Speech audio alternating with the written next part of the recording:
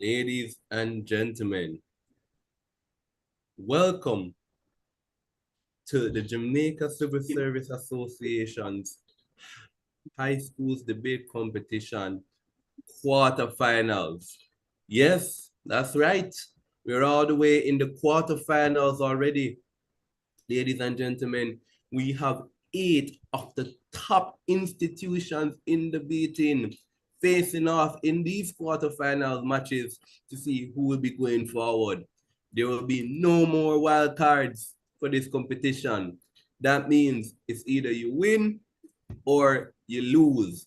And indeed, we have so much confidence in these 8 teams that are with us up until this point because they would have demonstrated grit, tenacity, critical thinking, on the fly maneuverability, and just an overall appreciation of the subject matter, proving indeed that they are expert debaters. With us, we have Campion College, who will be facing off against St. Diego High School. Indeed, 2 stalwarts of debating, ladies and gentlemen, you are in for a treat of a match. I am Ravon Thomas Matthews, and I will be your chief judge, the chief adjudicator for this competition, and the chair judge for this match. With me, I have 2 other wonderful panelists. We have with us Mr. Joshua Atkins and Miss Calicia Vassell. We're going to ask them to introduce themselves, starting with Mr. Joshua Atkins. Good morning, debaters. My name is Joshua Atkins. I'm the Deputy Programs Manager in the Secondary Division at Jade. I look forward to an exciting match because these are 2 very strong schools that I've seen debate, um, and hit out other teams in the competition and has made it thus far. Thank you so much, Joshua. Indeed, these are some wonderful teams. And of course, I will ask Miss Calicia Vassell to give us an introduction as well. Good morning, everybody. I'm Kalasati Vassal. As Ravon said, I serve as the programs manager in Jade, and I'm looking forward to an exciting match, and I wish you guys the best of luck. Thank you very much. Once again, I'd like to thank the Jamaica Civil Service Association for bringing this competition back for another year. Another year. 26 teams entered this competition. 8 teams are remaining. 2 of those teams, Campion College in proposition and St. Diego High in opposition, will be duking it out in this wonderful sport to determine who will be moving on to the semifinals of this competition. And they will be debating the motion. This house believes that all trade unions should become members of the Jamaica Federation of Trade Unions. So every single individual trade union in Jamaica should combine underneath the Jamaica Federation of Trade Unions. I know that the teams are ready, they're prepared. They might be a little bit anxious, but I know that they're going to be doing a wonderful job. So before we get into the match, I'm going to just give you again some rules for the benefit of the viewing audience, because I know that these debaters, they know what's up already. So the first speaker, you will have 7 minutes.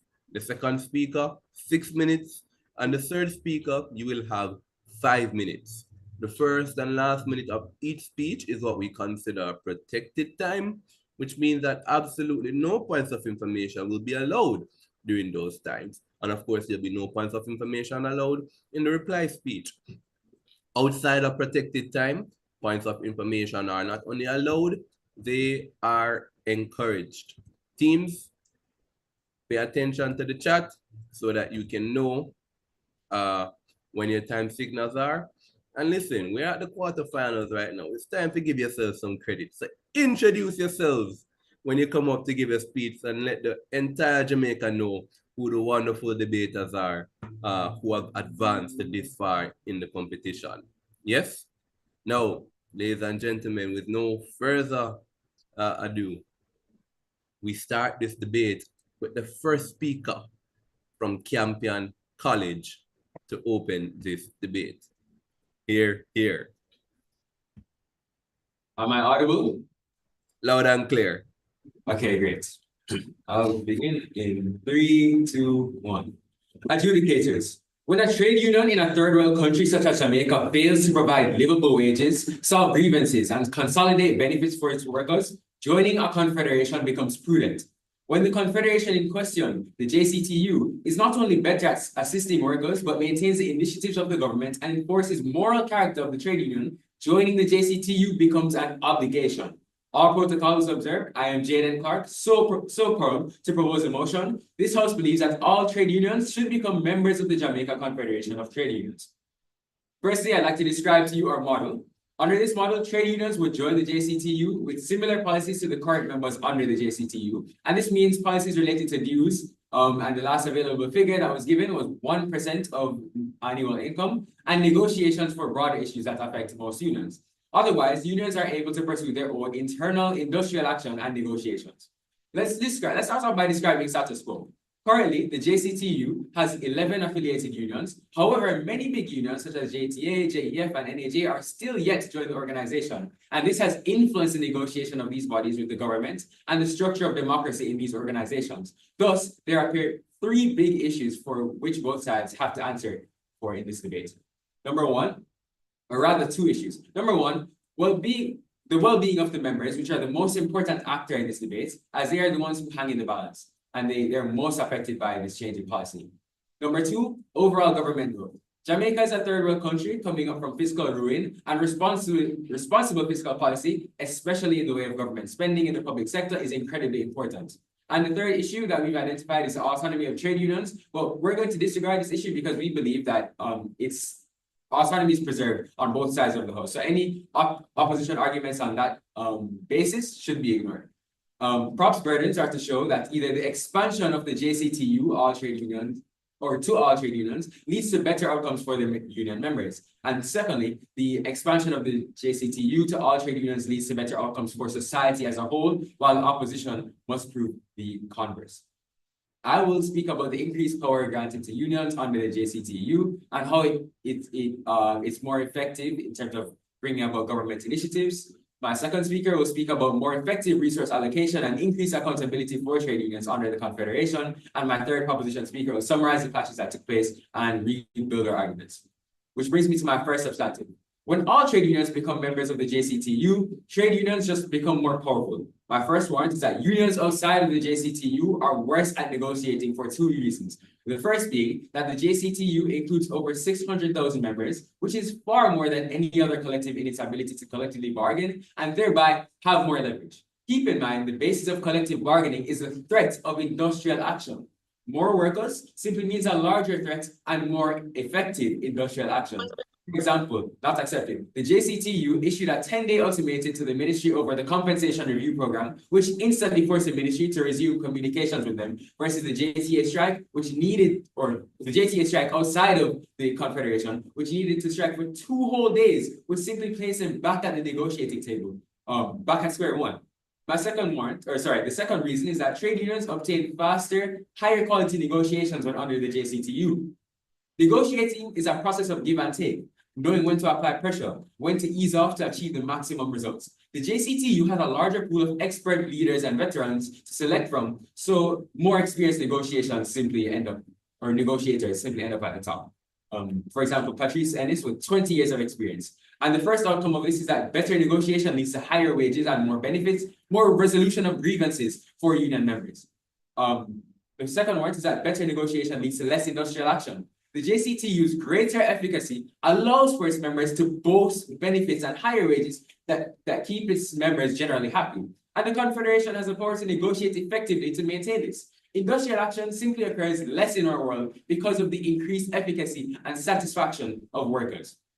Points of information. Not accepted at this time. Better negotiation also leads to better or less internal division. When the negotiation is not optimal, workers simply aren't satisfied. And examples of these manifesting are non-JCT unions, such as the JTA, teachers being upset at their union, lost salaries when they went out on strike, and therefore there's a host of negative impacts and resulting in that internal disarray that we see. And the societal impacts is that due to this less industrial action, trade unions are just less disruptive to general society. Consequences like children not learning due to strikes or patients not being able to access healthcare due to strikes is significantly reduced. And the second impact is that trade unions are seen as more inviting, and society sees trade unions as better, but more workers also join the unions, making them more effective, as we've outlined.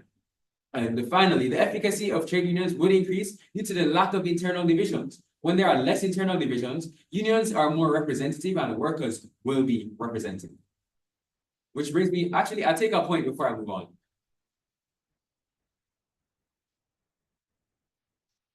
Okay, moving on. Oh, no, go ahead. We contend that large unions already have adequate representation. They can represent their interests efficiently. And so claiming that the JCTU would allow for effective representation of all unions, it really just is not true, as it benefits small unions rather than large unions that can represent themselves.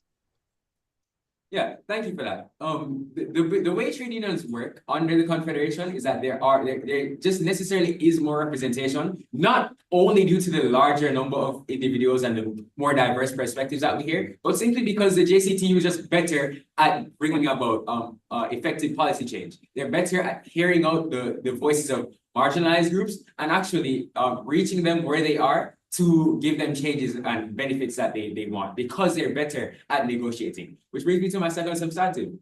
Trade unions are better able to conform with government initiatives. Jamaica is a developing country, and because of this, ensuring the country meets requirements set out by the government is vital. The first one is that the JCTU is just better at negotiating and less distant from the government, and therefore they're better able to integrate themselves with government plans for Jamaica. And the second one is that the JCTU is a long-term organization, which doesn't focus on the whims of members regarding smaller issues, but tries to secure long-term legislation and benefits for their members. And the outcomes of this is that the government is able to increase its surplus spending and spending on like things like national disaster relief, which are more optimized. And the first impact of this, before in closing, is that the long-term benefits of the society that result from a boost in its economy. And for all of these reasons, I am so proud to propose this morning. Thank you. And thank you to the first speaker of this debate, the proposition speaker from Campion College. We now invite the first opposition speaker from the Team San Diego to open up the debate for side opposition.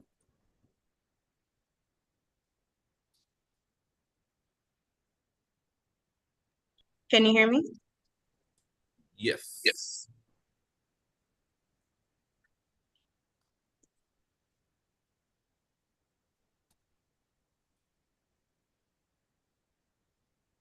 Ready when you're ready.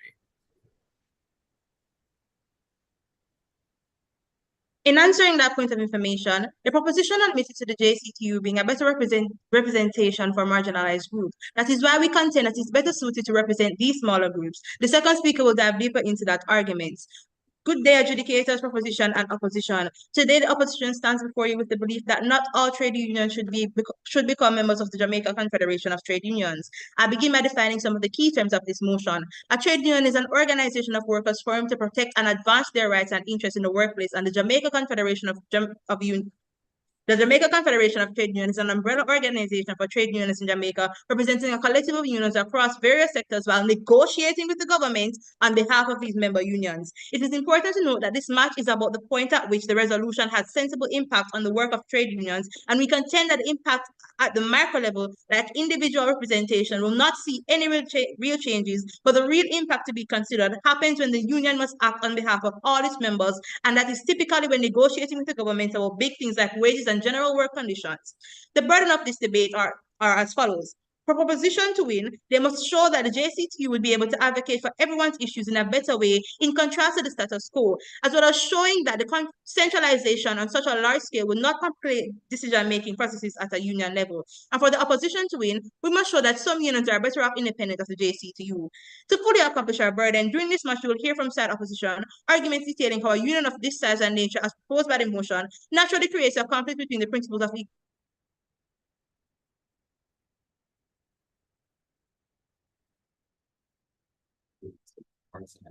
Everyone's frozen. No. All right. So we're going to pause your time. It seems like we might have lost you for just a second there, Liana.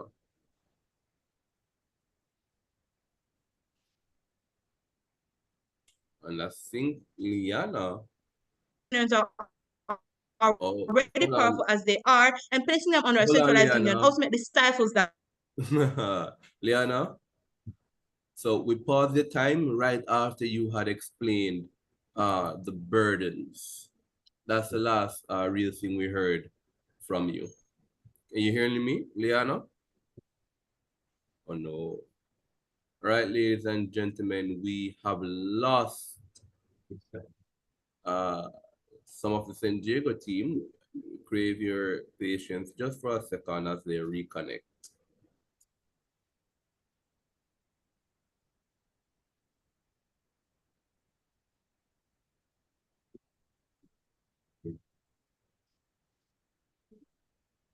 Confirming, is there anyone from San Diego with us on the call now? Yeah. Yes. So then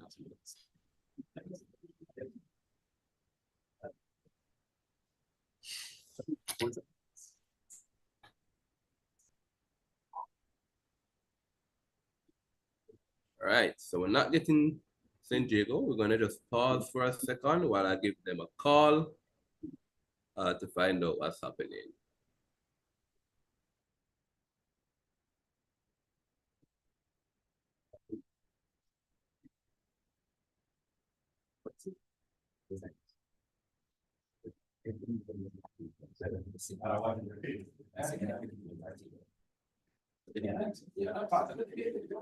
Ravon, Hey, yes, Mr. Gunn. Kevin, how you doing? look like the internet dropped. Just you guys are back on now? I see a device called Liana Scott is on. Cool, cool. All right, so That's wonderful, Liana. I'm going to just allow So, you to restart your speech. All right, we'll restart your time and allow you to restart your speech. Seems though like we might have lost you guys again. Confirming that you can hear me? Ravon, Yes. Confirming. Can you guys hear me clearly? yeah, man. Let me just connect the speaker to this that the others can hear. Your device is connected it. Okay.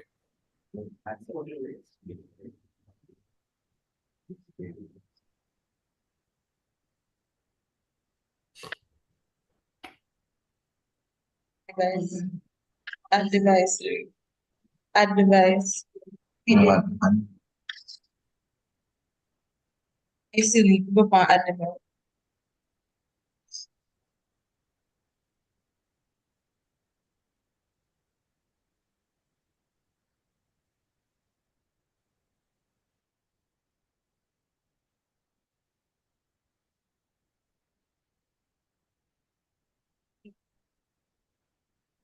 say something, Ravon.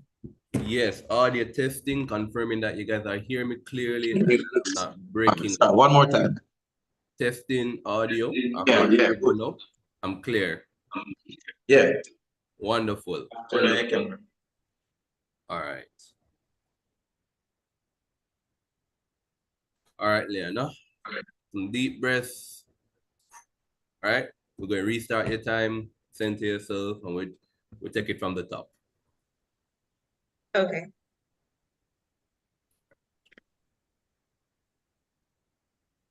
Ready? In answering that point of information, the proposition admitted to the JCTU being better to represent marginalized groups. That's why we contend that it's better suited to represent these smaller unions. The second speaker will dive deeper into this argument. Good adjudicators, proposition, and opposition. Today, the opposition stands before you with the belief that not all trade unions should become members of the Jamaica Confederation of Trade Unions. I begin by defining some of the key terms of this motion. A trade union is an organization of workers formed to protect and advance their rights and interests in the workplace. The Jamaica Confederation of Trade Unions is an umbrella organization for trade unions in Jamaica, representing a collective of unions across various sectors while negotiating with government on behalf of these member unions.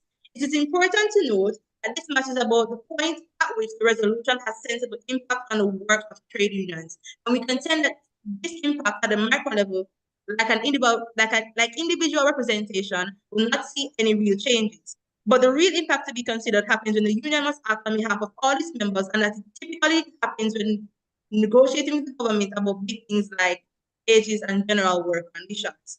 The burdens of this debate are as follows. For proposition to win, they must show that the JCTU would be able to advocate for everyone's issues in a better way in contrast to the status quo, as well as showing that decentralization on such a large level will not complicate decision-making processes at the union level. And for the opposition to win, we must show that some unions are better off independent of JCTU. To fully accomplish our burden, during this match, we will hear from said opposition arguments detailing how a union of this size and nature, as proposed by the motion, naturally creates a conflict between the principle of equality and equity. We'll also hear that large unions are already powerful as they are, and placing them under a centralized union ultimately stifles that power. Additionally, not accepted. Additionally, the political history of the JCTU poses significant risk to the integrity of labor representation and workers' rights. Mr. Speaker, the union has a history of splits, breakaways, failures, and being politically affiliated. See, the JCTU emerged from the Joint Trade Unions Research and Development Center that was founded in 1980 by the Bustamante Industrial Trade Union. The National Workers Union, Jamaica Association of Local Government Officers, and the Trade Union Congress. However, I present you the history of these organizations. Norman Manor established the Trade Union Advisory Council in 1939, which initially included 12 members, including some from the Bustamante Industrial Trade Union. However, the BITU withdrew after the first meeting. The Trade Union Advisory Council evolved into the Trade Union Council in 1943, comprising 16 smaller unions aligned with the People's National Party, while BITU helped form the Jamaica Labour Party that same year. The council later became the Trade Union Congress, merging 14 unions in 1948, with 2 remaining separate but affiliated. Take note that the National Workers Union is a general trade union in Jamaica that emerged as a result of the split between the Trade Union Congress and factional alignments with the People's National Party. The very organization that was the main trade union for the PNP is a founding member of the JCTU. Moreover, as I mentioned, unions tried to merge class before and failed both times because of political lines. A past president of the JCTU is a certain political party's advisor, and current executives involve senators currently serving in the lower house of parliament.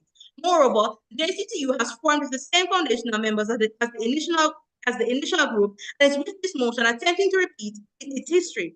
The close relationship between government entities and the JCTU creates vulnerabilities for the union, especially where some leaders have dual affiliations, which give them the power to exert influence over union decisions. Hence, the centralization of all unions under the JCTU will inevitably be tied to political implication. In this status quo, the formation of an umbrella trade union primarily served the government's interest by reducing the complexity of labor negotiations. This consolidation minimizes the logistical challenges that engage with numerous individual unions, enabling the government to address issues through a single conversation with the JCTU. However, expanding the JCTU's membership, as this motion proposes, will intensify the challenges of representing an even broader range of workers' concerns. This could lead to tension between ensuring equal representation and addressing the distinct equitable needs of diverse labor sectors. In fact, the JCTU's own negotiations at the recent 2024 public sector compensation restructuring underscores this challenge. After the JCTU signed the agreements, they expressed gratitude to member unions and workers for their patience throughout this process, reflecting the intricate balancing act required to represent varied interests under one umbrella. Adding even more unions to the JCTU would likely strain this balance further, potentially sacrificing the individual needs of some unions for the sake of a unified stance. If you were to follow through with the reality of this motion, the JCTU would have 2 options to determine the priorities for negotiations. In the first option, unions with more members would have more influence on decisions due to their greater membership numbers or due contributions. This system reflects the fact that larger unions often represent more workers and contribute more resources to the confederation, but it can limit the influence of smaller unions. The argument in favor of weighted voting is that it aligns the decision-making power with union size, giving unions that represent more workers the greater say in policy and negotiation priorities. Essentially, because the larger unions represent more people, they should have a greater say in the issues that get negotiated. Contrastingly, the other option lies in an unweighted system, in which each union, regardless of size, will have equal voting power, meaning that a small union will have the same influence in voting as a large one. This approach ensures that smaller unions have equal voice and can advocate for their specific priorities without being overshadowed by larger unions. While more democratic in nature, it can result in decisions that may not represent the majority of workers. Small unions would sway decisions impacting larger groups of employees. Centralizing the unions would give these two bad options, as both of them lead to the specific needs of each union being ignored. In conclusion, centralizing all unions under the JCTU risks sidelining individual union needs and complicating decision-making processes, as seen in the past instances of political influence and merger failures. The history of splits and political affiliations within the Jamaica trade union demonstrates the challenges of uniting diverse labor groups under a single umbrella without compromising the unique needs of each union.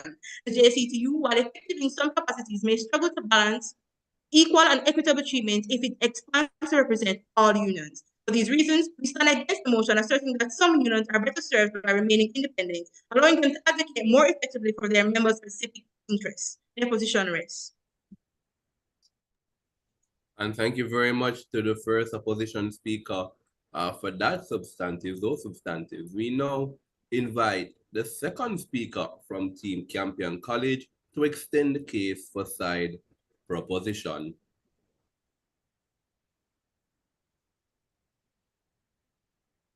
Am I audible? Yes. Good morning. So let's set what we just heard from side opposition. They talked a lot about autonomy and the interests of individual unions. We, in the very first speech, talked about the fact that in our model, unions retain the autonomy to advocate for their own specific members' individual interests. They also mentioned that larger unions, representing more workers, necessarily need to have a greater say in the matters of the JCTU because of their larger status. And the specific needs of each individual union are ignored. We, on our side, put forward the idea that it is the diversity of unions, the fact that we are having all the unions being members of the JCTU, promoting more wholesome, more diverse benefits, so that it is not only larger unions like the JTA, like the NAJ, for example, that are able to benefit from dialogue with the government and negotiations, but the smaller unions as well. We don't neglect them on our side. In fact, later on, I'll talk about how we offer not only benefits to the larger unions, but more importantly, to the smaller ones as well, that do not have as much access to resources, negotiation, efficiency, etc. Even if the individual interests of unions are crushed in the JCTU, you're going to have the need to perform more industrial action from those smaller and even larger unions, which leads to worse overall outcomes for society. The stuff mentioned about teachers on strike, nurses on strike, etc. Good morning again. My name is Jonathan Shaw, the second speaker for the proposition, and I'll continue the case in talking about first the resource allocation for trade unions. So unions, especially smaller ones, suffer from legal fees, expenditures, etc., as a necessity for continuing the interests of their members, for advocating for their members, whether it be at the government level or at the individual level, to ensure that there's a wholesome representation of their members' interests. So confederation in the JCTU allows the reduction of those kind of fees. The common problems that require negotiation in the JCTU are done more efficiently in a bureaucratized, systemized, and organized structure, as opposed to various smaller unions who would all be advocating for these issues independently, wasting their resources that could be spent elsewhere, again, furthering the individual needs of their specific members. What do we get? We get resource allocative efficiency that allows for an increased autonomy for unions, as they're able to spend more money towards specific issues unique to their professions, as opposed to the benefits that could be acquired by the JCTU. If you have an individual union wishing to send negotiators, wishing to send legal, having to incur legal fees as a result of their wish to allocate for their members, as opposed to having a centralized organization that is able to offer that for them, not only do large unions have to spend time, energy, and effort attempting to go about these issues, but more importantly, the small unions that you just spoke about are going to have need to bear the forefront of those burdens and those legal costs, etc. What do you get as an impact? Well, we see smaller unions in occupations where there aren't as many workers on the same stage as larger unions.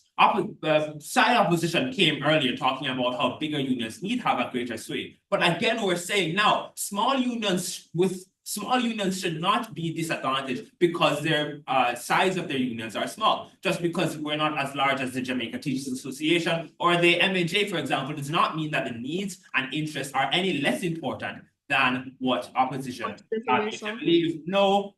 In conclusion, we have trade unions joining the JCTU, leading to happier trade union members, less disruptive trade unions, and improved optics.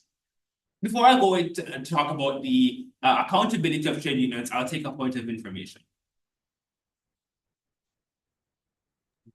They can achieve all those benefits by making the smaller unions a part of the JCTU. They do not need the larger unions to be a part of it to realize those benefits. Because the small Out of order. He's responding to Out the of question. order. Go ahead, Campion. Thank you. So the JCTU, having all members promotes the idea of allocative efficiency because you have larger unions making contributions as well. The idea of having smaller unions that do not, as it seems you're admitting to, smaller unions without as many resources as the larger unions cannot on their own individually afford to donate and to allocate all of their resources to the large JCTU. The whole idea is that larger unions with more members, more resources need contribute to the expense of the smaller union members as well. The whole idea of having legal fees, etc., cannot be incurred upon the small unions individually, and the larger unions help to supplement that. So the idea that smaller unions alone will contribute to a more wholesome, more diverse and representative JCTU is preposterous.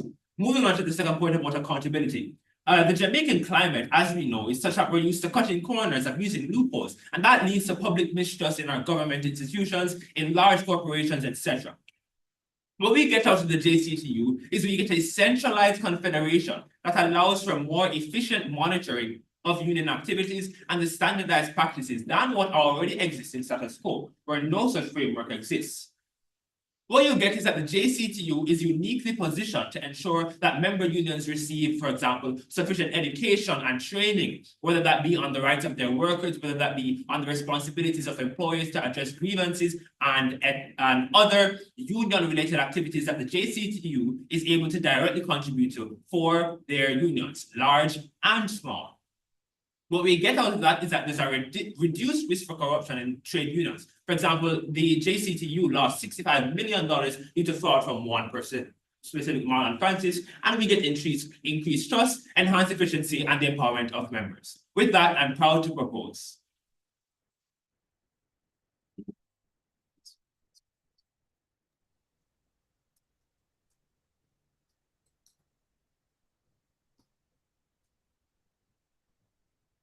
And thank you very much for that, Team Campion College. We now swing the debate back over to Team San Diego High School for their additional substantives.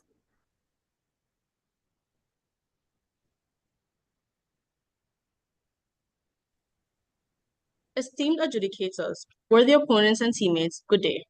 We strongly contend that centralizing all trade unions under the JCTU would not add any particular value to the individual unions, particularly already large and powerful ones, bargaining power in wage negotiations. The opposition leader has thus far accurately laid out and linked the political nature and history of the JCTU to our stance and discussed the inevitable conflict between equal versus equitable treatment of workers that would arise from the resolution. As the deputy opposition leader, I will now carefully detail exactly why the centralization of all unions under the JCTU would stifle the inherent and independently developed power of the larger unions. Additionally, I will make clear why it is more suitable for smaller unions to become part of the JCTU rather than all unions. Deputy Prime Minister, as I will explain later in my speech, the smaller unions are the ones that would benefit most from the increased representation and amplified voice of such an amalgamation of unions. These benefits can be realized with only the small unions comprising the JCTU without necessitating the inclusion of larger unions, which the centralization would hinder in their advocacy of specific issues, as they would have to cede them for the benefit of the broader goals and for the broader goals of the JCTU. Large specialized unions like the Jamaica Teachers Association and the Nurses Association of Jamaica, among others, have unique bargaining strengths that have developed into expertise in addressing the unique needs of their members. This was accomplished through years of independent negotiations, strategic planning, and not accepted at this time, and targeted advocacy. By consolidating into a single centralized body, large specialized unions will be rendered unable to effectively focus on their specific issues at the macro level. They would not have to cede or give up entirely to the stage to the JCTU for the broader interest of all union workers. When commenting on the recent public sector compensation restructuring exercise, not accepted, the presentation of the president of the JCTU, St. Patrice Ennis, conceded that while not all items on the agenda were fully realized, the umbrella group was pleased with the outcome. Both the finance ministry and the JCTU hailed the agreement as a significant milestone because they successfully streamlined salaries across the public sector, a long-standing goal for the government. In the proposition's world, while aiming to maintain favorable relations with the government, the JCTU risks becoming too aligned with their interests rather than the workers. Mr. Speaker, that is by definition a conflict of interest and is the exact opposite of a trade union's purpose. All in all, centralization of the JCTU presents administrative efficiencies for them and the government, but poses significant risks to the true effective advocacy of workers at a macro level. This considers the fact that the government will pursue wholesale negotiations that do not account for the diverse needs of various sectors, as they have demonstrated already. Large unions do not need any more representation, and every union outside of the JCTU has previously come to non-controversial agreements without their inclusion. The benefits that the proposition so passionately argues for are best realized in a JCTU comprised of smaller unions, not all unions. The Prime Minister previously admitted that the amalgamation of unions specifically supports marginalized unions, which I will reiterate, accepted. Okay, that's just a mischaracterization of what I said. I specifically said that JCTU is better at providing benefits for everyone, but it's also better than the status quo in assessing the needs of marginalized groups. Okay, so once again, these addressing the needs of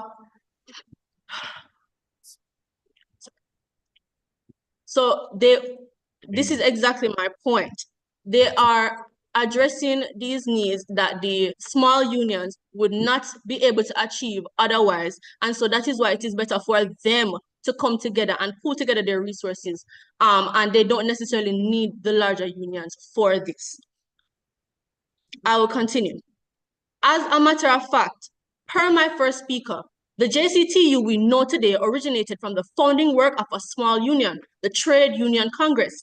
By virtue of its origin and nature, the JCTU is better suited for the needs of smaller unions. So by centralizing these types of unions within the JCTU, they gain a stronger collective voice, resources, and representation that they do not have independently. But in status quo, that larger unions already have that power by virtue of their size, and the impact of that will not be any different compared to the status quo. This framework of prioritizing support based on need over uniformity is at the heart of equity. It is not the easiest option for the government. Yes, it complicates negotiations for them, but that should not matter nearly as much as it would in the case that all unions become part of the JCTU. To conclude, some unions are simply better off without being part of the JCTU. Large unions already have the representation and impact that they need to negotiate outcomes that address their specific needs on their own. All the benefits proposed by the proposition are better suited for the needs of small unions, as they are the ones that lack the individual resources, voice, and impact that they need to adequately advocate for their issues that they would otherwise not have individually. All in all, the centralization of unions under the JCTU would again stifle the power of the larger unions that they already have to seek favorable outcomes. And it is more suited for small unions because they're the ones with slacks. All right. Okay, thank you very much to the second opposition speaker from Team St. Jago High School. Wow, what a wonderful exchange and clashing of ideas already. And we're going to get some more of that in our cross-questioning section. Yes. So teams are reminded on how the cross question section works. You will have 5 minutes from team opposition Oh no. at Oh no. that's okay. To ask questions from team proposition. Questions should last no more than 20 seconds and answers should last no more than 45 seconds. All right. And we will begin now with the first question from Team St. Jago to Team Campion College. Just us. Given the JCT, given the JCTU's historical ties to political parties, how does the proposition address potential political influence over decisions? All unions were centralized under the All JCT. unions were centralized under the JCT.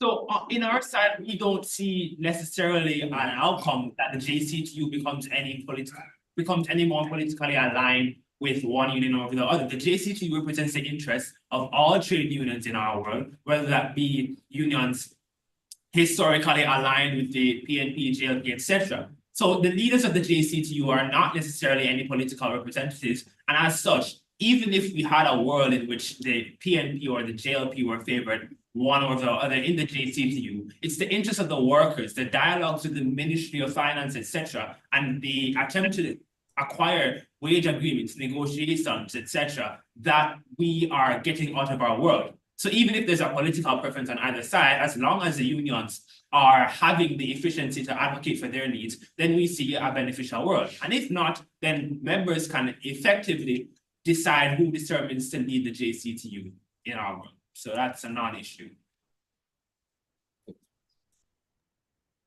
If the JCTU has struggled in the past to represent varied interests under one umbrella, how will centralizing even more unions help the JCTU avoid the same issues today?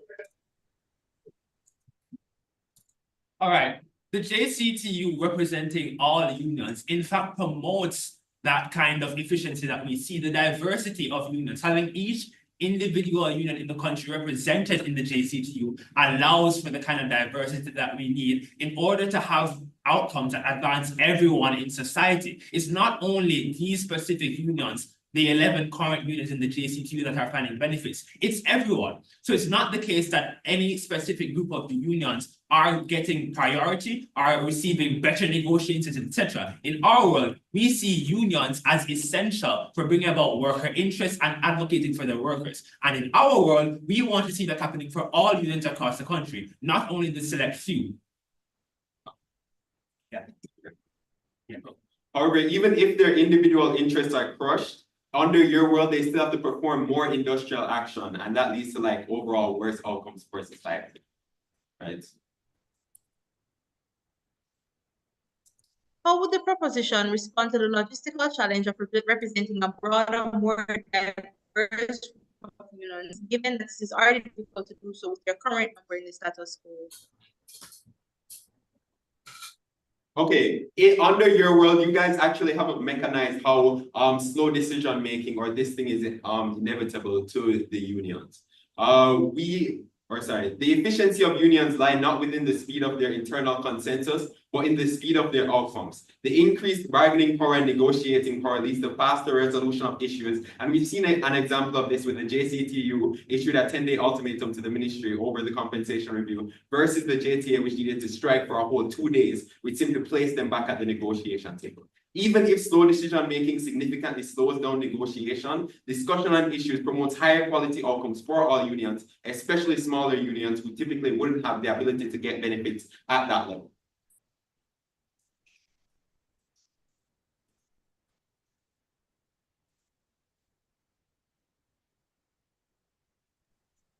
With recent examples like the 2024 wage restructuring, how will the proposition ensure that additional unions are joining the JCTU will not further complicate reaching agreements that benefit all members?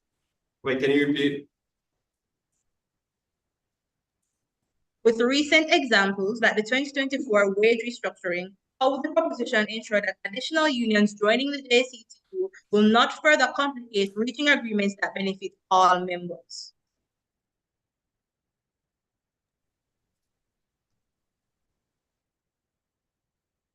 Okay, firstly, you'd have to explain to us why that would likely to be the case in the first place.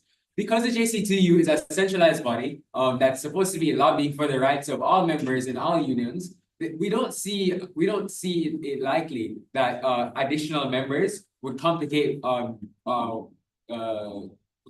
process further. In fact, for the reason we've told you before, it's actually more beneficial to have more members because of the more representation, more voices being heard, and just more effective negotiation for things like wages and benefits, etc. So to answer your point, it's just increased benefits for more people once we see these individuals joining. You haven't told us why it would be likely to be the case for more bureaucratic issues to arise, while on the flip side, we've told you why the JCTU is more efficient than the status quo in these wage unions.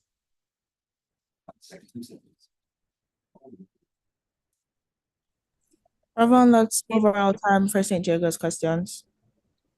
Wonderful. Thank you very much. We will now flip it 180 and invite Campion College to field questions to the team St. Jago High School. Okay, we had 3 minutes of analysis on why negotiations become more effective under our world. You haven't sufficiently engaged with this. So how do you contend with the increased negotiating ability and the benefits that come downstream from that? So like we mentioned, the increased negotiating ability is a benefit that for the small unions because they are the ones that by themselves do not have this. The large unions already have the power and impact to negotiate effectively for themselves, which is why we are saying that the amalgamation of unions under the JCTU would be better suited for small unions as opposed to large unions because it addresses their needs specifically. Okay, so can you show any real examples of this in reality? Because the examples that we've seen is the JTA has been sued by its former president for misrepresenting its workers. More teachers have migrated from the government because of their dissatisfaction with the JTA, and JTA teachers are still upset about their compensation. And this is the largest union outside of the JCTU. And we've seen this in several unions outside of the JCTU.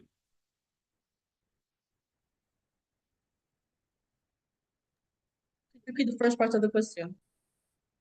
Can you actually give feasible examples of unions outside of the JCTU, large unions outside of the JCTU, negotiating for their interests compared to the JCTU?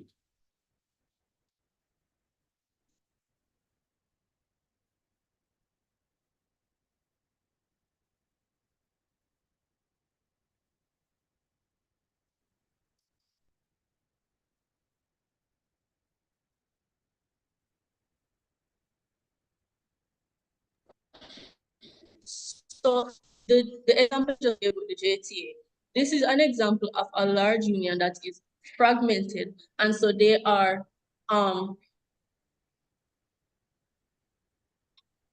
struggling to represent the various interests of the different fragments within the JTA. And so this goes back to our point.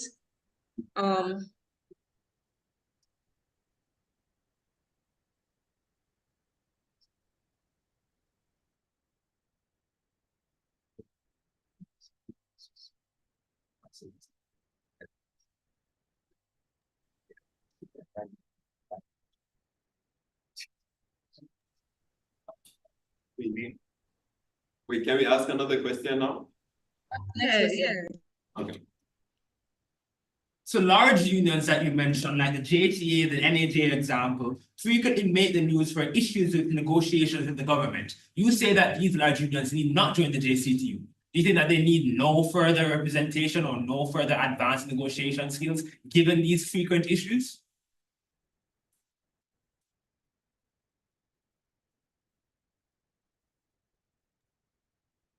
Any question, please? Sure. Large unions like the JTA, the NAJ, for example, frequently make the news for issues with negotiation from the government. Do these trade unions not need any further assistance with negotiations, given these frequent issues that we continue to hear about in news cycles, that they would benefit from being in the JCTU?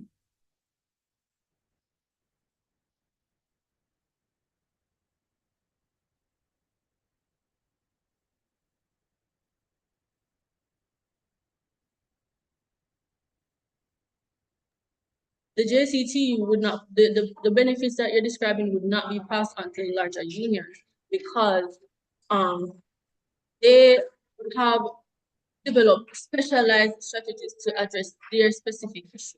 And so in the context of having a lot of other unions to account for within the JCTU, they would have to cede on these interests. And so the power that they would have had before to get specific outcomes for their specific favorable outcomes for their priorities, it would be undermined. So it's not favorable for all unions to be part of the JCTU because these benefits will not be passed on to large unions as they do not have a lot in the first place. It's more for the smaller unions.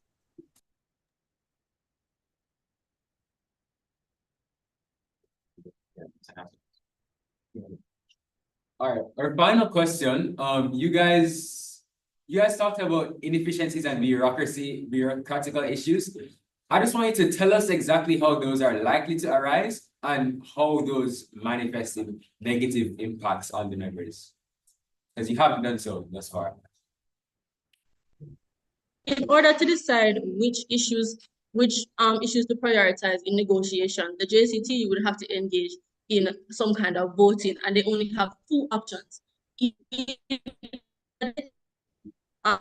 say issue has one vote and they vote that way, or they take a weighted vote where larger unions carry more influence. Either way, it only makes the process easier for the JCTU and the government, and it still doesn't address the specific needs of everyone. Because in the first approach with the one vote for each union, within the unions, especially large unions, like as I said, have different compartments, they would still have to somehow decide on one answer to provide one singular vote for everyone. So it's still an either or wholesale approach, and it does not address their specific needs, and people would still be displeased. And in the weighted approach method, the larger unions, they're likely to control the decisions of the JCTU because they have more say based on the fact that they're larger in size and they carry more votes. So either option is still two bad options, and they present benefits for the government because it streamlines their process, but not necessarily benefits the workers in terms of addressing their specific needs. So equality over equity would be the approach.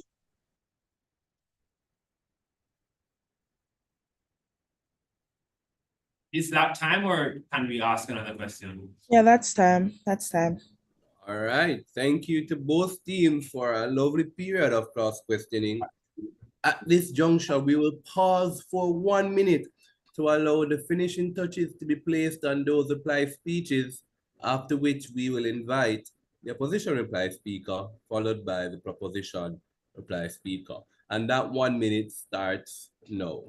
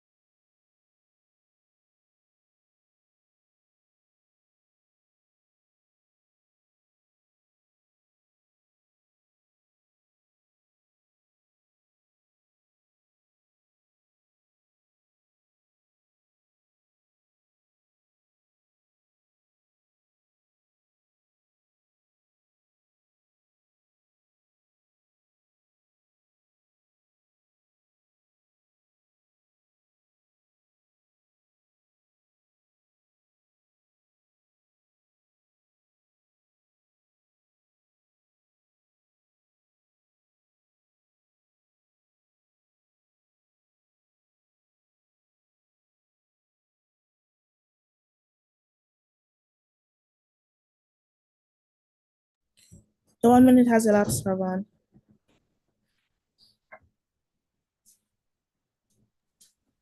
All right. Thank you very much. Thank you very much, Calicia. We will now invite the opposition reply speaker to conclude the debate for the team, St. Jago High School.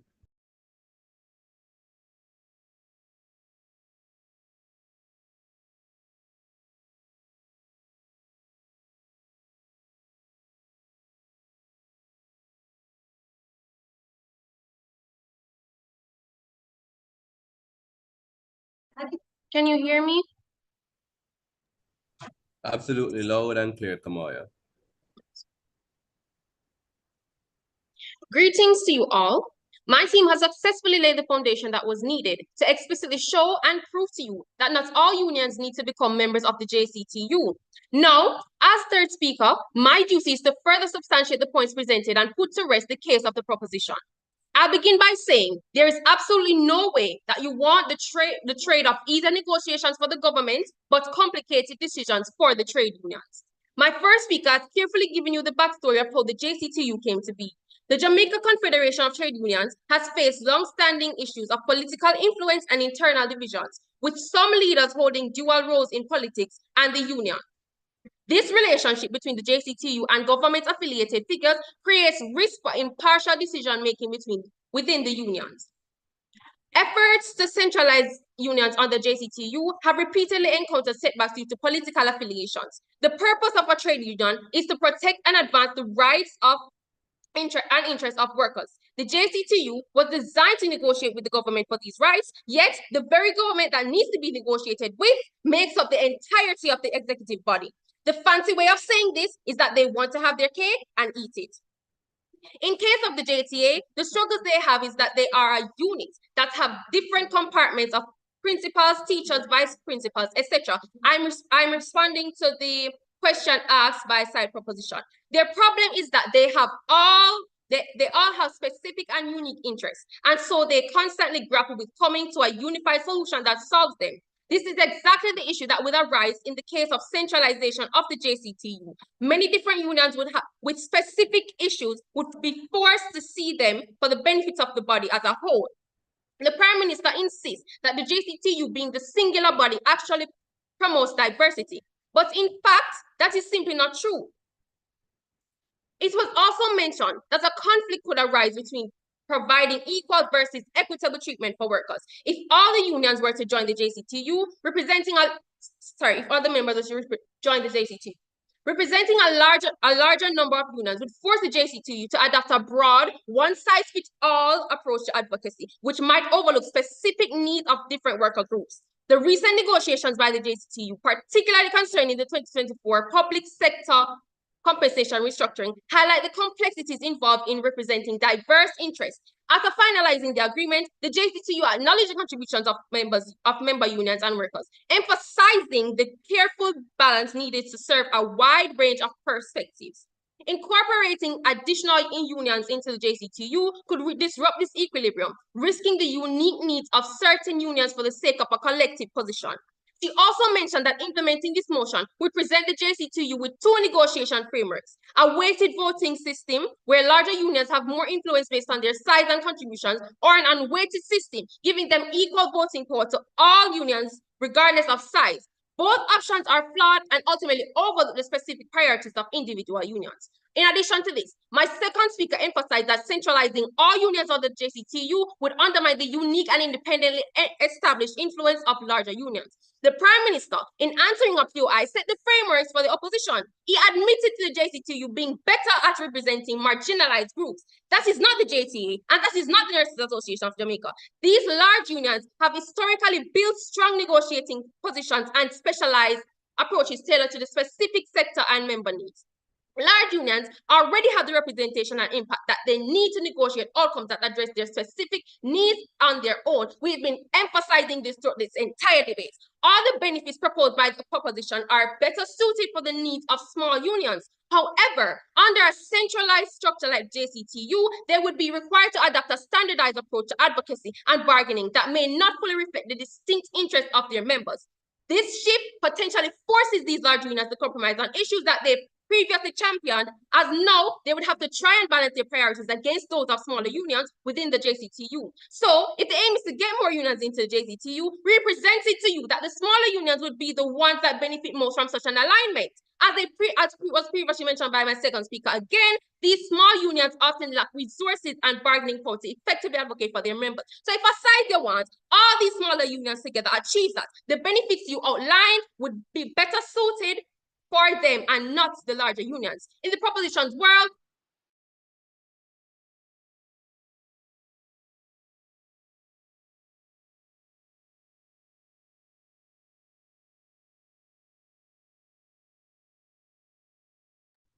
Okay, so we would have paused your time, Kamaya.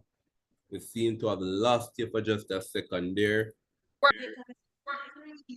All right, so Kamaya, the last thing we heard you say appreciably is that you can get size from the small union, so you can pick up from there. Okay. Okay, I'll start again. So you're not restarting your speech, you're just picking up from that particular piece there. Okay. Mm-hmm. The benefits you outline would be better suited for them and not the larger unions. In the propositions where the JCTU, in trying to maintain good relations with the government, risks prioritizing governmental interests over those of workers, creating a conflict of interest that undermines the union's purpose. While centralization may streamline administration for both the JCTU and the government, it jeopardizes effective advocacy for workers, particularly in larger unions, as the government's broad negotiations may overlook the diverse needs of different sectors. In conclusion, we have shown you that not all unions should join the JCTU, as its structure poses conflicts of interest and threatens effective worker representation. While smaller unions may benefit from centralization, larger unions risk losing their unique advocacy strategies. Thus, it's essential to maintain the independence of all unions to ensure that the specific needs of workers are truly met. The opposition rests. Thank you very much to the opposition, replies Speaker. And we will now invite the proposition, replies Speaker, to conclude this debate. Okay.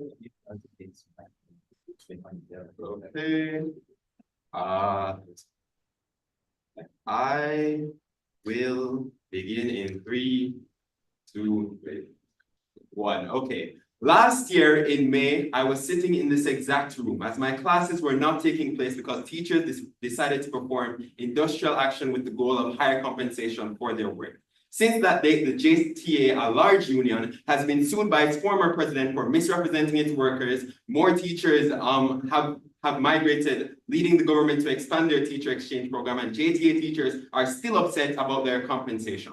At the start of this debate, we said that when a trade union fails to provide for its workers, there exists a confederation which maintains the initiatives of the government and enforces the moral character of the trade union. Joining that trade union is a moral obligation. In this debate, we established that all current non-JCT unions have reneged on their moral obligation. And with that, I once again proudly propose a motion. This House believes that all trade unions should become members of the JCT. Props burdens at the beginning of this debate were to show that either the expansion of the JCTU to all trade unions leads to better outcomes for trade union members, or the expansion of the JCTU to all trade unions leads to better outcomes for the society. They opposed this by claiming that our burden was to show that all people have to benefit from joining the JCTU, and that they had to only show that only a few people would benefit. However, the phrasing of this motion says that we take this on aggregate, meaning that their burdens were fallacious and they attempted to cross us out of the debate. We said, oh yeah, so what did we show you in our speech? First, we showed you that trade unions become more powerful under our side. We did that through mechanizing the negotiation and collective bargaining abilities outside the JCTU compared to within the JCT. We told you that negotiations and collective bargaining would not only be faster, but more expertly done. And this would lead to higher wages, more benefits for workers, and less disruptive trade unions with less internal division, both of which would lead to increasing membership in these unions. We used examples such as the JTA, JEF, and NAJ as points of comparison with the JCTU to show that the JCTU has better, more long-lasting outcomes. Opposition's only response to this point has been that larger unions have adequate representation. This response is ineffective as it not only neglects smaller unions, but the JCTU has larger collective bargaining power and increased negotiating ability due to a larger pool, and we mechanized exactly how that would benefit larger unions through the negotiating and collective bargaining abilities. And they provided no examples on their sides of large JCT unions actually benefiting their workers through negotiations, while we provided plenty of examples like the BITU, like the JCTU negotiating for housing solutions, like the JCTU negotiating for a 4% increase in civil wages, like the JCTU negotiating for a $40,000 increase in civil servants' wages. We accounted for their entire argument with in our model, where we said that individual interests of unions would be negotiated by the unions themselves, while common interests will be negotiated by the JITU.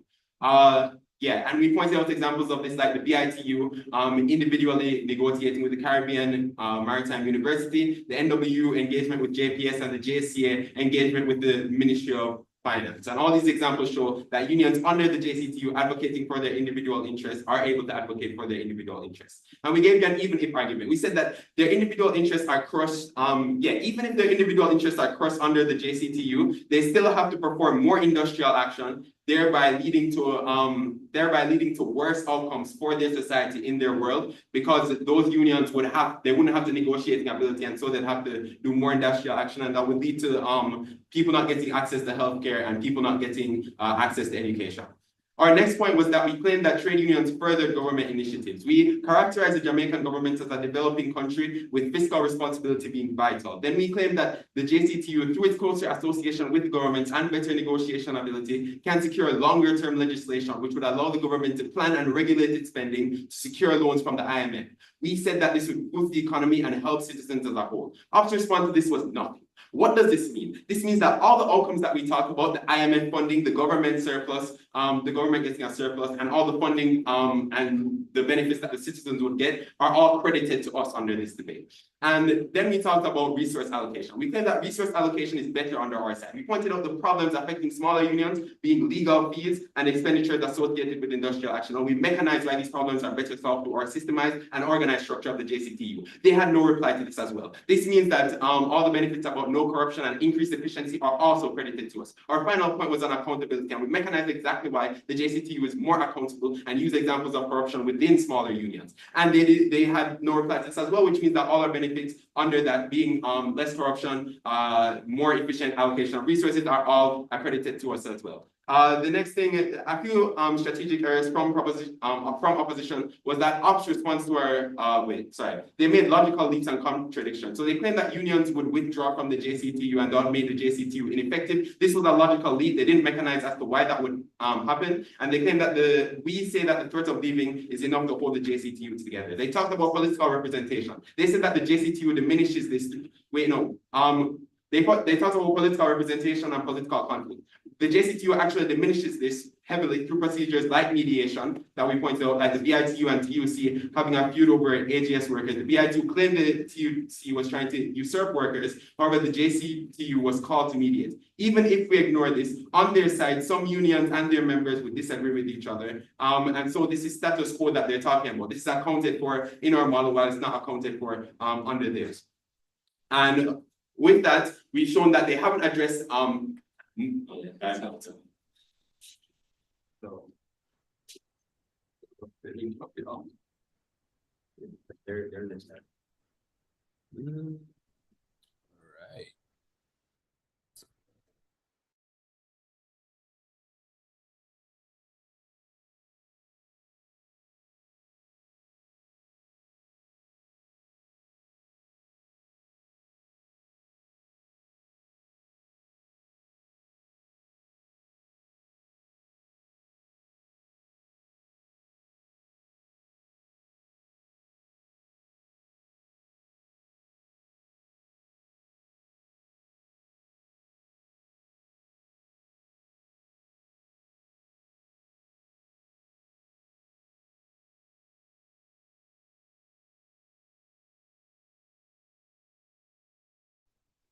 My word, that debate was so good it kicked me off the call.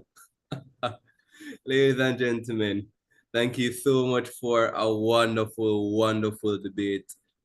Absolutely beautiful.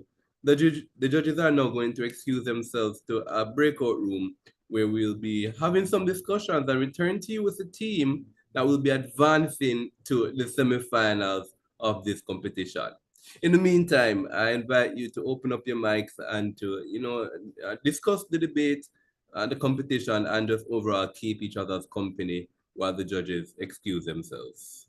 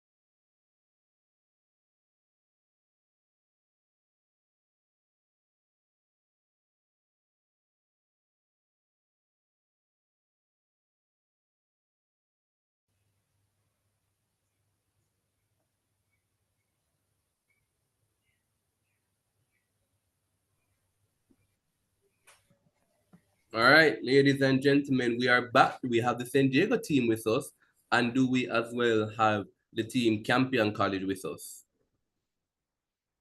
The St. Jacob team is here. All right. Well, ladies and gentlemen, I want to thank you all for a really lovely and engaging debate, a debate that is indeed befitting the quarterfinals of this competition. It was some advanced argumentation and some some deeper appreciation of the content, proving indeed why both teams are here at the quarterfinals.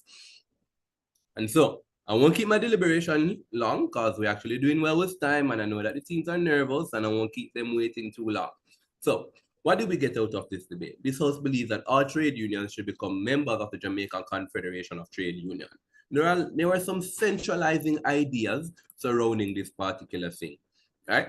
Campion College contends that they should indeed join the JCTU because that gives them better negotiation power, that gives them indeed better accountability, and that allows them as well to do all the wonderful stuff that trade unions can do when they are more powerful. And they contended as well that this is going to be particularly good for the smaller trade unions as well, who don't necessarily have that amount of power and leverage to join the JCTU.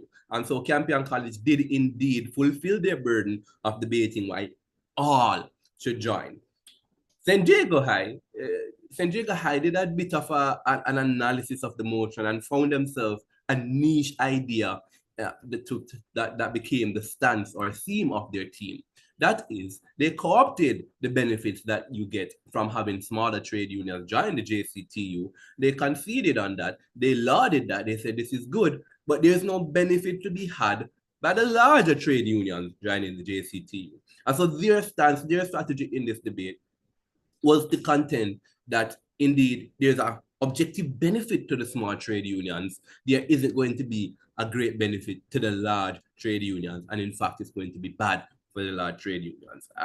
The judges discussed that strategy in and of itself, and we came to the conclusion that it is indeed a valid strategy to approach the debate that way. And so we credit you for that strategy. We do contend, though, that it would have been nicer for you to just split the middle altogether and say why it is objectively, bad for even small trade unions to be mandated to join the JCTU. Nevertheless, that's a personal preference of the judges, and it did not weigh at all on the decision made by the panel. But what it necessarily meant is that if you're going to be taking a subsection, yes, of the total amount of trade unions and saying these guys are fine and they should absolutely all join the JCTU, but these guys shouldn't join the JCTU. If you're going to do that kind of stakeholder analysis, it necessarily absolutely means that that impact from the small individuals has to be quantified and mechanized in a way that overshadows the benefit to be garnered from the aggregate joining the trade union, the JCTU. Right? So you need to prove to us in no uncertain terms that the harms that come from having the large trade unions join the JCTU are going to outweigh the benefits that you get from these small organizations, if indeed that is going to be the way that you want to take this debate. And credit to the team, we did see some of that. Credit to the St. Diego team, they did appreciate that, and we got some of that. So what did we get from the debate now that we have that context set up? Well, one, we heard this beautiful history lesson coming out from the first speaker of St. Diego, that quite frankly, the JCTC, trade unions on the whole, and have a history of politicization. And that is a bad thing. That is a bad thing because it influences how it is that they operate. They're a little bit more buddying up to the government, right? And that's bad. They say that the JCTC is more likely to accept outcomes of negotiations that are not as stringent and as beneficial to everyone. And that happens for one or two reasons. One, either they're buddying up to the government because of their politicization, or two, it could be that because they have so many individuals and trade unions that they have to be catering for, then that necessarily means at the end of the day that they won't be able to address the needs of everyone. So either way you take it, the JCTC, for one reason or the other, is not going to be overtly critical and forceful in negotiations, and they contend that's bad. But Campion disagreed. Campion contended that politicization of the trade unions is actually a good thing They contended that through the politicization, not in that word, but through the fact that they're friends with the government or that they have a close relationship with the government, then they can get better legislative outcomes. They're not as likely to be as cruel and rough we can imagine when negotiating with the government. The government is more likely to have an amicable relationship with the trade union. And that is good because that produces better legislative outcome. We like that clash of politicization. Other idea that came out of the debate is the interest of collective leverage versus individual interests, right? Campion contends that you get greater collective leverage when the big trade unions, the rich trade unions, can come together and help the smaller trade unions. And then you have a big mass of a powerful centralized figure with all the benefits that come from that, such as resource allocation and a unified vision, going towards the government and saying, this is what we have. And that is objectively a good thing. St. Diego High School contends that in doing that, you're going to lose the voices of the little people. Again, it really does come down to, if it is that you're going to contend that all the small trade unions should join it, then you need to tell me why the voices of the little people being unheard of is such a bad thing. And Campion concedes that even if you get less appreciation of the different nuances of the smaller trade unions, then the overall benefit is greater. So even if we lose, Campion contends, some of the nuances of what a smaller trade union wants, the fact that the collective, larger, more powerful, centrally administrated trade union will be able to go to the government, leverage their relationship, leverage the numbers and the funds and the legal fees and all those things, then that outweighs Campion contends necessarily some of the inconveniences and the smaller trade unions not getting exactly what it is that they want. And we like that idea. We like that idea a lot, and we credit Campion very much for that appreciation. And then they came the idea of as whether centralization is bad. Campion contends that centralization is good because it helps with resource allocation and accountability. It leads to less industrial action, an idea that wasn't directly contended with by the team San Diego. The idea that you get less industrial action out of their world, wasn't contended sufficiently by the team San Diego. And Campion pointed it out that that was still an argument that was not substantively contended with. And even upon pointing out that argument, it still wasn't contended with. And so we tried San Diego a little bit for that, credit Campion a college a little bit for that. But then we also going to do the exact same thing. San Diego says that in the voting, when we're doing the voting, one or two things is going to happen. Either we're going to give everybody one vote, which means that the smaller trade unions who have less influence, less resources, less members are going to have a disproportionate amount of power in the JCTU, and that's bad because it doesn't represent status quo and the power and authority that the larger trade unions have, and that's bad. And they contend if that doesn't happen, then what's going to happen instead is that the larger trade unions are going to have more votes, and that in and of itself is still going to cause a problem because this JCTU is now going to be governed primarily by those larger trade unions. We thought that was a brilliant analysis. We want to credit St. Diego for that analysis, and in the same vein, chide Campion College for not contending directly with that idea of how the JCTC is going to be governed. Ladies and gentlemen, it was indeed a wonderful, brilliant, lovely debate. And at the end of it, we would have determined that the team who will be advancing to the semifinals of this competition is the team in Proposition Campion College. Congratulations, Campion College. Very, very well tried to the team, San Diego High School. The scores ending Campion College on 279 points, with San Diego ending on 273 points. Ladies and gentlemen, these are scores in another round, in a previous round. 273 would have been a winning score, but unfortunately at this level of the competition, Campion did just a little bit more to eke out 6 more points over San Diego High School. The best debater from this match comes to us from Campion College, and that is the reply speaker, the third speaker from Campion College. Congratulations to both teams. Wonderful, wonderful job.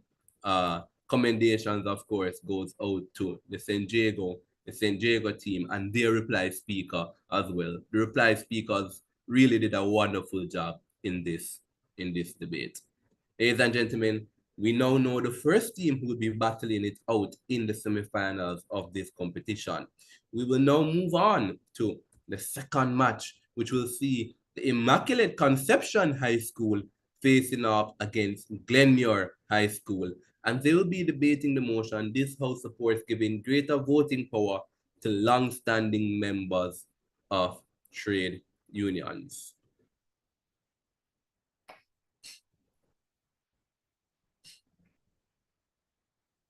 Do we have the team Glenmuir High School with us here?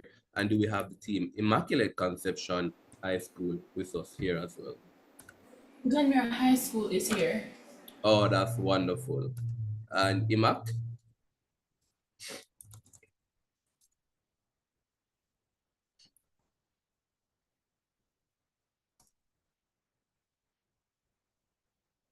Do we have the Immaculate Conception High School here?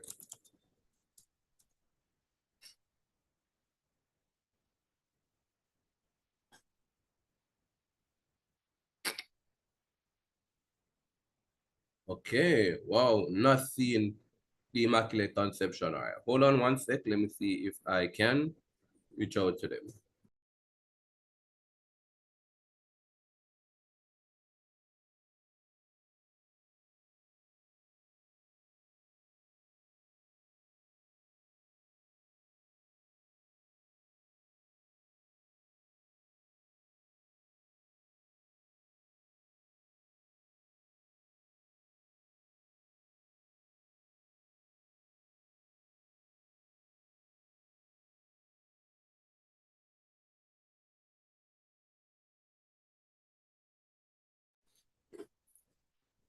In the meantime, Glenmuir High School, feel free to set up your camera so that we can see you. And I appreciate that you're looking right for the live stream.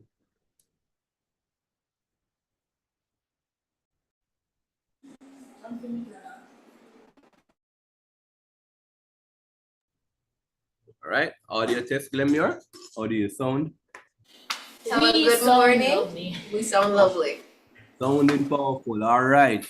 Thank you very much. Perfect. Thank you very much, Immerse. I'm going to be reaching out to Immaculate Conception.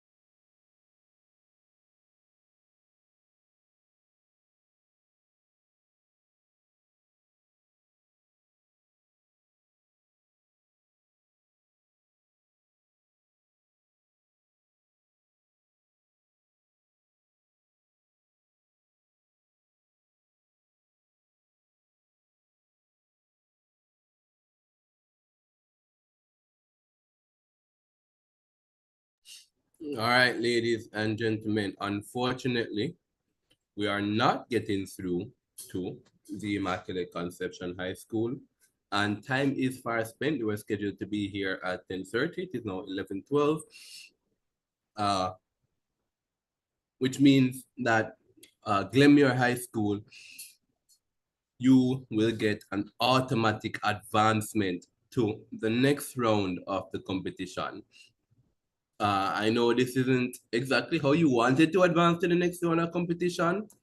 We always prefer when we have a wonderful debate, but nevertheless, the outcome is what the outcome is.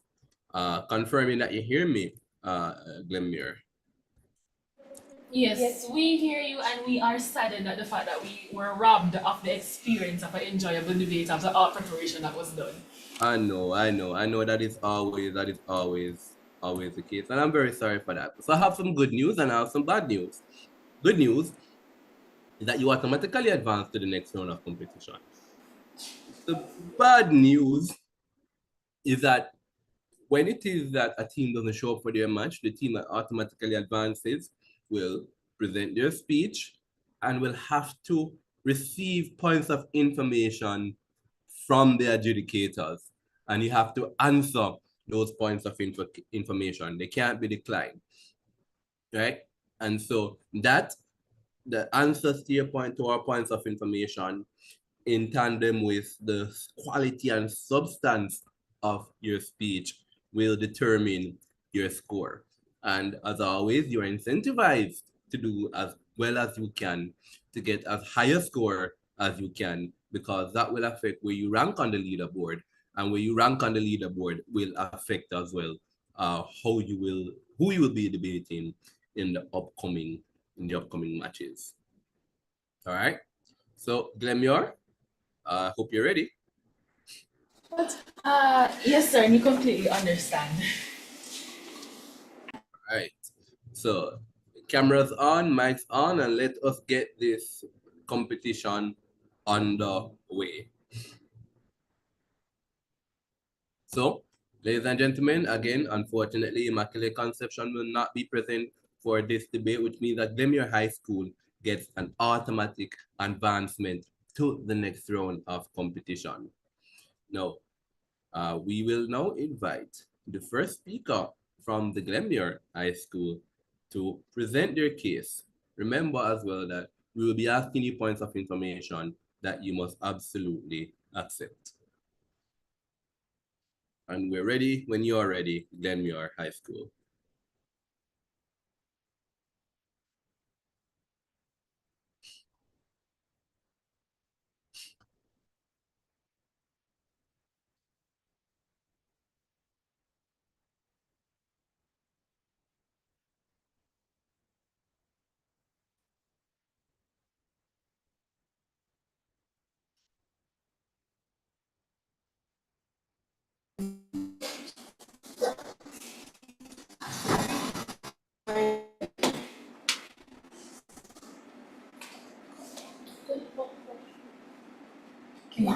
Good morning. Can you hear me? Loud and clear. Okay. You can just let me know when I can go ahead. All right, ready when you are ready. Okay.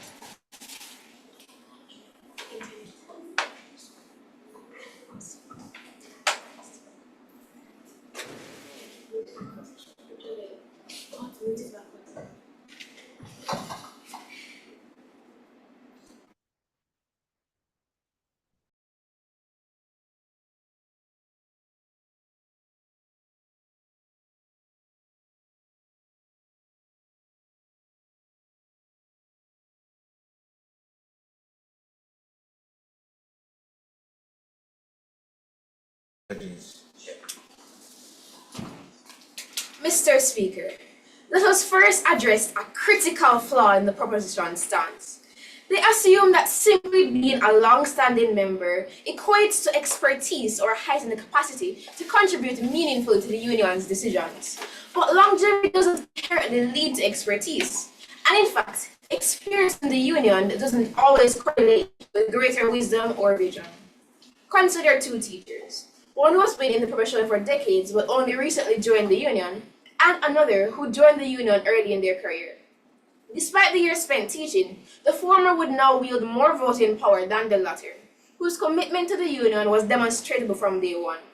This imbalance could restrict insightful voices from individuals, diminishing the union's capacity for fair and diverse representation.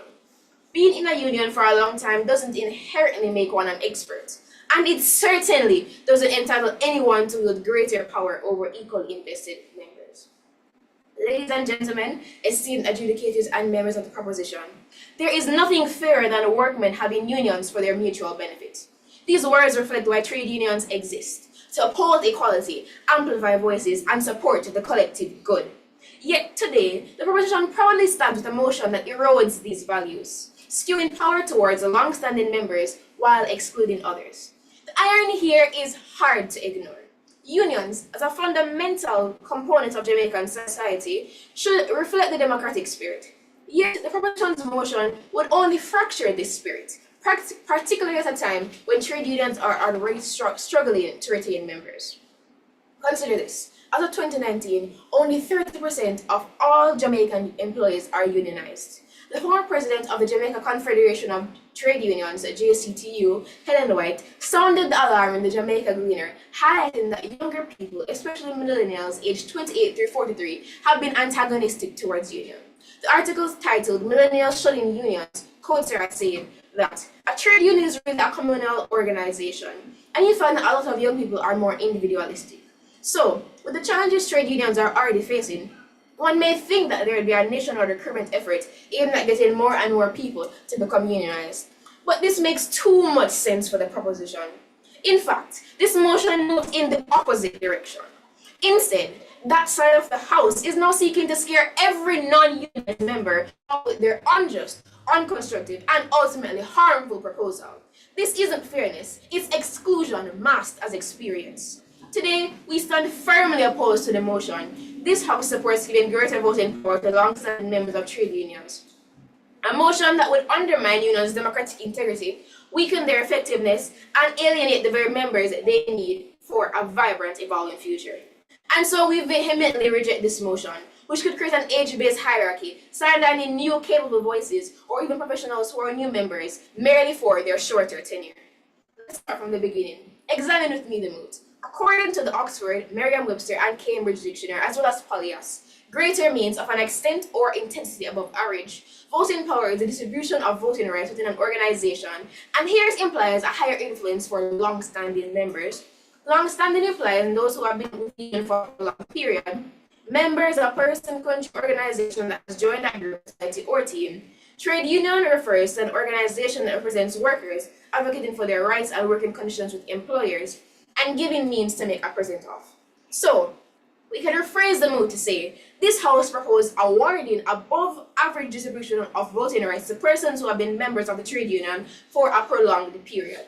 So before we proceed, allow me to outline the points that form the foundation of a compelling position. I will delve into the prejudicial and untenable position of those who support this move. The second speaker will delve into how the unconstructive and negative effects far outweigh the possible perceived benefits.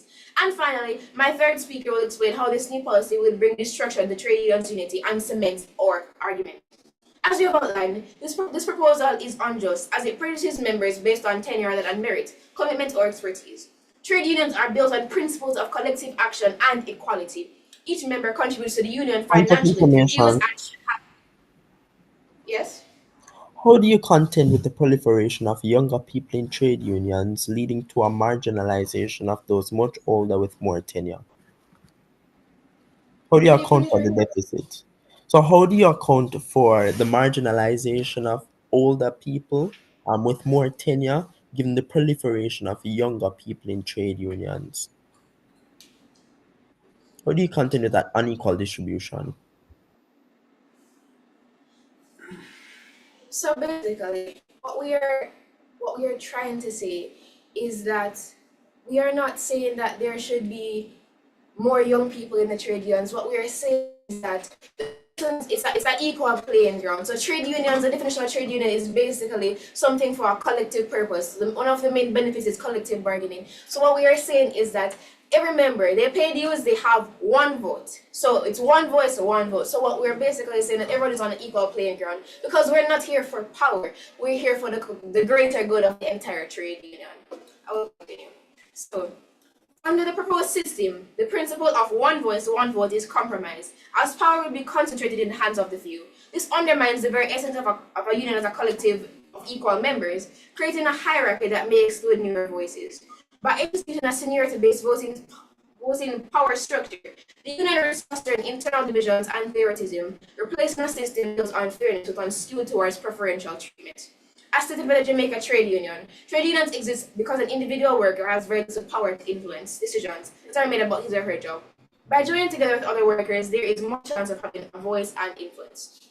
Next, granting greater power, voting power alongside members could lead to systemic and unconstructive power dynamics within the union.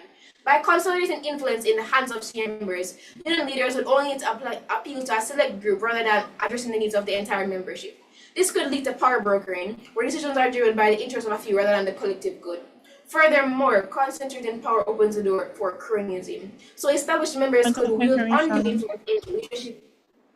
Yes?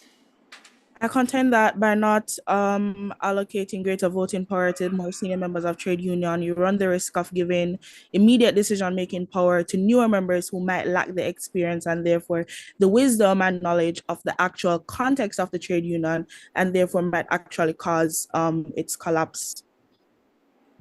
Okay, so according to Section 27, page 18 of the Trade Union Act, we are saying that, for example, if a major change needs to be made in the trade union, 2/3 of the voting of the vote from the trade union needs to be there. So what we're saying is if we were to give senior members more votes, then the whole system would be distorted because basically we're saying that how are we really going to measure what is 2/3 if senior members, for example, have 2 or 3 or maybe even 4 votes? It's basically an unfair system which would completely distort and basically damage the entire working structure of the trade union.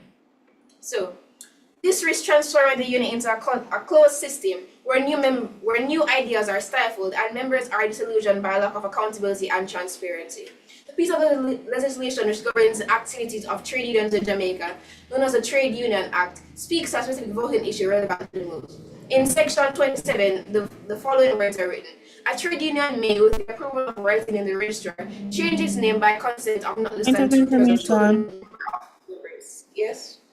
I contend that the loss of democratic equality is a worthwhile trade-off simply because of the harm proposed by giving newer members immediate decision-making power, given that they might lack the actual knowledge and wisdom needed to make decisions that reflect the best interest, not just of the operations of the trade union, but of the people that the trade unions represent.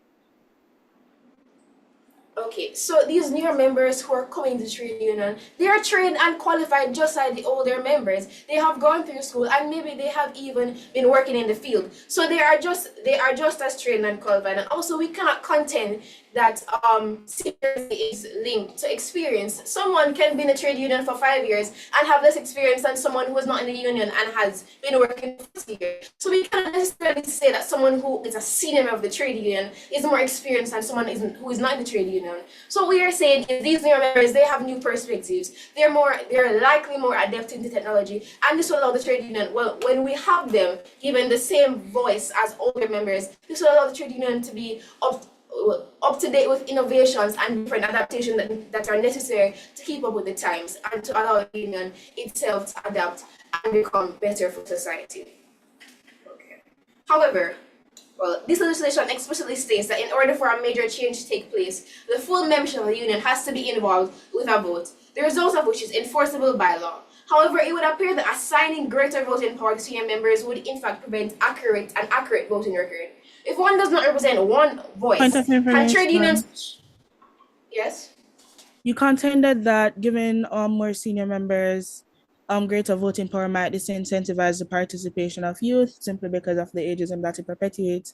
However, I contend that giving greater voting power to more senior members actually incentivizes the integration of more serious people into trade unions, simply because they know that by allocating their resources and time to this trade union, there is some long-term benefit to be gained, which gives them some sense of personal dignity and value within the context of the trade union.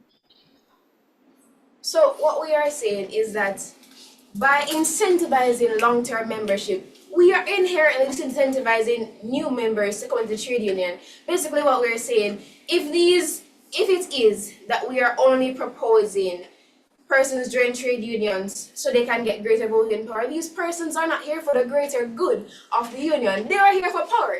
And the entire definition of a trade union is a union, or it is a group of people come together for a collective goal. And these people are here for the greater good of the union, or the greater good of the persons who are in this group. So what we are saying is we cannot trust their integrity. The whole insinuation that they are here to get greater voting power, this would mean that their integrity is questionable because they're here for their personal gain and not for the gain of the greater union. So what we are saying is these persons with new perspectives, they're here and they want to work towards better union. Why are we restricting them? Why are we not giving them as much as a say as other persons? They pay dues, they have their opinions, and they have what it is to contribute. So why are we not allowing them the same opportunity and the same privilege as more senior members? Finally, this motion threatens both democratic integrity and relevance of trade unions, which play a vital role in advocating for workers' rights and negotiating with employers. By prioritizing seniority over engagement and expertise, unions risk alienating the very members they seek to support.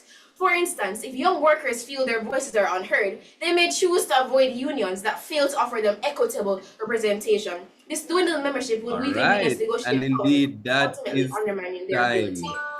Thank you.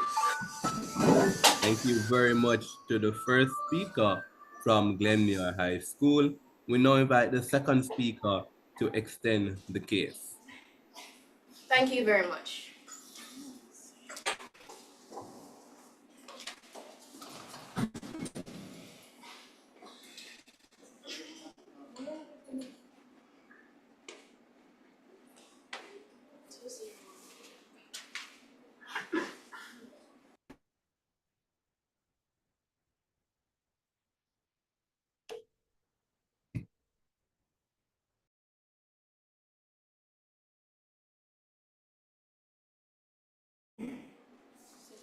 Good morning, can you hear me?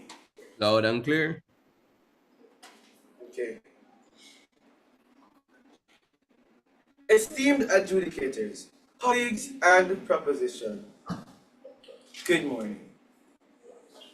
Mr. Speaker, I emphatically believe that trade unions should not give long-standing members greater voting rights. It is not constructive. In fact, it is unhelpful. Firstly, this policy disincentivizes newer members who will not qualify as long-standing, widening the existing generational divide. Granting greater voting power to long-standing members creates an unconstructive hierarchy within the union, which harms unity and collaboration than it helps. When trade unions prioritize long-standing members by giving them greater voting power, they effectively communicate that the voices of the newer members are less valuable. This imbalance in influence alienates new members, especially those who are new to the trade union and eager to make an impact. If newer members know their opinions will carry less weight, they will see little value in remaining in a union where their voices will be marginalized. With fewer members joining, unions face a dwindling membership base. This decline weakens the union's influence and the collective bargaining power, which is essential to achieving benefits for all members, which is essential information. for accepted. I contend that the viewpoint that the assumption that the existence of greater voting power for more senior members is going to disincentivize the joining of new members, it directly contradicts you guys' argument that people aren't joining for power or for validation, simply because The existence of greater voting power for more senior members is not the removal of voting power for newer members. They still have voting power, it's just not as much. So they still have that potential to participate in the democratic process, and that should be enough if their intentions are pure. In a world where trade unions consistently have to keep rotating with different plans, with the world changing as rapidly as it is, these newer individuals know their potential. They have went through different training stages and they have come to offer what they can to help this union move forward. When they enter this union and they feel silenced, they feel marginalized, despite the gap that there is, when they identify this gap, especially when they realize and the persons around them realize that they can do so much more, it will deter them, it will make them feel less valuable, and in such a space, they will want to leave. I continue.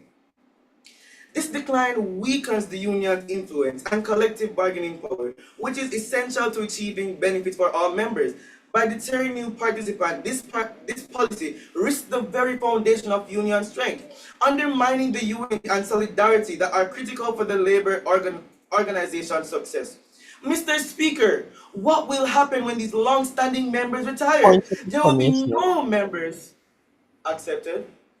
We think it causes much more instability within the unions when it is that older people with much more experience feel as though their experience and their valuable insight is being drowned out by those who are much younger, who don't have the experience as they do.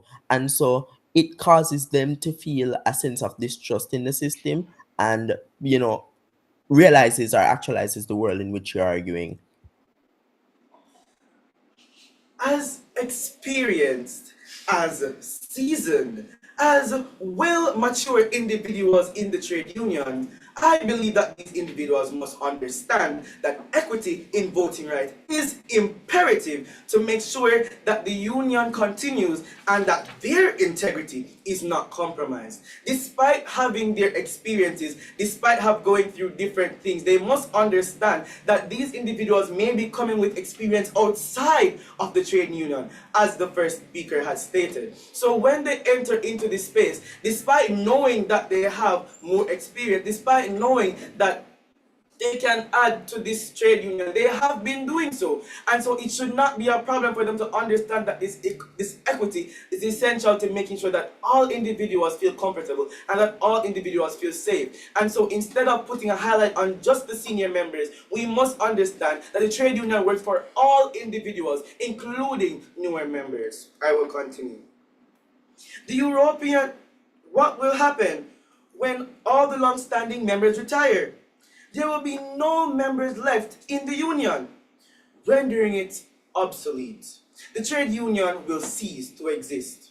The European Foundation for the Living and Working Condition, also known as the Eurofund, shows that workplaces adhering strictly to seniority-based preferences have faced challenges adapting to rapidly changing industry demands. In these settings, decisions made by senior members are not always aligned with newer market realities, potentially resulting in less responsive union policies that will affect all members. So, lastly, this policy will likely limit participation. Accepted.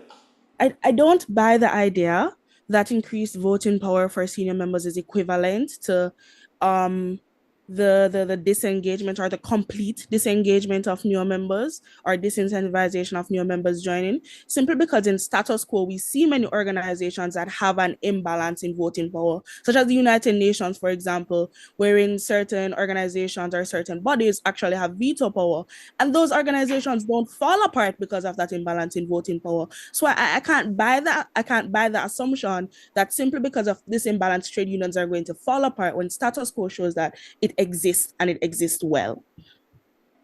Well, according to Statista, 45% of new union members report feeling alienated when senior members dominate decision making, leading to decreased motivation and reduced participation among younger and newly hired participants. According to these statistics, we must be able to understand that newer members are also important and that their vote counts. They are coming with also experience from different places, as I have stated earlier.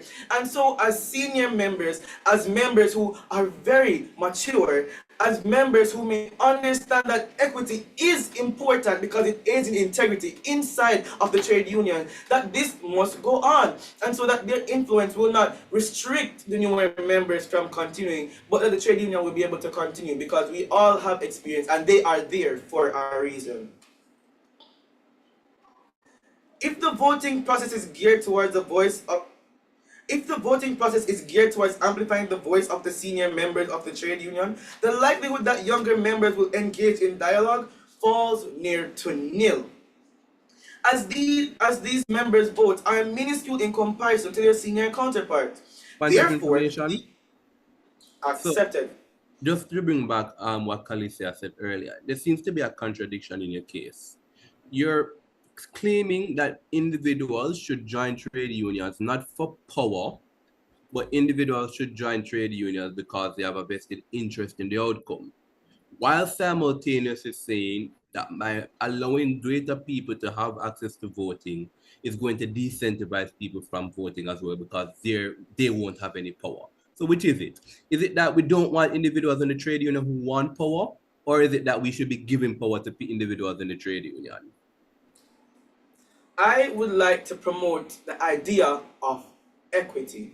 Matter of fact, not just equity, but equality in the terms of how the votes are distributed. We must understand that it is not power these individuals are going after, as the power that the newer members would want is different from their voice just being heard. When the votes are unequal, it is not that they're saying, oh, I have no power in this union, but rather their voice can be very different from the power that they hold. They believe that their voice, their opinions, and their stances are able to help the trade union in a way, but when their votes are being small or very minuscule compared to that of senior members, they do not feel as if their voice matters, and so they will leave the trade union. Point of Not information. not accepted at this time. I can't. Out of order. You Yeah, have to it's accepted. You have to accept. Stuff is Can I go first, Khaleesi? Mhm. Okay. So in your case is equity. Now we contend that it isn't in keeping with the principles of equity when it is that we allocate power to one group who holds much more are much more numerous. They have more numbers in these trade unions. So when it is that we give this group of people much more power, we are creating an imbalance, necessarily giving one group disproportionate power over the other, neglecting the interests of those who are in the minority group. Minority group being seniors.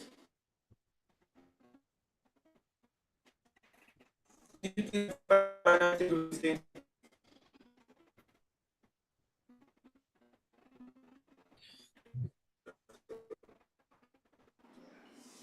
can you hear me? Back and forth for points of information is not permitted. You just have to respond to it and move on to the next one. Okay. Could you repeat in that case? Okay. So when we're talking about equity, we want the playing field to be leveled.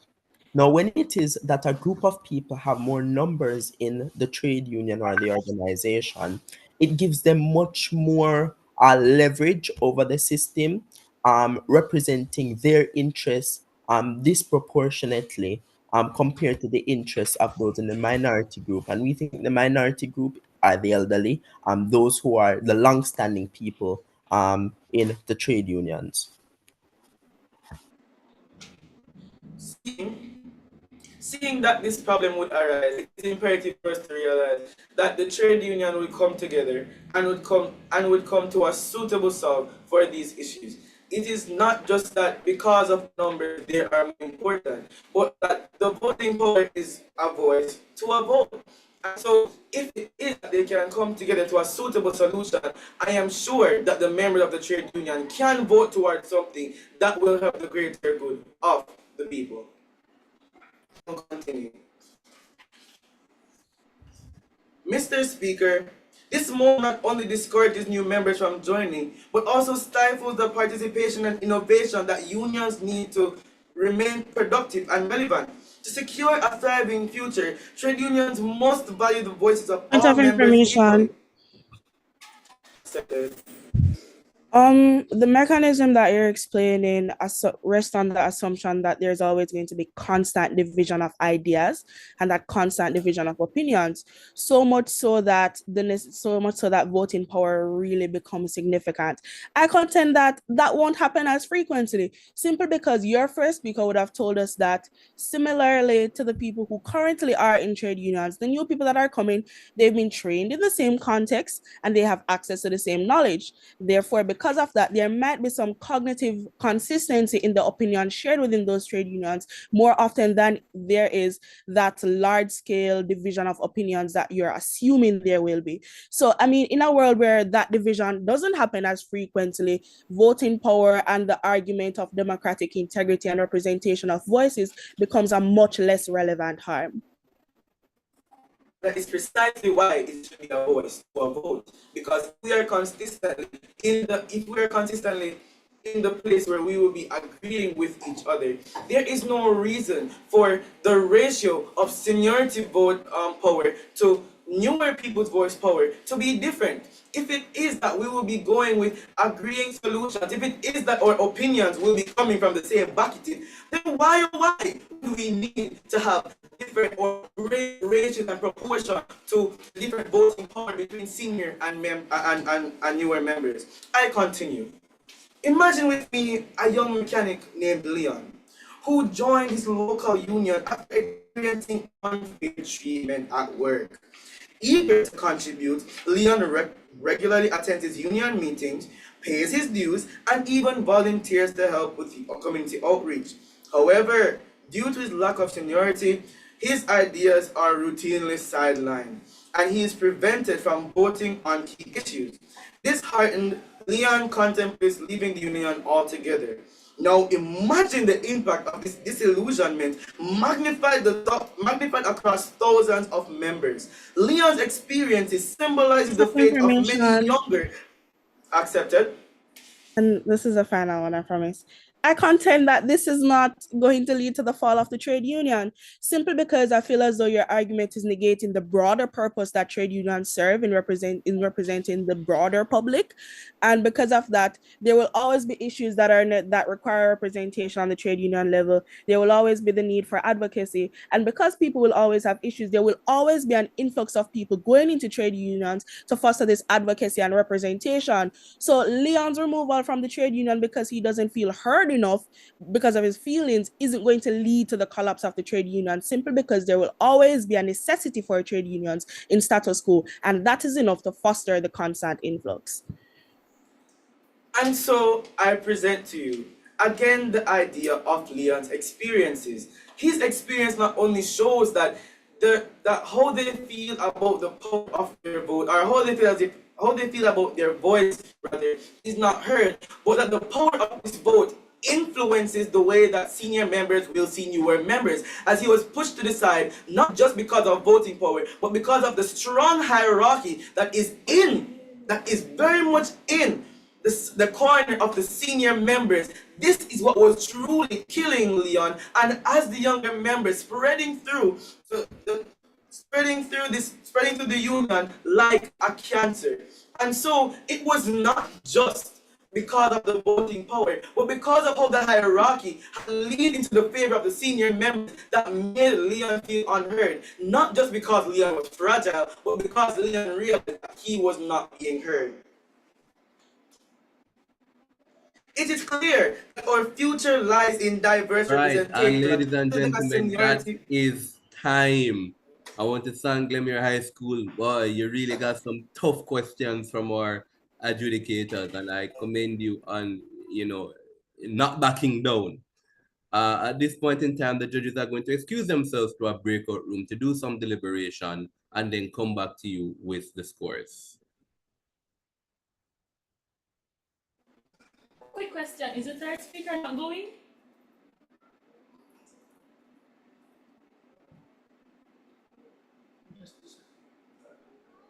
No, the third speaker won't be giving their speech just because the third speaker's speech is a reply or a rebuttal. And in a situation where you guys don't have a team to debate against, there is no arguments for you to rebut in a reply speech.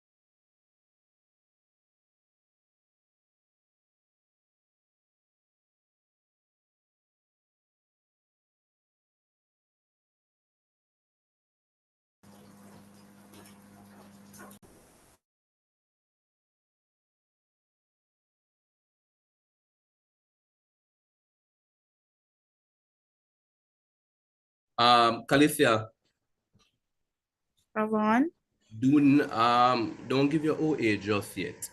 where main room. All right. Glenmere High School, are you here? Yes, we are here. All right. I'd love to have a conversation with you. I'm going to invite the team to join a breakout room along with the other judges. All right. There's a conversation that I want to have with you guys.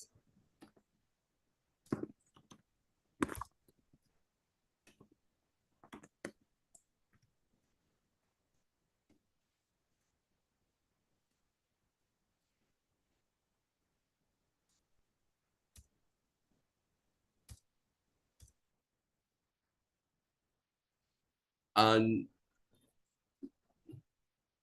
hey, Loni, hey, Shavar, give me just a second. Hi, ladies and gentlemen. Thank you so much for showing up on time for your debate. Just going to have a slight discussion really quickly and then come back and get your debate underway. Meantime, hi, Javan, how you do? Making you a co-host. Hey, Shavar, how you do? Same privileges for you.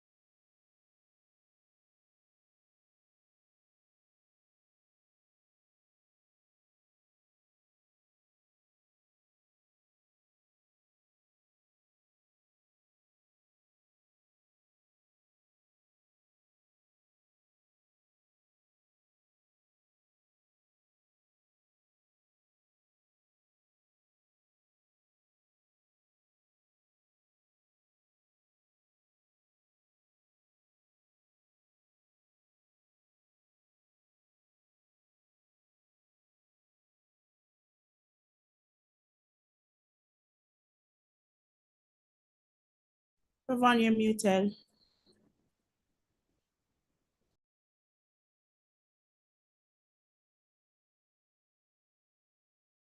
Sir, you're muted.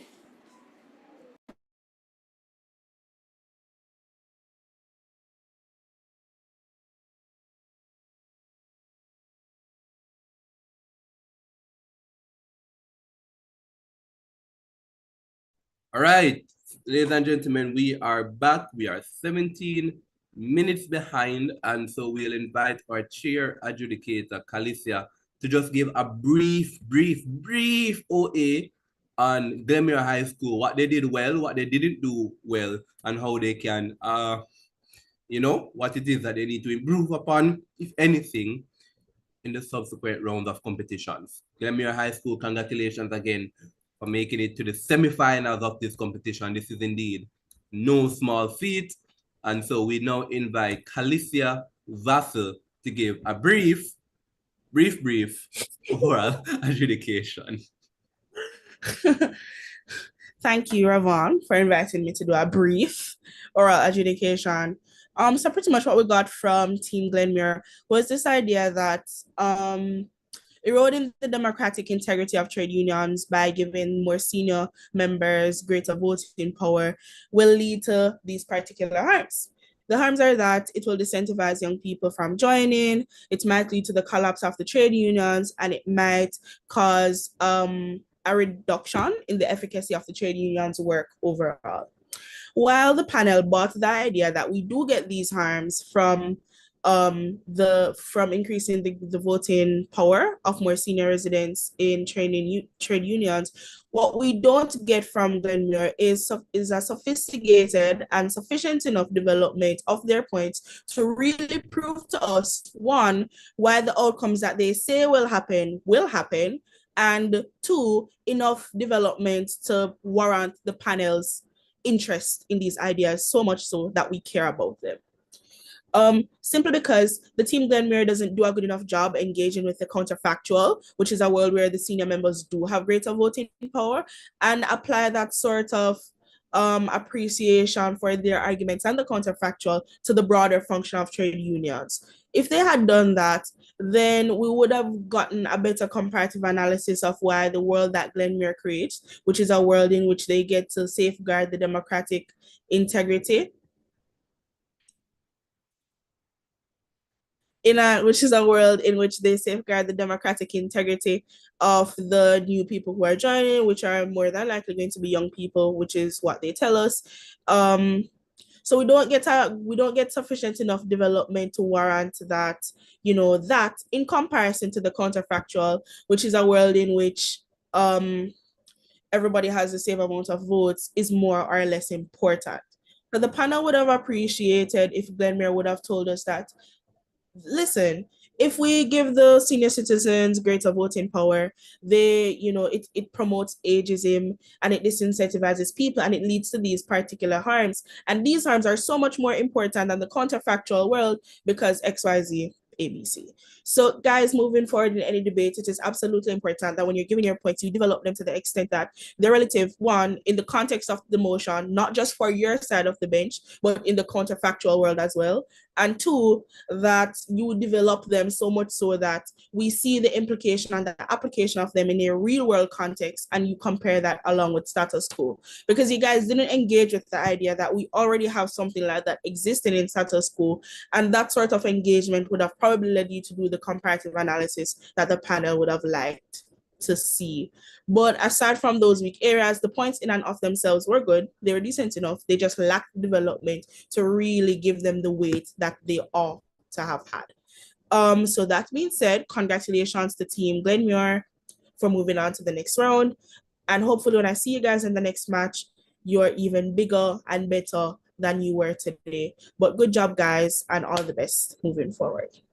Thank you, Calicia. And Glenmere High School, you get an automatic advancement, but I will tell you that a really big part of that is having to field points of information from the judges, not having an opponent to contend with, to be compared to.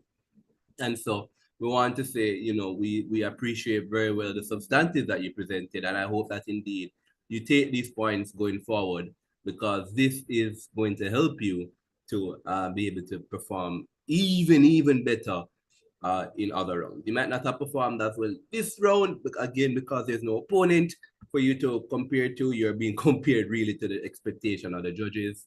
And so we know that you'll be even better in the next round and when you face off against your opponents.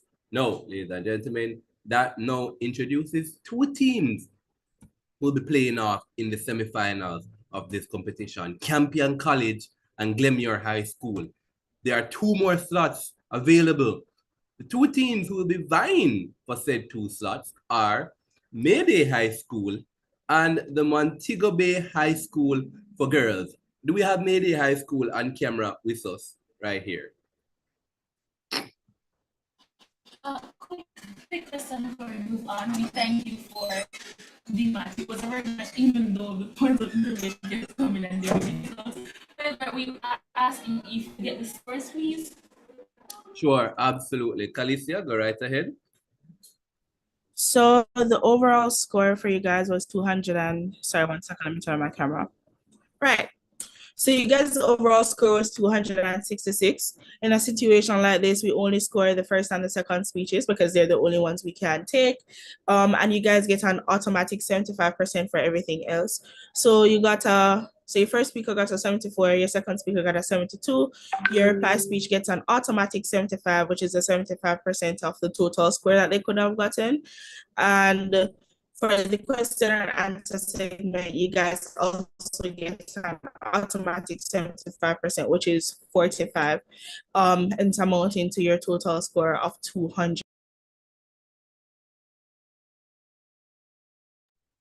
All right, thank you so much, Calicia. Right, so do we have Mayday High School with us right now?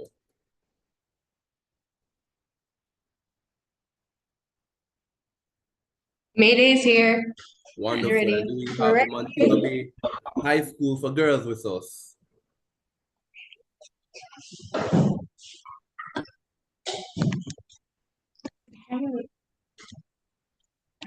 Wonderful. Mayday decked out in pink to celebrate, I assume,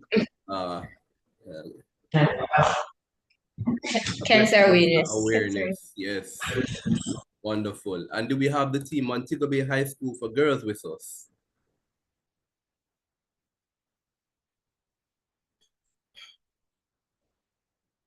Right. So we're waiting on Montego Bay High School for girls. Give me a sec.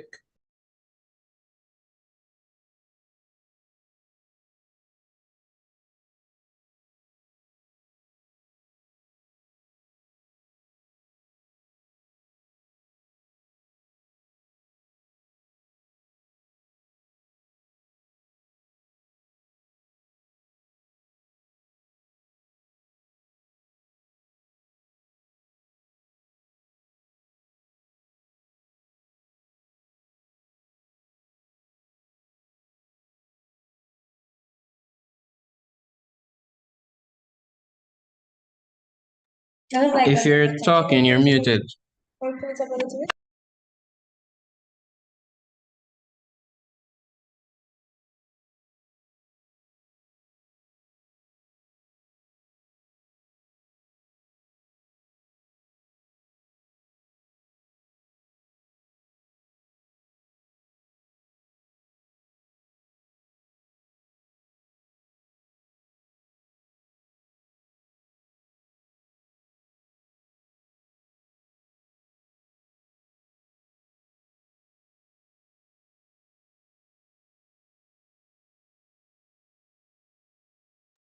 All right, Team Mayday High.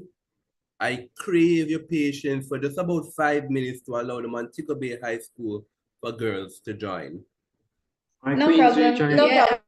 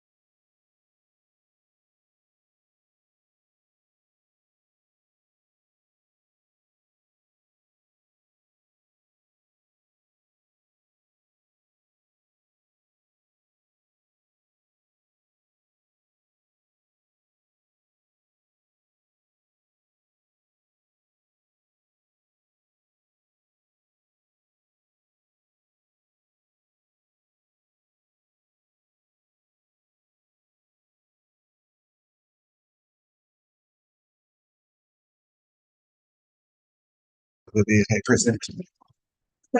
Montego Bay High is present.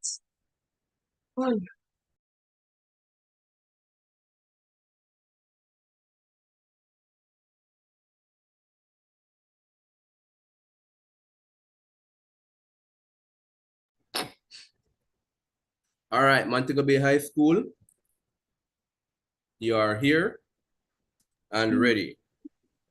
I'm ready. All right, let me see your camera, please. Time to turn on the camera. All right, the chair for this round is going to be Calicia Vassal. I know Mayday is here and ready. Montego Bay High School for girls. Well, waiting on you. I think you will be here and ready. Good afternoon, sir. Mhm. So sorry for our lateness, but could you give us 2 minutes to get settled? The internet has been out and we're trying to get to a correct location. Well, you know, that really is dependent on Team Mayday High School. Mayday, is that something that you're willing to do?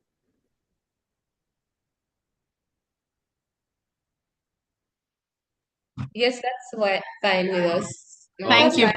high school. Thank you so much. No problem. You're welcome. But now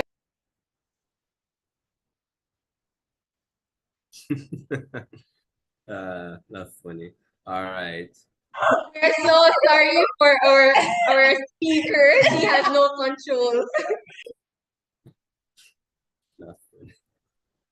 All right. So we're waiting on Montego Bay High School for girls to set up. And while we do that, we'll just have Calicia, our chair adjudicator, run us through the introductions, the rules, and hopefully by then we will have Montego Bay High School ready for us to go. 1 second, Ravon. And of course, your cheers for this round, Calicia, are Shavar and Javan.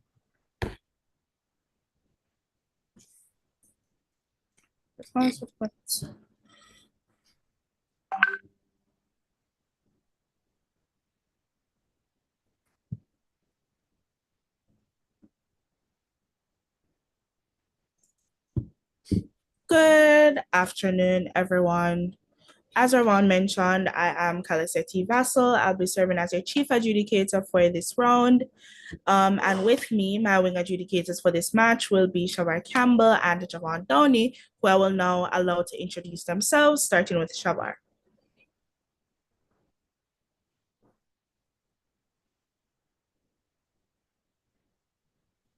Shavar.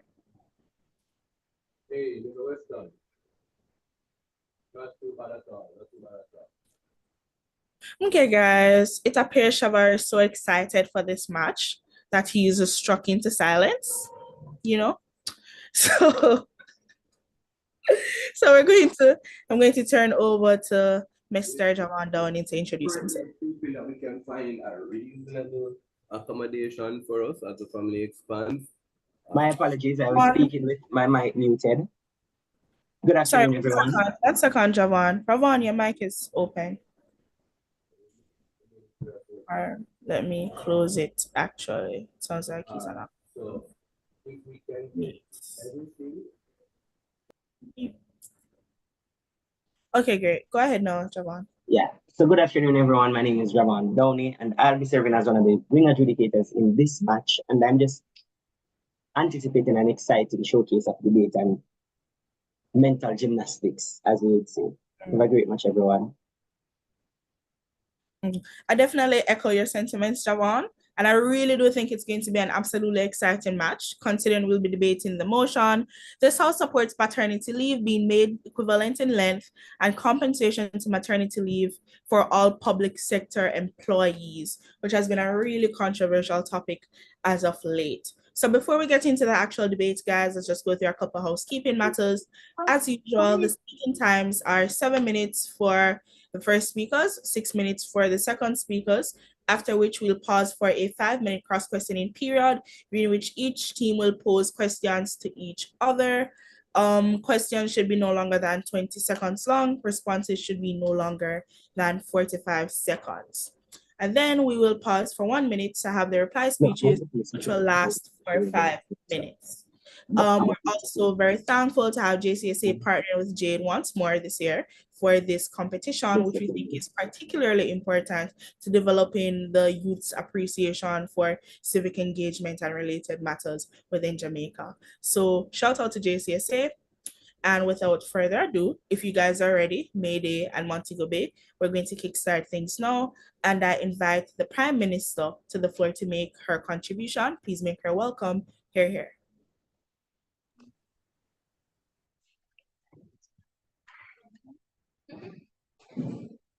Sorry.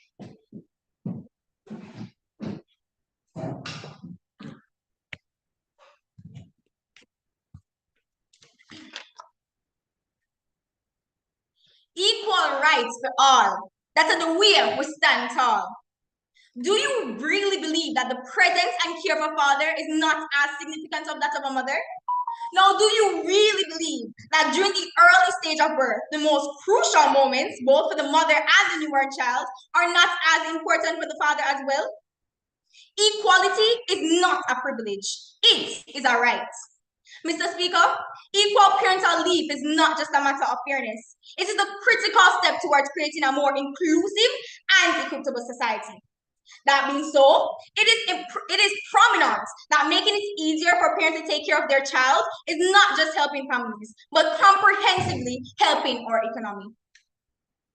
It is therefore without a question that today's side government stands firm with this motion, which resolves this House supports paternity leave being made equivalent in length and compensation to maternity leave for all public sector employees. Mr. Speaker, adjudicator, respective opponents, ladies and gentlemen, a pleasant morning to you all. Now, before I delve any further into the argument, and before correcting the imminent misconception and highlighting the pragmatism of this dispute, a few key terms must be identified and defined correctly for us to understand the issues being scrutinized. The motion states, I repeat, this House supports paternity leave being made equivalent in length and compensation to maternity leave for all public sector employees. According to the online dictionary, paternity leave is defined as, and I quote, a type of family leave that allows fathers to take time off work after the birth or adoption of a child. Ladies and gentlemen, the definition indicates clearly that it is a benefit that allows fathers to bond with their child, support their partner, and share child care responsibilities. Equivalent in length, therefore, means the duration of paternity leave being equal to the duration of maternity leave. Equivalent in compensation refers to the pay or benefits received during the paternity leave being equal to those received during maternity leave.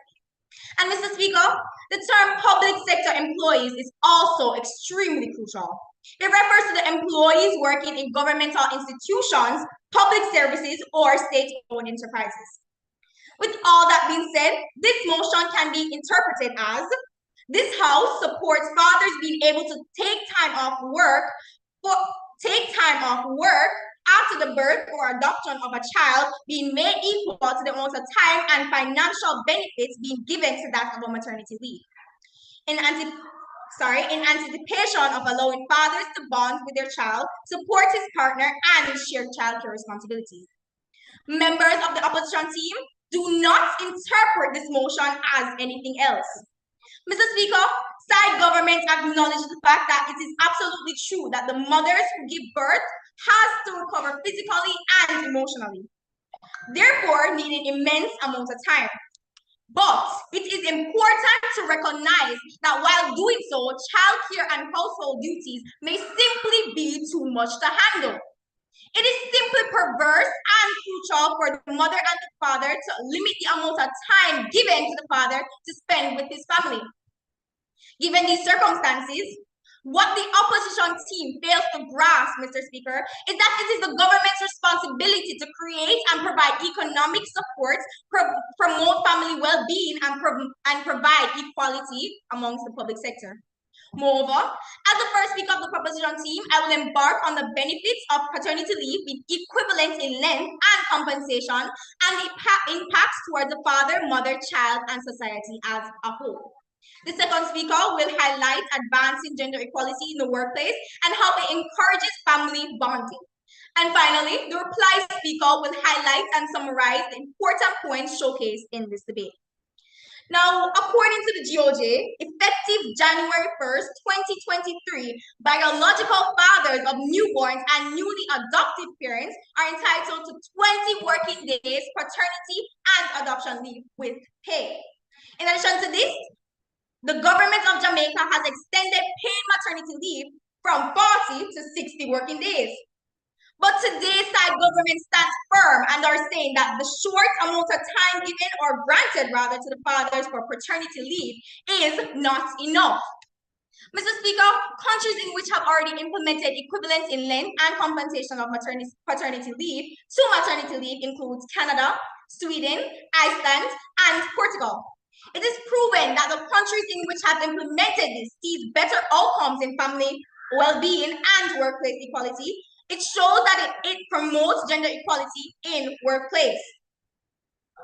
When parents have the opportunity to take leave to care for their children, it leads to healthier families, which can reduce healthcare costs in the long-term run. Additionally, when both parents can share the leave, it encourages women to return to work, boosting the economy. It fosters a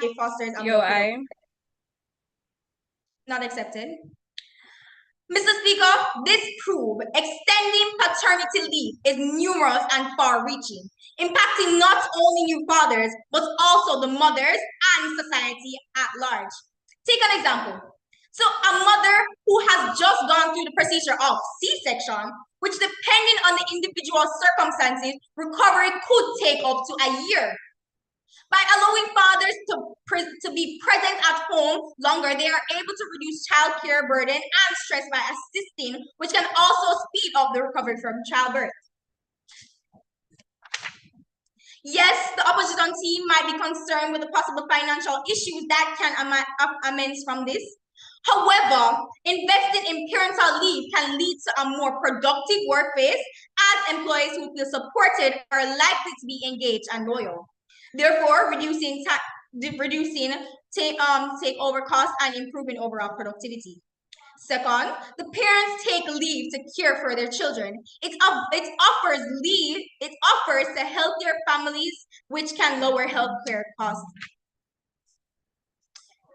Equality is recognizing that as human beings, we are all the same value. By denying paternity leave, you perpetrate gender inequality. Equality is recognized that as being humans, we all have the same value.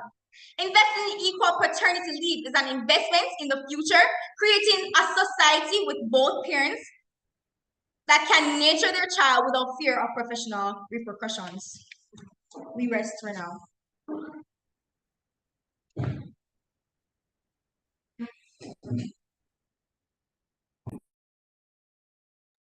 We thank the Prime Minister for her submission and now invite the opposition leader to make her case. Please make her welcome. Hear, hear.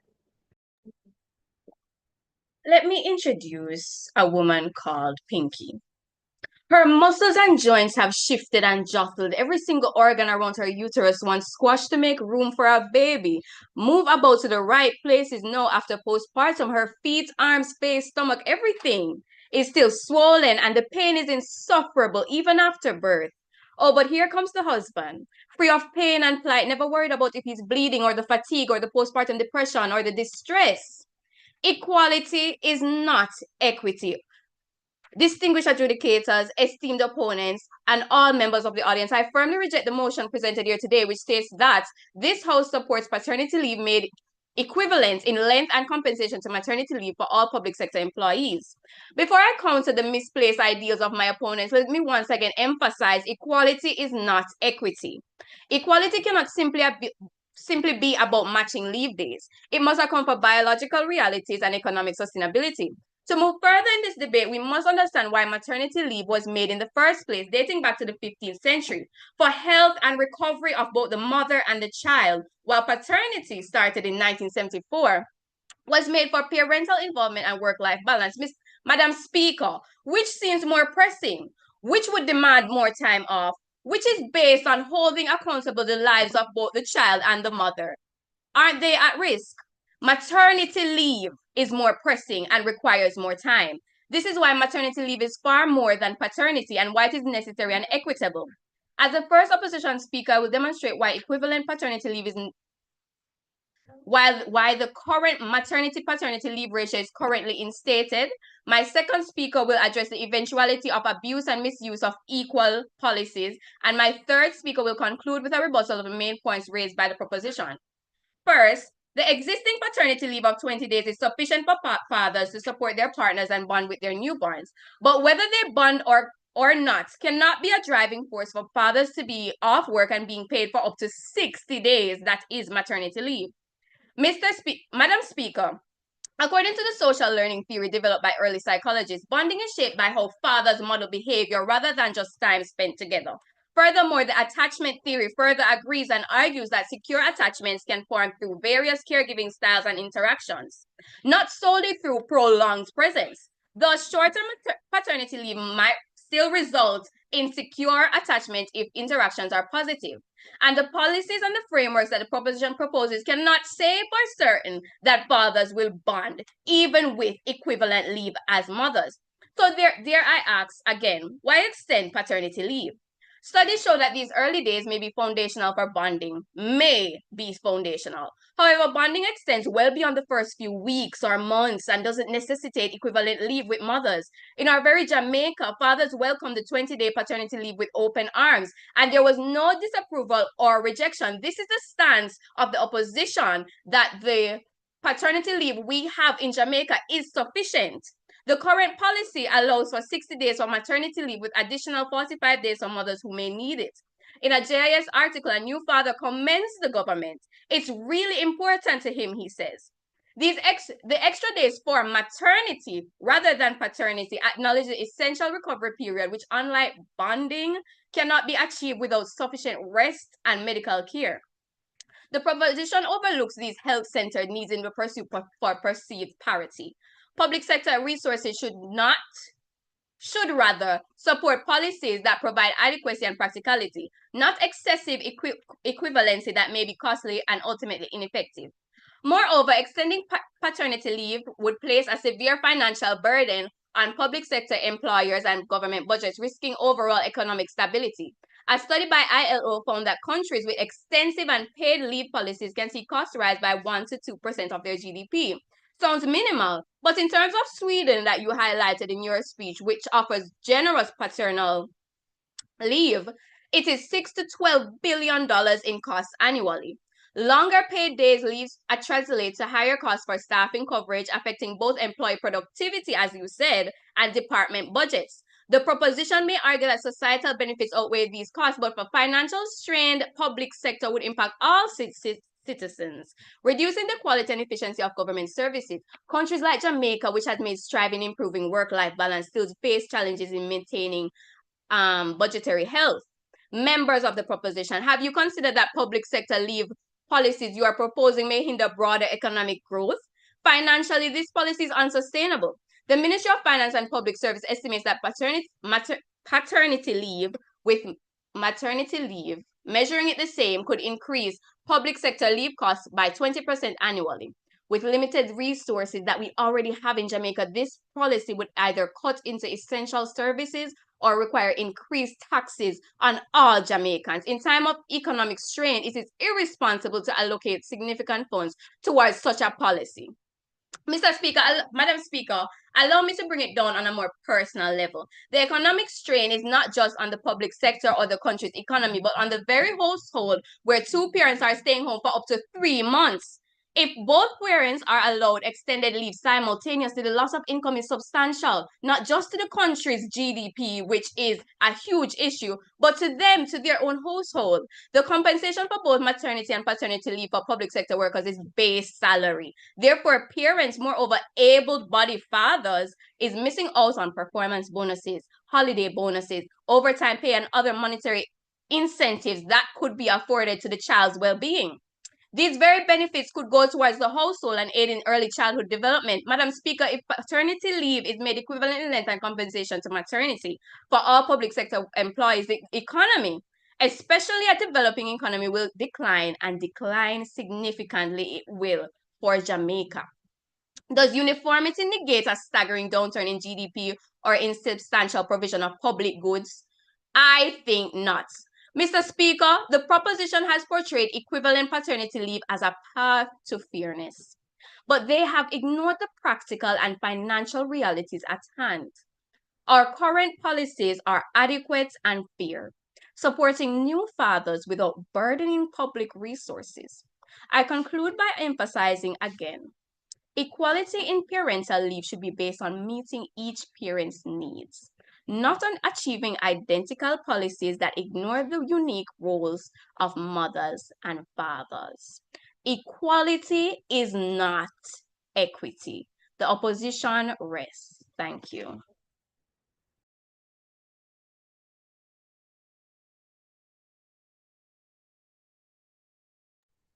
We thank the opposition leader for her submission, and now we invite the Deputy Prime Minister to make her case. Make her welcome. Hear her. Nelson Mandela once said, and I quote, "There is no such thing as society without equality." Ladies and gentlemen, honorable judges, and esteemed opponents, what the opposition fails to grasp is a fundamental truth. The public sector must prioritize fairness and support for all families, not perpetuate outdated disparities. For Jamaica to flourish, achieve true prosperity, and build a vibrant society, we must reject the notion that one parent's role is less important than the others.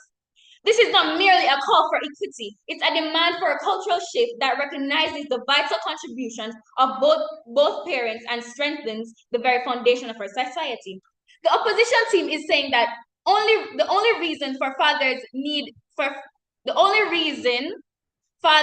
paternity leave is to bond with their child. However, whether or not they bond with their child, it is important for them to assist and lift the weight of the burden from the mother. Mr. Speaker, imagine this. A young father stands in a hospital room, his newborn child in his arms. He's overwhelmed with joy and gratitude and an urgent sense of responsibility. But as the days go by, that joy is turned into anxiety as he realizes that he has only 2 weeks to cherish these precious moments to help his partner recover, to bond with his child before he's expected to return to work. Just 20 working days, is that even enough?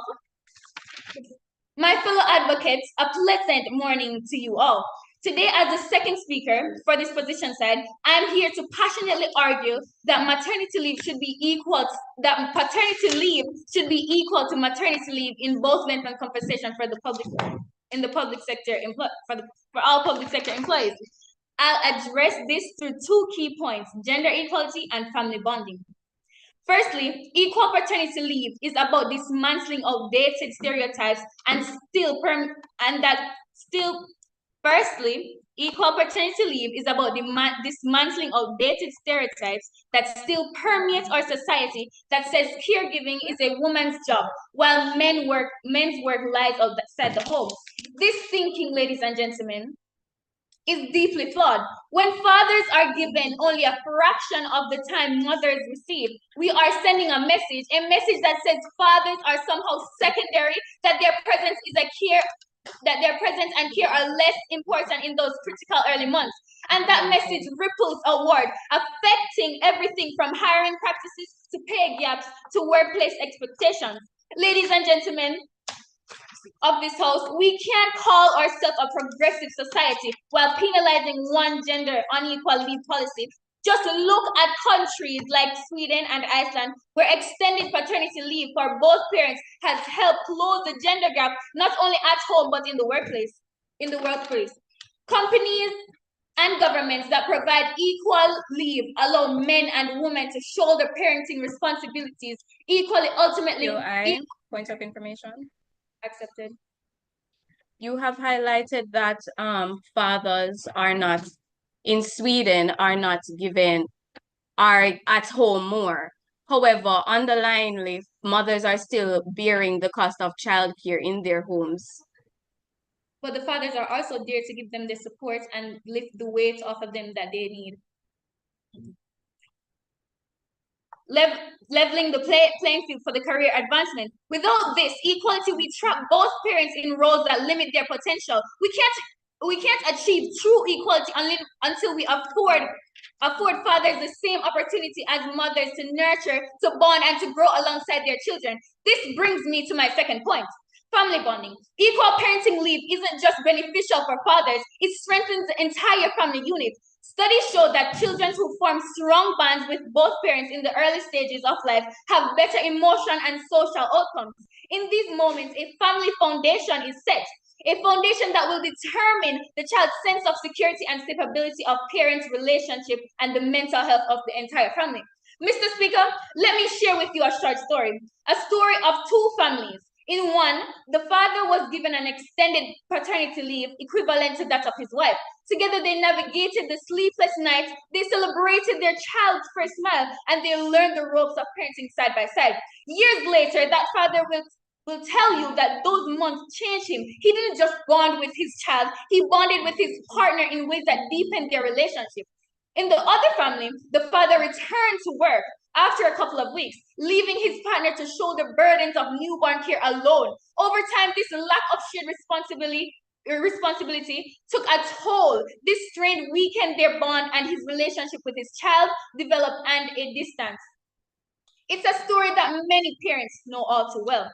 Mr. Speaker, when we deny fathers the right to an equal leave, we are denying children the right to two present parents. We are denying partners to strengthen of shared caregiving. We are denying families the chance to share their journey from a place of equality, compassion, and unity. Ladies and gentlemen, this is why we must pass this motion. We need to break free from outdated norms. We need to ensure that all parents have equal opportunities to love and to nurture. This is not just about time off work. It's about who we want to be as a society. We owe it to our children, to our families, and to our further generation to make paternity leave equal to maternity leave.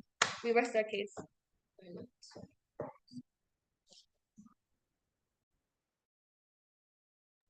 We thank the Deputy Prime Minister for her submission, and now we welcome to the floor the Deputy Opposition Leader. Hear, hear. There you go. Equal policies being mandated does not reduce the amount of support fathers can give. The current 20 days is sufficient for family support. Good afternoon, esteemed judges, honorable opponents, and attentive audience. To start, let me reiterate that Jamaica has already taken progressive steps by implementing a paternity leave policy of 20 days for fathers alongside a maternity leave policy of 60 days for mothers. This balance is both considerate and practical, acknowledging the unique roles each parent plays during the transition to parenthood. The 20 days allocated to fathers provide adequate time to support the families without undermining the essential need for mothers to receive extended leave for physical and emotional recovery after childbirth. Maternity leave is not a choice. The body and mind of a mother needs rest and healing medically. Paternity leave is more flexible and adaptable. It is not a life or death situation, and it is with some postpartum symptoms for both baby and mother. The World Health Organization underscores that postpartum recovery is a crucial time, with both significant physical and mental changes for mothers that need dedicated attention. Maternity respects the biological reality of childbirth and the period of adjustment that mothers require. To suggest that paternity leave should be identical to maternity leave disregards the very purpose of these policies. This push for equivalency might sound like progress on the surface, but in reality, it diminishes the biological and emotional demands unique to maternity leave, undermining the importance of maternal care and recovery. Therefore, we, the opposition, stand against the motion strongly that paternity leave should be made equivalent in length and compensation to maternity leave for all public sector employees. Now let's examine the cultural landscape of Jamaica. Before I delve into the potential and eventual misuse of equal policies, I will speak on the abuse of equal paternity leave. Within Jamaica and the Caribbean diaspora, family roles are shaped by long-standing values and practices that see mothers as primary caregivers. This has not and will not change until there's a breakdown of stigma. And in 2024, this very year, this stigma has not decreased enough. Therefore, equating paternity leave to maternity increases the burden of unpaid child care work on women. Even when paternity leave is increased, A survey by the OECD found that even with longer paternity leaves, caregiving tends to divide along traditional lines, with mothers taking on more childcare in the home. The proposition argues that equal paternity leave rights promotes gender equality by encouraging shared childcare. However, the Caribbean context reveals significant challenges to achieve these goals solely by implementing equal leave. In Jamaica and other Caribbean countries, social expectation and economical pressure heavily influence caregiving roles. JIS research shows that men may be less likely to utilize full paternal leave due to cultural norms that prioritize men as primary earners rather than primary caregivers. This pattern results in women still bearing the bulk of caregiving responsibilities, as seen even in regions with progressive paternal leave policies such as Sweden, Iceland, Canada, and Portugal. Even with increased or near equating standards in these so-called progressive countries, in reality, most of the household care is still on women, as documented by the UNICEF report. Redirecting resources to fund extended paternity leave without addressing underlying social norms may not meaningfully advance gender equality. Instead, it risks straining public resources and limiting support for policies that address immediate gender disparities, such as childcare infrastructure, flexible scheduling, and women's career development programs. All for the good name of gender equality. But with what I have highlighted, we see it is not true gender equality. Consequently, without adequate cultural shifts and support systems in place, equalizing parental leave could unintentionally reinforce the status quo, limiting progress towards a more equitable workplace in Jamaica and the Caribbean. Moreover, we must address the potential for misuse of this policy. Offering an extended paternity leave period raises serious concerns about exploitation. According to a survey by the Jamaican Employees Federation, 15% of the employees have admitted to using their leave for non-family related activities. We could see an increase in misuse, with some employees potentially treating extended leave as a time to vacation rather than as an genuine opportunity for family bonding. This could create a harmful workplace culture where genuine caregiving needs are overshadowed by misuse, leading to resentment amongst colleagues and undermining workplace morale. Men have been noted to be using paternal leave for infidelity, leisure activities, traveling socially, or even getting another part-time or seasonal job. Everything but household tasks. When the now accepted paternity leave of 20 days, many newspapers articles such as the Jamaica Observer noted the brooding concern that Jamaican men are prone to see childcare as secondary and misuse the policy. Imagine when the leave is extended to 60 days as it is for mothers. The potential misuse of the proposition's policy is made simple and easy, allocating approximately 2 months to avoid expected roles at work and at home. The opposition is not saying all men will misuse, but some will, and some is enough to unnecessarily strain our public sector system. In conclusion, while equalizing paternity and maternity leave might sound equitable, it is neither practical nor beneficial for Jamaican society. As Dr. Marcia Forbes, a respected Jamaican sociologist, wisely states, policies must respect cultural values and ensure sustainable practices. We need policies that reflect our nation's needs, not imported ideals that ignore the realities of our culture and economy. Let's reject this motion in favor of sensible policies that genuinely support families and preserve the unique values that define our society. I thank you.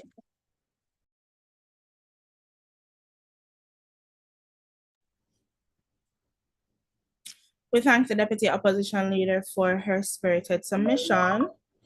And with that being said, we're going to go into the cross-questioning period, which, as aforementioned, will last for 5 minutes, with each team posing questions to each other.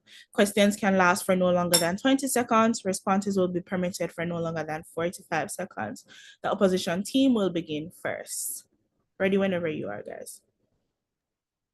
The proposition suggests that extending paternity leave promotes inclusivity and modern family dynamics, as said in one of your speeches. However, considering Jamaica's traditional family structure, where mothers are caregivers, how do you justify implementing a policy that may not align with the cultural context of our society in the Caribbean diaspora? Okay, so the proposition team, we know that we have these cultural norms that they're taking, but why we need this is that because we need to dismantle the outdated, carry new laws that will help to give the mothers more support, because that is the reason that we are having extended paternity. And to show that it's not only one parent's role. and to show that it's not only one parent's role. All right, thank you. And to continue off of that, what specific frameworks can you put in place to ensure that the jump from a society, as you said, the old ways or the traditional Jamaica, the jump from no paternity leave or the paternity leave that we have now, the 20 days, to equalizing it to 60 days? What frameworks are there that can smoothly? Sorry. So this is why we need to outline, the government will outline clear guidelines and they will be monitored at all time and in all places. So laws. All right, next question. The proposition claims that equal paternity leave will benefit the economy by fostering more engaged fathers. Yet, how do they address the significant economic burden of potentially 20% increase of public sector leave cost on developing countries such as in the Caribbean and Jamaica? Sorry, can you please repeat the question? You were going a little bit too fast. So the proposition claims that the equal paternity leave will benefit the economy by fostering more engaged fathers. So how do you address the significant economic burden of potentially 20% increase in public sector leave costs? Okay, the costs so that are being allocated to paternity. I'm sorry, I was just go ahead. You're good. Okay, so establishing or expanding social insurance programs that covers parental leave that will help in the cost loss. So there will be things in place to replace the costs that are being lost. I don't know. And what are those things? By expanding social insurance and taking other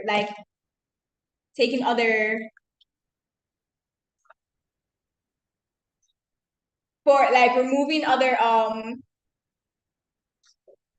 okay.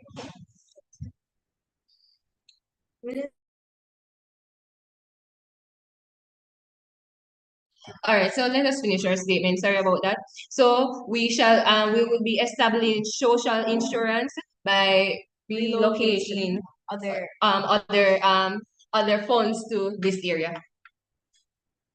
So in cases like Jamaica, where we have a strain in our public sector already, such as healthcare and education, which needs more funds, how do you justify taking that fund and putting it into paternal leave?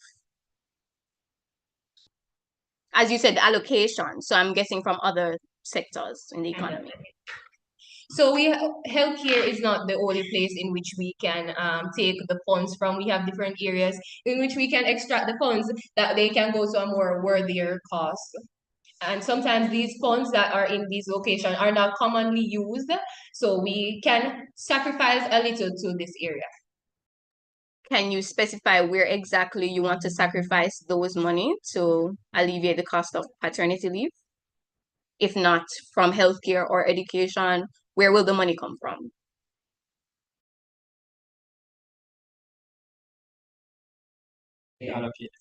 Okay, so there are some persons in which the government has leave or have a certain amount of money put across for each person.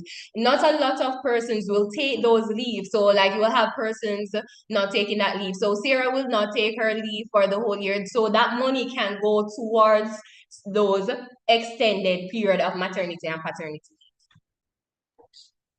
I believe the adequacy of funds is not there. However, let me move on to another question. So the proposition argues that equal leave fosters responsible fatherhood.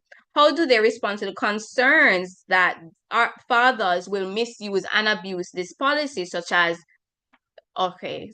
misuse and abuse these policies, such as infidelity or finding another job or just not doing household tasks?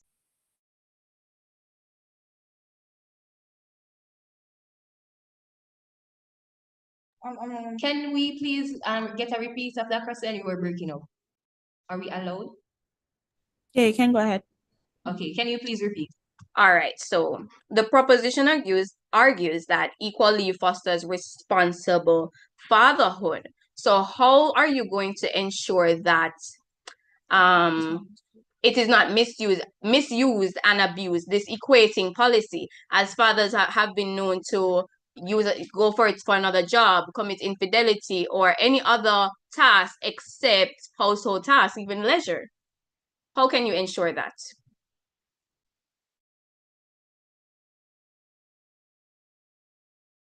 So we have to make sure that we do not say it fosters this, and we say it encouraged. So we need to enable guidelines that can be put in place because we cannot control a person to say, but we are encouraging this within our citizen, within our nation. Not a question, but as I just want to make a point, unlike maternity, where you can know that the mother is healing and tending to her child, there is no policies for fathers, and it would be invasive for the law to go into it. The opposition rests.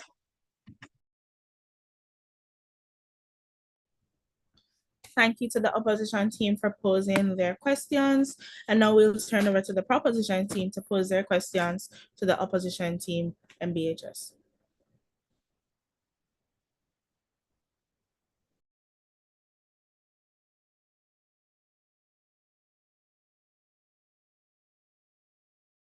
Who is doing the work? Okay.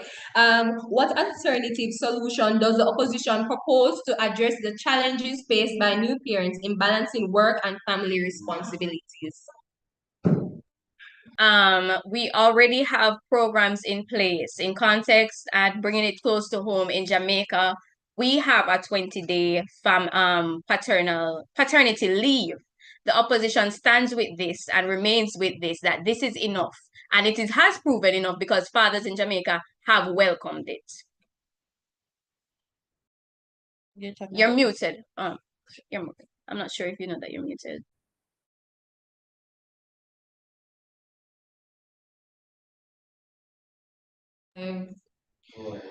How will the opposition ensure that the public sector employees can adequately care for their newborns without placing undue burden on mothers or compromising family well-being? Again, I must reiterate, the opposition stance is with the 20-day paternity leave policy that we already have. So all the familial support, whether emotionally or helping the mother, this can be fostered in the 20 days. And also, we need to highlight the fact that there are already programs and initiatives by the government in helping new parents to care for their children better. No. What specific programs are put in place to help the parents? And what evidence? And what evidence you carry to the table? Could you repeat that question? What specific programs are put in place to help these parents that you're talking about? And what evidence do you have on it? So within Jamaica, and most, if not all countries in the world, there's a national parenting support policy. This policy aims to create a framework for supporting parents and families, and it emphasizes the importance of parental involvement. So there are programs where you can get motherly skills, fatherly skills, and there are family resource centers as well, and community health programs, and nutrition programs, and social assistant programs in all countries, such as PATH, which is the Program of Advancement through Health and Education. Okay, our next question is, what evidence do you have that shows that this 20-day period will help in supporting the fathers? The mothers. And the mothers. What that makes it sufficient, sorry.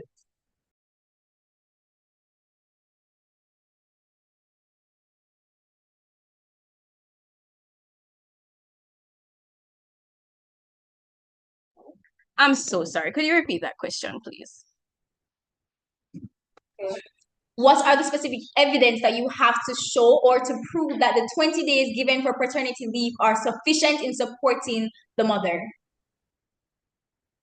So educators involved in parenting programs have noted that participants show increased confidence and skills. And we've seen in workshops where parents are excited and empowered to apply these. Now, the 20 days was reviewed and mandated by our government, and it has been reviewed and it has been done in other countries. So it's not just solely Jamaica. It's been done in America. It's been done in Central America. It's been done in Europe and all others. Yes.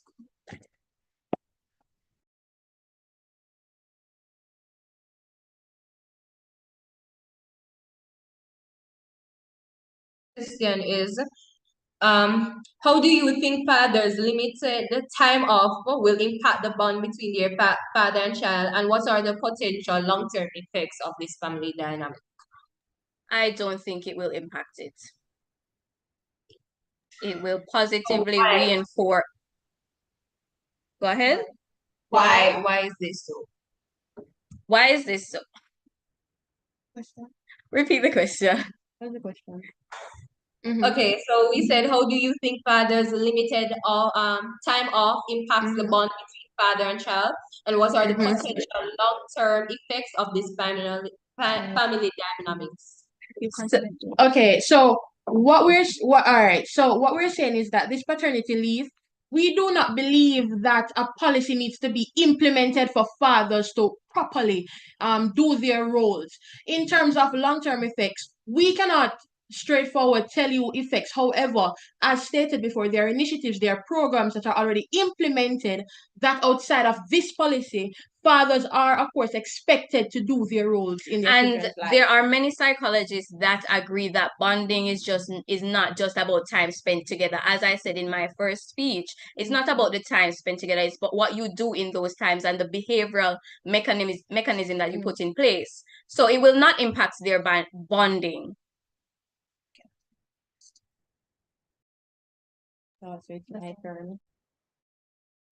And that wraps up the cross-questioning period for side proposition and the cross-questioning period overall. Thank you guys for a very, very engaging section. And now we're gonna pause for 1 minute to give you guys a bit of time to prepare your reply speeches.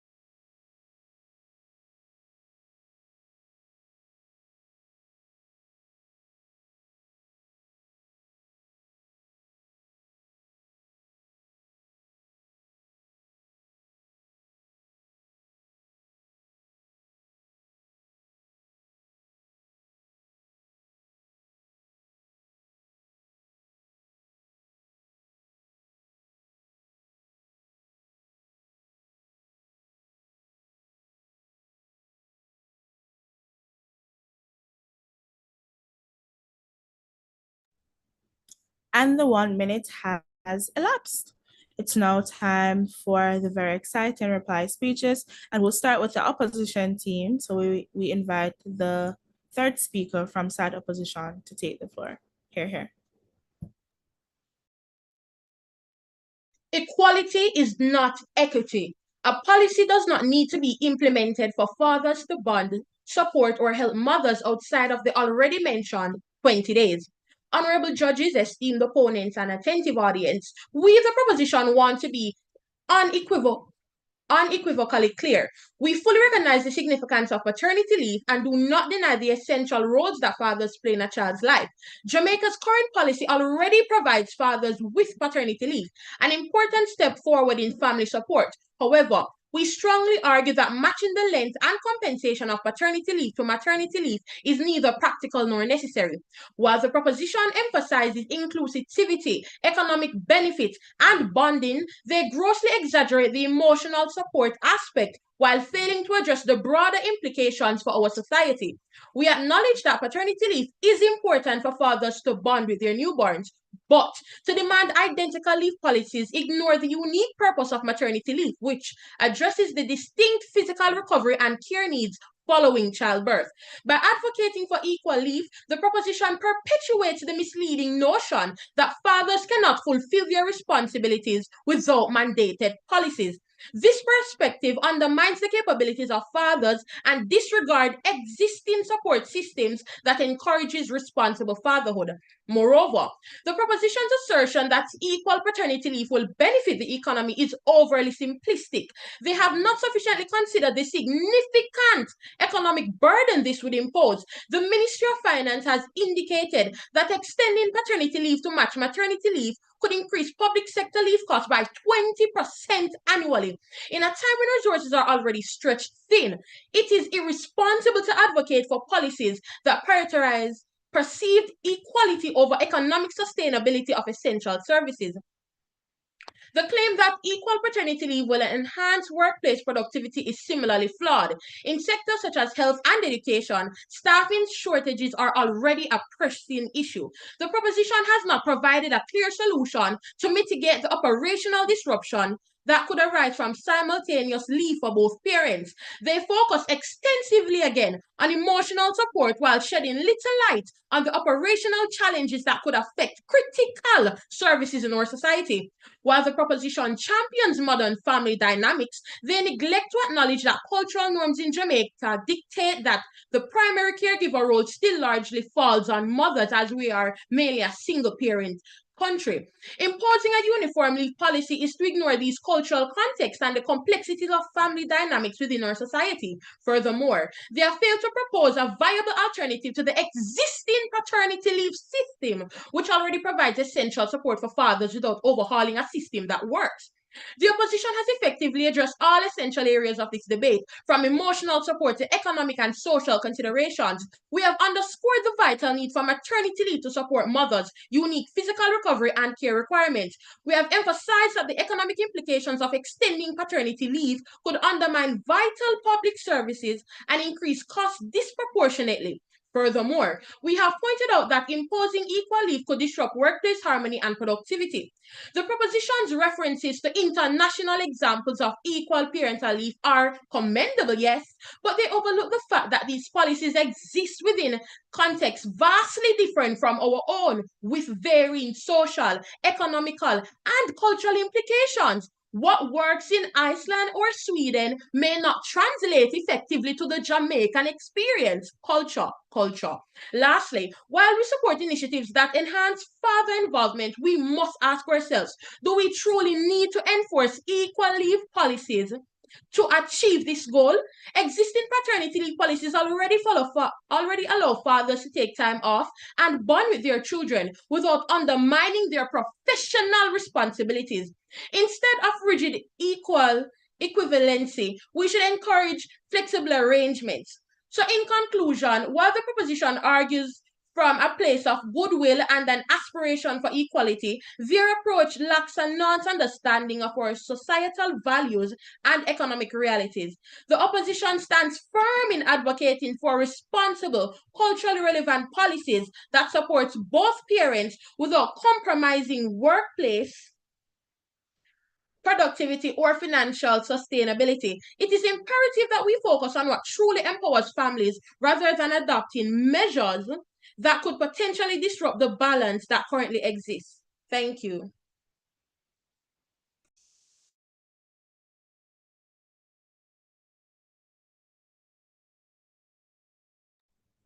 We thank the opposition reply speaker for her submission, and now we invite the proposition reply speaker to make her contribution and to close off the government bench and the debate overall. Please make her welcome. Hear, hear.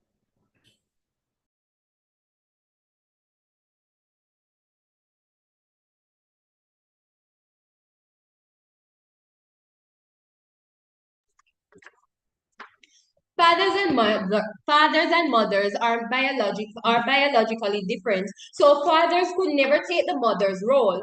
That is why we have to extend paternity leave to assist the mother in times of hurt and pain. We're not saying that the mother does not need the time. We're saying that because the mother needs the time, it is even more important that the fathers are there to support the mother and the child. Research has shown that other countries that has implemented both paternity and maternity leave aren't suffering financially. The cost paid off by implementing this can be paid by the increasing in productivity of the workplace.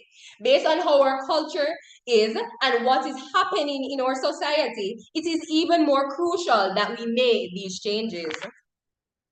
Mr. Speaker, we can argue and state that we do not need equivalent length of paternity and maternity leave.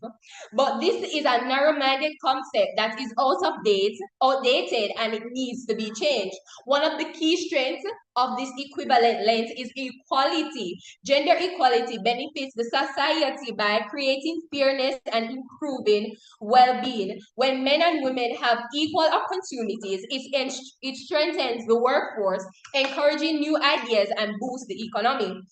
When we think of physical, social, mental well-being of the family, we outline that no gender is greater than the other. By opposing this motion, the opposition team has given stereotypical responsibility to the male and female of this nation. There is no one person in reproduction of a child, so it is of sound judgment that the government team says that both parents are responsible for child rearing. Having two parents in child raising provides emotional support as they share the demands of the child and avoid burnouts. And yes, persons might try to manipulate the equivalent length of paternity and maternity leave. But Mr. Speaker, this is why clear guidelines are put in place and monitored. There are always solutions to every problem in changing these idealistic gender roles. The males of our generation will slowly but surely see the value of the words in caregiving roles. It will break down the way they think for the better. The father is the anchor of the family. He provides stability, security, and support. He offers emotional strength, reassurance, and guidance, especially during times of challenges like pregnancy and childbirth. But Mr. Speaker, with all this pressure, a father will also go through mental stress like the mother. During pregnancy, mothers experience changing appetite, mood swing, nausea, and other symptoms. Sorry, this can assist to sorry, let me say, this can lead to situation where the mother might request a food, lose their appetite when it's ready, caused by frustration, leading to frustration, tiredness, and the strain in a couple's relationship.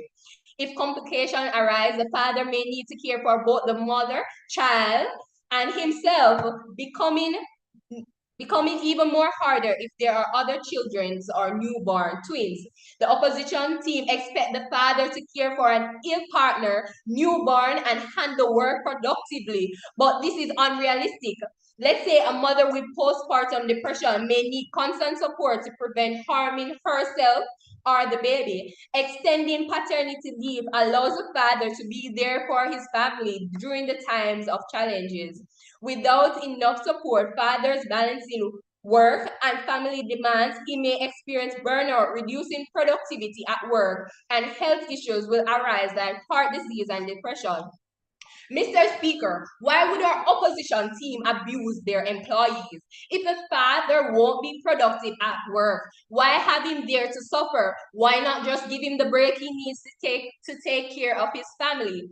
We strongly support the motion to provide extended paternity leave for the father, not just for free time, but because we recognize the significant challenges of childbirth and child rearing. This is about empowering families, giving fathers the opportunity to bond with their newborn and support their partner during critical early months. By allowing fathers to be fully present, we create a strong family unit and promote a healthier society. This isn't just about a policy change, it's about the transformative investment in our future where we will supported families leads to more happy and more productive communities. We must embrace the motion that not only represents parental roles, but also lays the foundation to a brighter tomorrow. The proposition team rests their cause.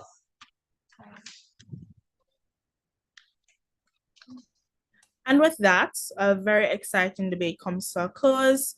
The adjudicators are going to excuse themselves to a breakout room to deliberate, after which we'll come back with the results. But while the adjudicators are away deliberating, we encourage you guys to, engage in some dialogue, talk about the motion, that sort of thing. And yeah, we'll be back in a little bit. Hold on. Thank you, Mayday, for for an exciting debate. It was awesome. Definitely. Going against you guys.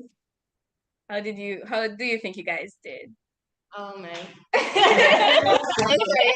I don't want me to. I mean, I could have put more into it. I feel like it wasn't 100, but we could have put way more into it. Not sure really what really happened. You guys did great, by the way. Like put some really good points into it. So I was like, okay. But Thank you. I mean, to be fair, it's kind of a hard side to defend. Yes, Like exactly. it is. So I mean, it would require a lot more research and all of those stuff. But you did great regardless. You really did put up a challenge, especially with the emotional aspect. Really was a challenge. Yeah. I'm so burned out. But good job. Good job, guys. It was really good. And you emphasize gender equality. You know, as women, we are for gender equality. So I know it was hard for us to argue against gender equality. Yeah. They kept restating a stance. They said was something about gender Equality is not equity. Yeah. I was like,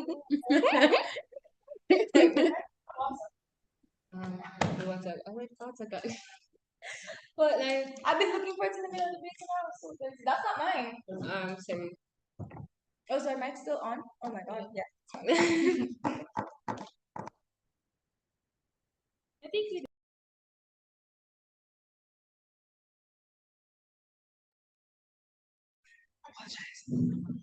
Shimmy, shimmy, cocoa pop.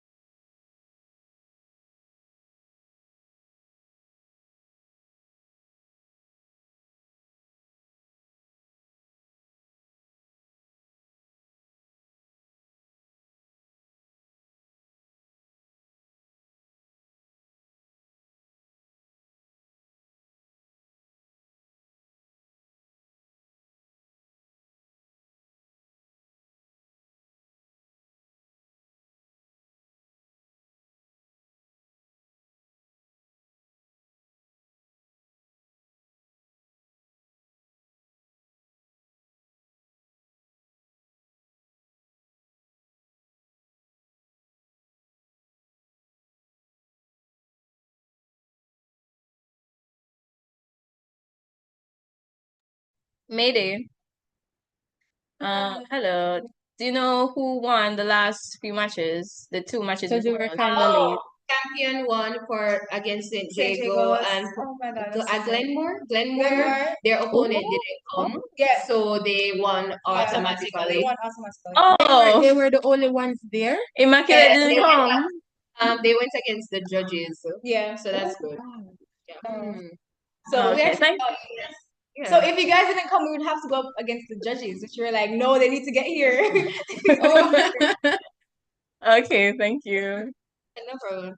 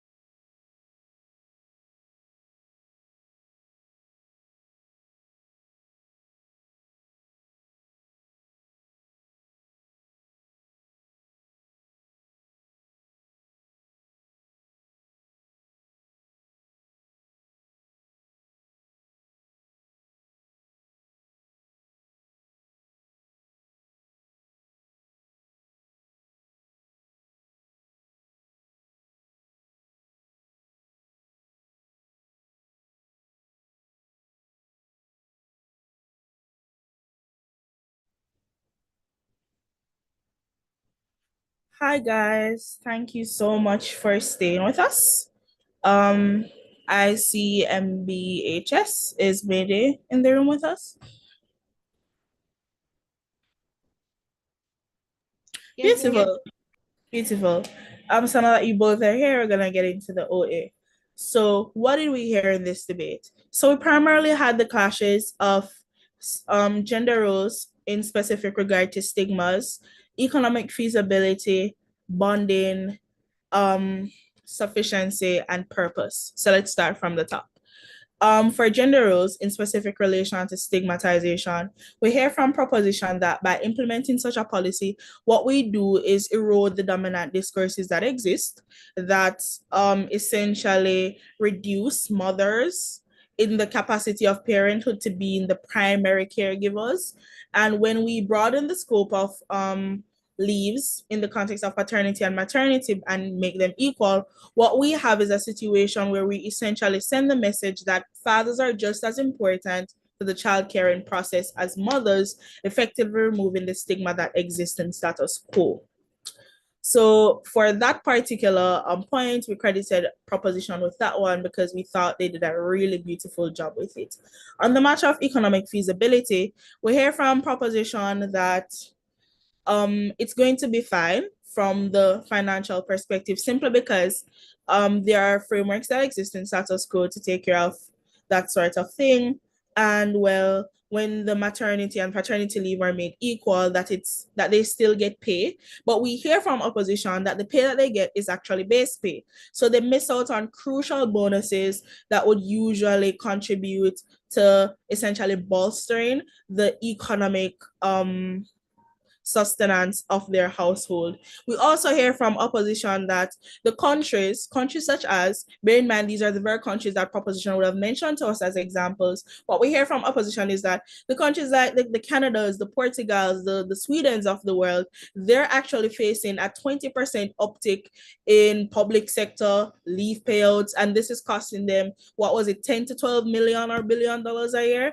We thought on the panel that was the use of those statistics did a really good job of showing us exactly how much it would cost, not just the parents, but also the public sector, and by virtue of that, the government to put a policy like that in place. We appreciated opposition's use of stakeholder analysis in putting that viewpoint forward, simply because in any debate where it speaks about the implementation of a policy, ultimately it benefits or harms multiple people, the people who are benefiting, the government, and ultimately the public sector. So we really appreciated their use of stakeholder analysis.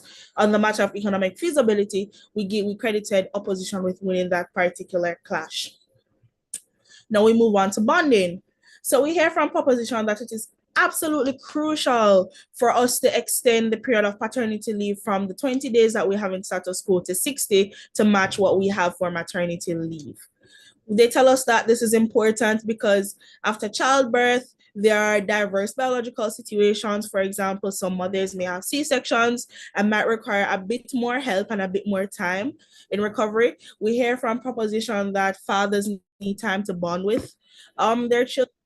We hear that mothers might need that extra support. We hear that fathers need to be more integrated into the childcare process. But we'll come over to side opposition, and side opposition concedes that, yes, these are benefits that we get from extending paternity leave from 20 to 60 days. But these aren't benefits that can be achieved only within that 60-day period. We hear from opposition that these are benefits that we get beyond that, and it is not okay for us to grant this policy given all its harms on the premise that it gives fathers more time to bond with their children, especially when in status quo, we see where that's not even what the period is being used for. They use it to find other part-time work, they use it as vacation, they use it for infidelity, which might add is completely counterproductive to sorry, the intended purpose of paternity leave. So when we take into consideration all of those arguments, we credited opposition with it simply because they developed their points to the extent that it gave the panel a better appreciation for what exists in status quo. And what we would also like to commend the opposition team on is the beautiful job that they done at analyzing not just their side of the argument, but also assessing the counterfactual and doing that sort of comparative analysis and weighing both worlds for the judges to really show us why their side of the house and the world that they're painting for us would be better. So we also had the matter of sufficiency. Is the 20 days enough? Do we need the 60?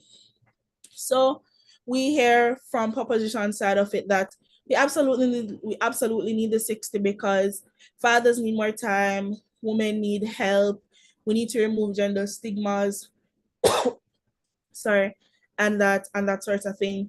We hear from opposition that we don't need the full 60 because this is going to condemn the families into bankruptcy, not going to be able to take care of themselves or the children. The government can't afford this. As shown in status quo, the public sector cannot afford this. Furthermore, this is going to damn all the people who look towards the public sector for essential services like healthcare and education. And we thought that in the real world, status quo shows us where the opposition side of the case was a bit more convincing and a bit more likely to happen. And given that they would have also told us that the benefits that we get from, sorry, one second.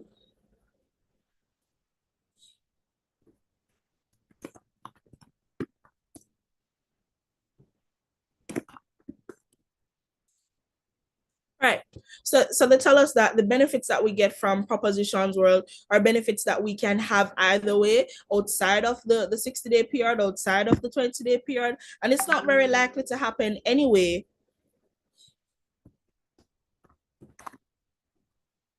Sorry. Right. Great.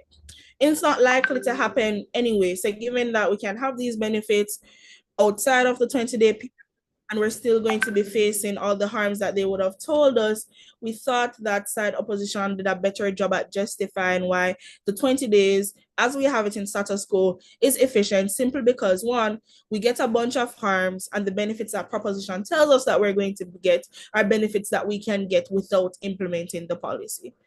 On the matter of purpose. So the purpose and sufficiency clash are a little bit intertwined in the sense that it's the same points that apply.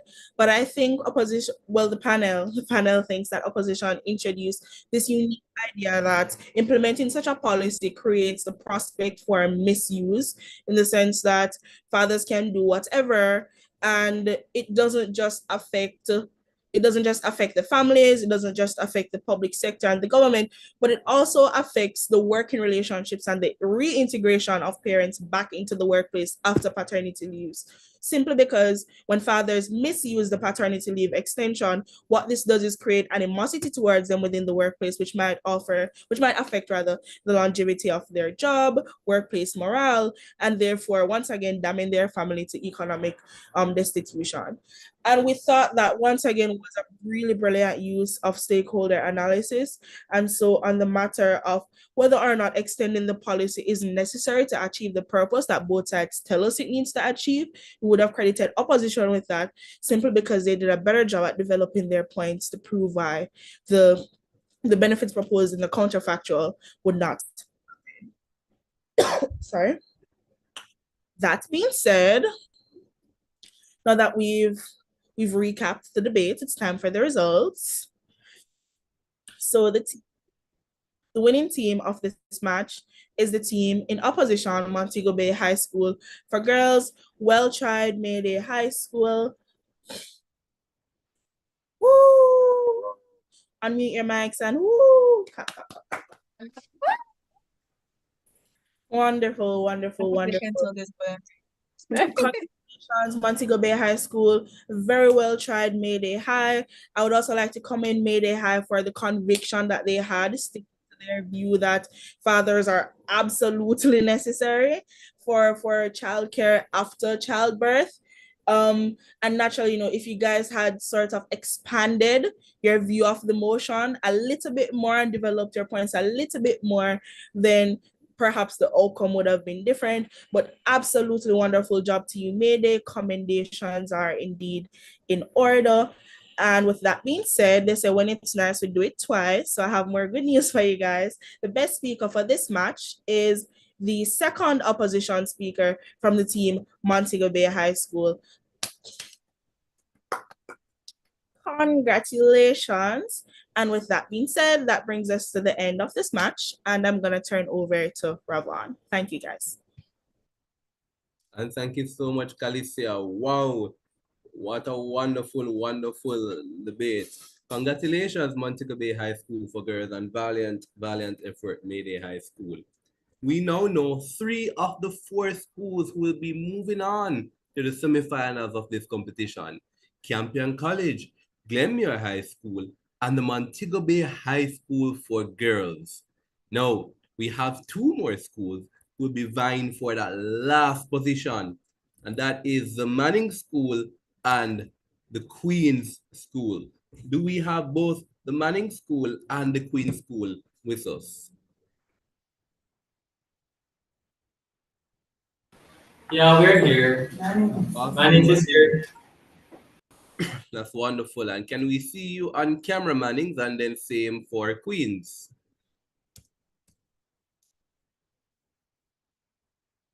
Yes, Mannings is here with some fans in the background.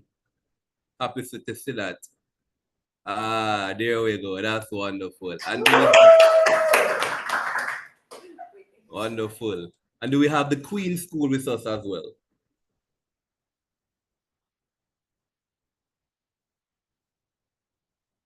Queens is present. Awesome, Queens. Can I see your camera?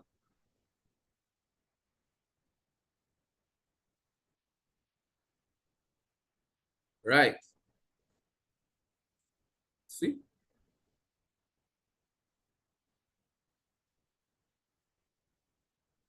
Right, and there we go. So we're ready to get this show on the road. As I mentioned before, this is the final match in the quarterfinals, and this will see Manning School facing off against the Queen School, and they will be debating the motion. This house believes that the recent salary increase for public sector workers justifies the government's demand for higher productivity and efficiency. In other words, we pay you more money, we're therefore demanding greater productivity and efficiencies from you. And is that a justified expectation from the government or not? Teams, you know your speaker times. First speaker, you get 7 minutes. Second speaker, you will get 6 minutes. And the third and final speaker will get 5 minutes. And of course, between the second speaker and the third speaker is that exciting period of cross-questioning. Teams are reminded that points of information will not be allowed within the first and last minute of each speech. Apart from that, points of information are absolutely welcome. And of course, there'll be no points of information in reply speeches. Right, with that out of the way, we now open up this debate and invite the first speaker from the team Manning School to open this debate.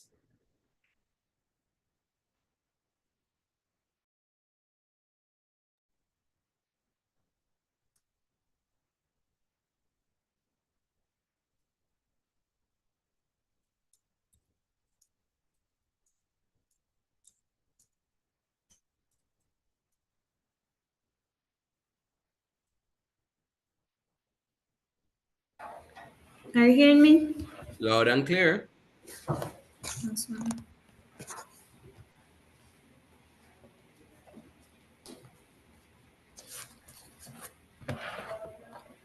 It is not fair to expect efficiency and productivity from our workers when they're underpaid, unenthusiastic, and struggling to make ends meet. Rather, it is entirely justifiable to demand higher levels of efficiency and productivity when workers receive a salary increase that reflects their value and provides them with fair compensation and the motivation to excel. As our reggae icon Bob Marley said, a hungry man is an angry man. And if our public sector workers are hungry for fair pay and have gotten just that, it is a must for them to be efficient. If compensation isn't linked to output, then what is it for?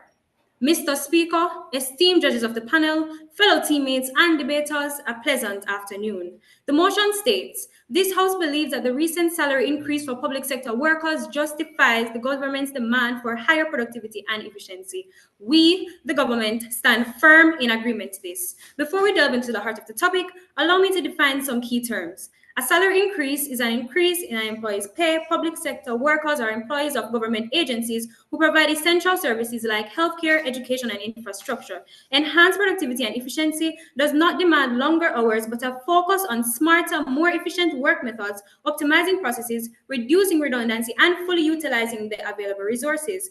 Justifies means providing solid, reasonable grounds or evidence to support the government's demand for higher productivity following a salary increase for public sector workers. This implies that the salary increase is not just a reward, but an investment that warrants a fair expectation of improved performance and efficiency in return. Demand, as used in economics, is a need for a specific commodity or service backed up by the capacity and willingness to pay for it. In the context of this present debate, the demand that the public sector workers will be more productive and efficient stems from the expectation that after receiving a pay raise, they will return the investment by performing better and being more dedicated. In addition to being reasonable, this fair demand is essential to guaranteeing the public services successfully addresses the needs of individuals. The status quo is described as recent pay increases for Jamaican public sector employees, which have increased by 70 to 20%, with public sector wages making up nearly a third of national expenditure. It's only fair and reasonable to expect a return on that investment the last 3 years and address issues of a lack of motivation and wage stagnation. Now, with that being said, allow me to ferment my substantives. I, the Prime Minister, will inform and highlight how increased pay will motivate employees to work harder and efficiently, the importance of this demand and how it will further benefit our economy, and how the government's demand is fully justifiable. My well-profound second speaker will furthermore ferment these points and address morale and productivity, accountability of taxpayers' fund, and the current state of the economy. Additionally, my third speaker will summarize our case. Mr. Speaker, given the economic investment in public sector wages and taxpayers funding these raises, the public sector has a duty to reciprocate by providing higher quality services and ensuring a return on this investment. The opposition may say that the government's demand is too much. However, I must make it clear that the government is not simply increasing expectations, but is supporting these productivity goals through technology investment, performance-based investment, and training like the Marcus Garvey Public Sector Graduate Scholarship Program, the Public Sector Learning Framework, and the Public Sector Transformation and Modernization Program. The government is demanding better quality services and not more hours. Funding their salaries through taxes ensures that public needs are met effectively and consistently. It is imperative to know the reality. Underpaid workers often are demotivated. This is mainly because insufficient income places financial stress on public sector workers as they struggle to meet their basic needs and cover expenses. This over time deteriorates motivation and devotion to their jobs. This is especially problematic in industries like emergency services and healthcare, where precision is critical. Therefore, this poses great risks, harming our economy, and would lead to a plethora of detrimental defects due to dissatisfaction, such as seeking other options for work in the private sector, migration, and emission of low-quality essential services, which will inevitably affect the quality of life. Furthermore, migration trends has become increasingly severe. Let's start by looking at our education. Despite being the foundation of Jamaica's future, according to the United Nations in Jamaica, a report net migration reached around 18,000 people in 2020. Jamaica faced a critical brain drain. Former Finance Minister Dr. Nigel Clark stated this salary reform is aimed at retaining talent, improving morale, and aligning public sector wages with the private sector, addressing long-standing wage stagnation issues. Therefore, in order for our workers to produce more needed human capital, we need the public sector workers to be more motivated. And due to this need, the public sector workers' income must be increased. More pay means more motivation. More motivation means better service. Mr. Speaker, sector workers would naturally feel more motivated as financial stress would be alleviated due to adequate salaries that would now allow them to allocate for their basic needs. This acts as an incentive for them to be more productive and efficient in their work. Therefore, the government's demand for productivity and efficiency after increasing their income is only fair. As Warren Buffett, the legendary investor and philanthropist, once said, "Price is what you pay, value is what you get."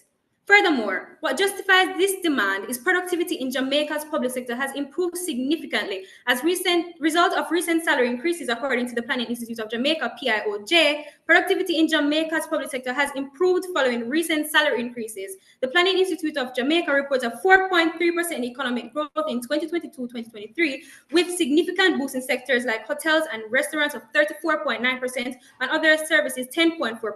Key areas such as healthcare and education saw 12% productivity rise, which also reduced turnover by 15%.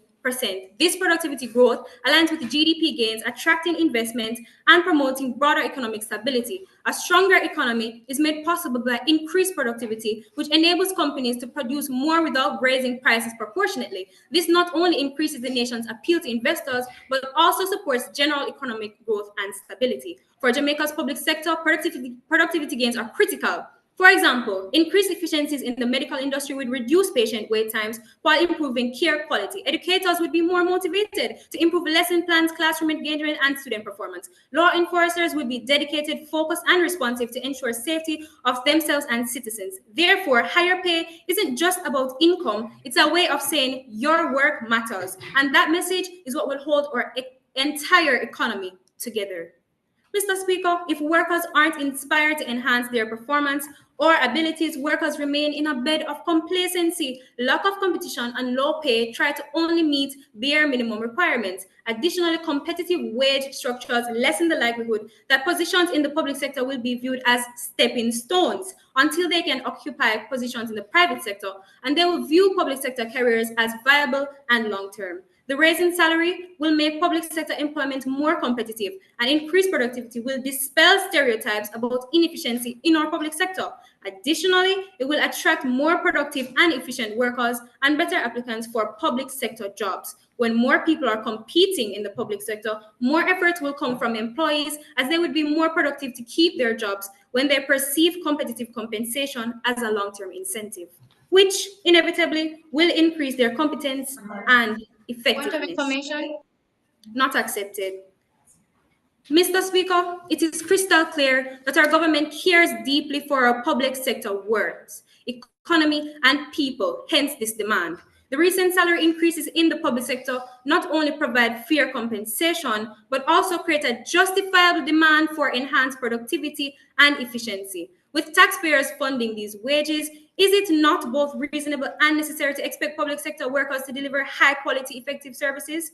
This investment in our workforce isn't just about meeting basic needs, it's about fostering dedication, reducing turnover, and improving public service quality. This is a huge leap in ensuring a higher quality of life and reinforcing the value of public sector jobs and employees. Repetition is the mother of learning. So again, as Warren Buffett said, price is what you pay, value is what you get. Our investment in fair compensation is an investment in the value, stability, and future of our beloved nation. The government rests. Thank you very much to the first speaker from the Manning School. We now invite the speaker from the opposing team to present that case. Of course, we're talking about the Queen's School, the first speaker from the Queen's School.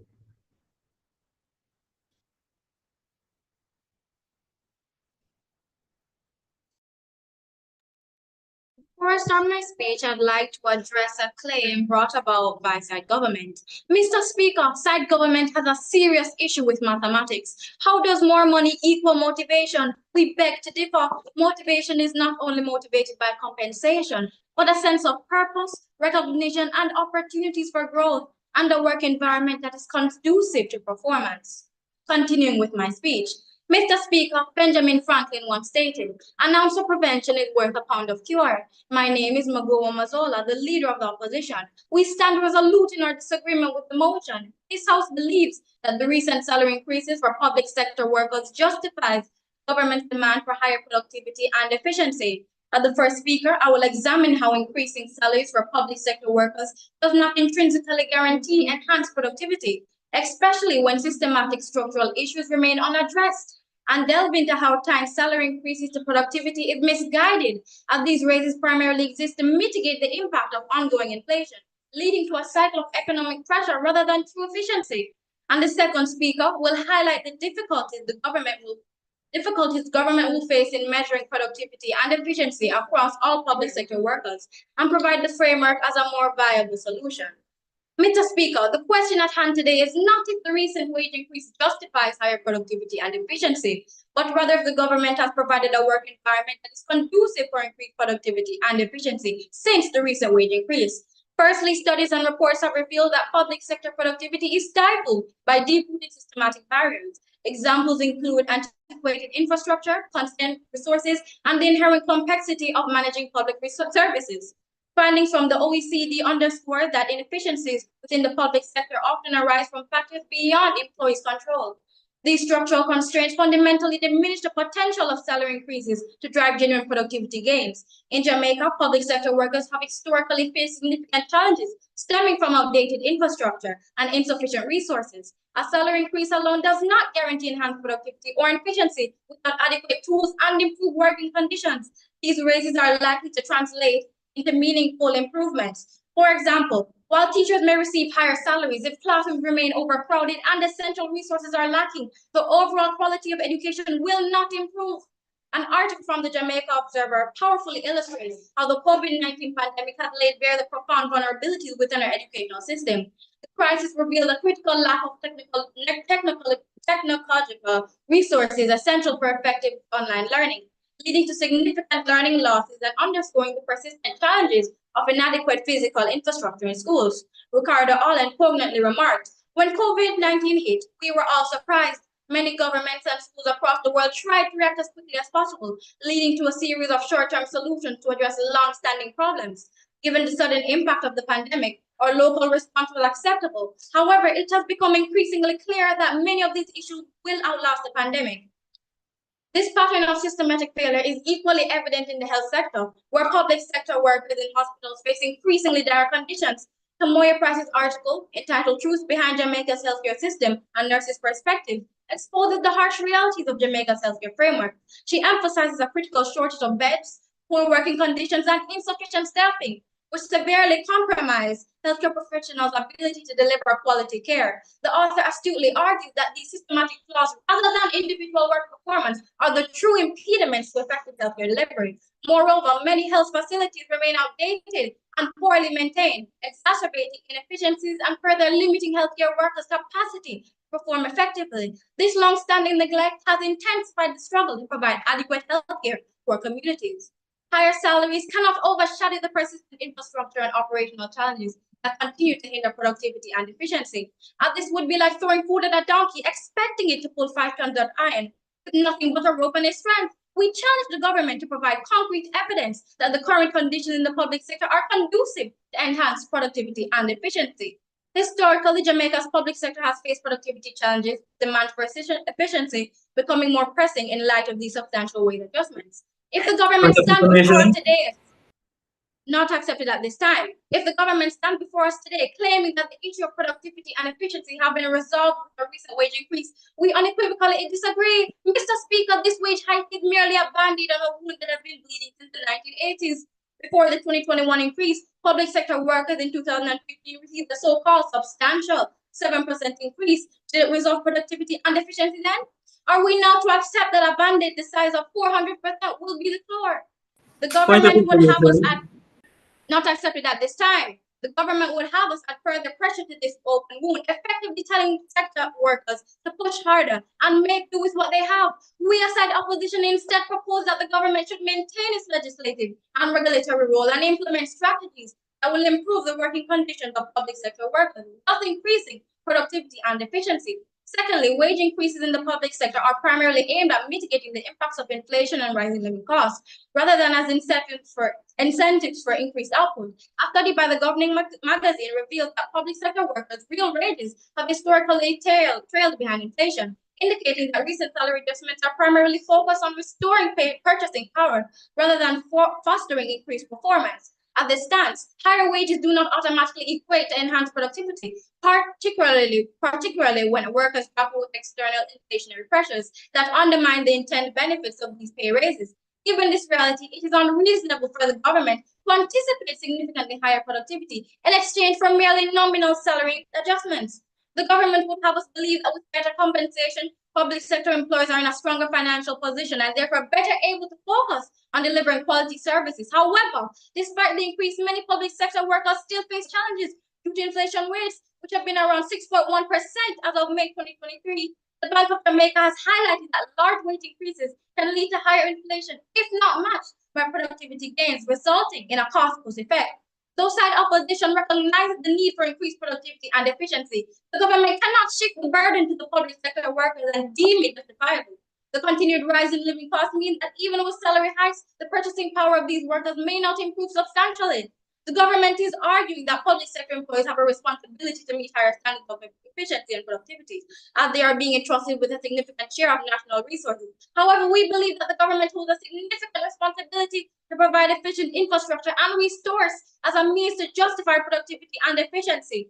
Increased wages does not automatically equate to higher productivity and efficiency, as it is not justifiable. Mr. Speaker, I would like to highlight that in Jamaican context, salary increases should not be seen in isolation from broader structural, That economic, is and operating factors. time.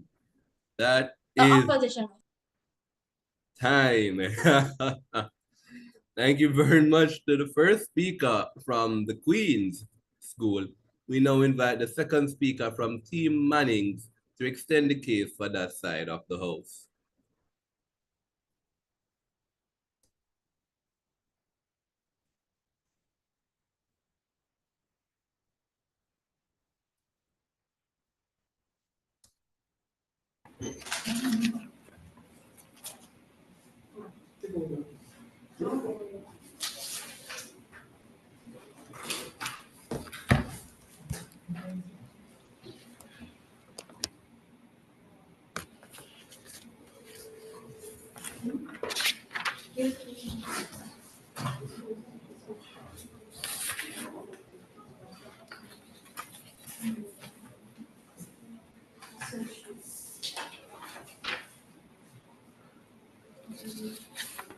Is everyone hearing me? Loud and clear. Ready when you're ready. Awesome.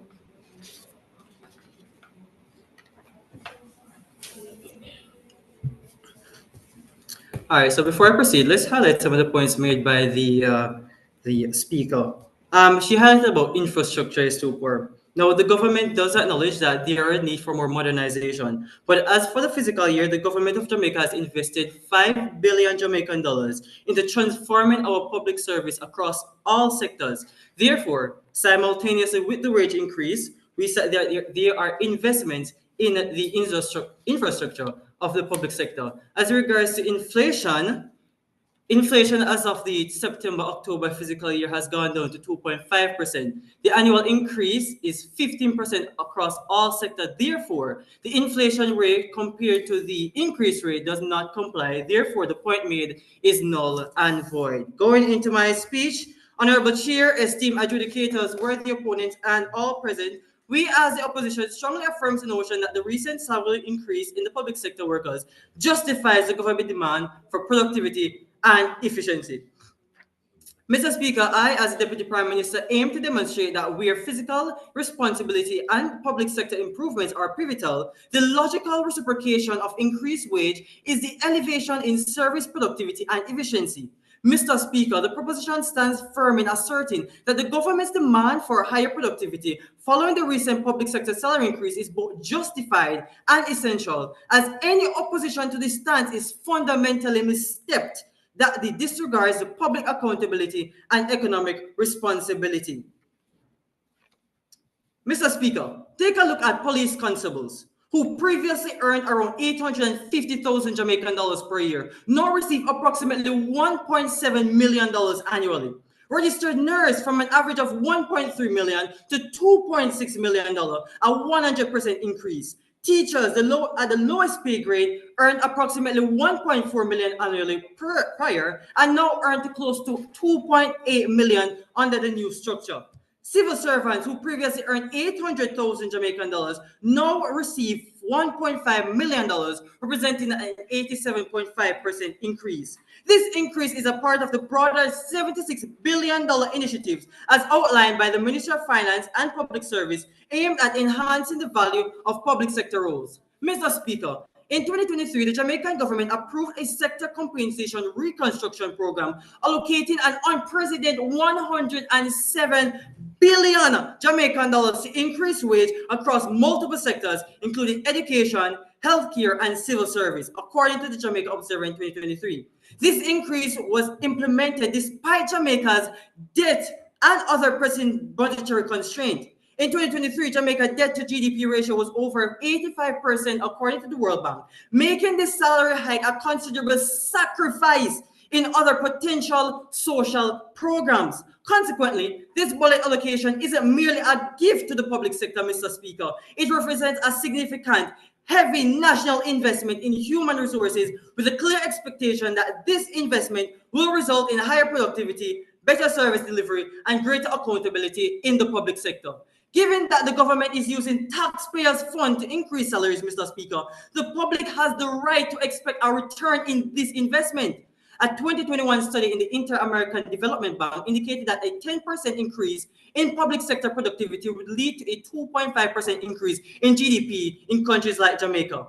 Mr. Speaker, and so it came. As my Prime Minister would have mentioned earlier, Jamaica experienced a 12% increase in productivity rate with a GDP growth of 2.9%, driven by an increase in service like transport, communication, and tourism-related sectors like the JTB, TBDCO, Ministry of Tourism, the UDC, and so forth. Previously, a 2021 Caribbean Policy Research Study showed that 68% of public sector workers cited low morale due to inadequate compensation as a primary cause of their lack of motivation and decreased performance. With only 31% of workers expressing positive morale in 2021, this jumped to 59% in 2023. That represents a remarkable improvement of nearly 60%.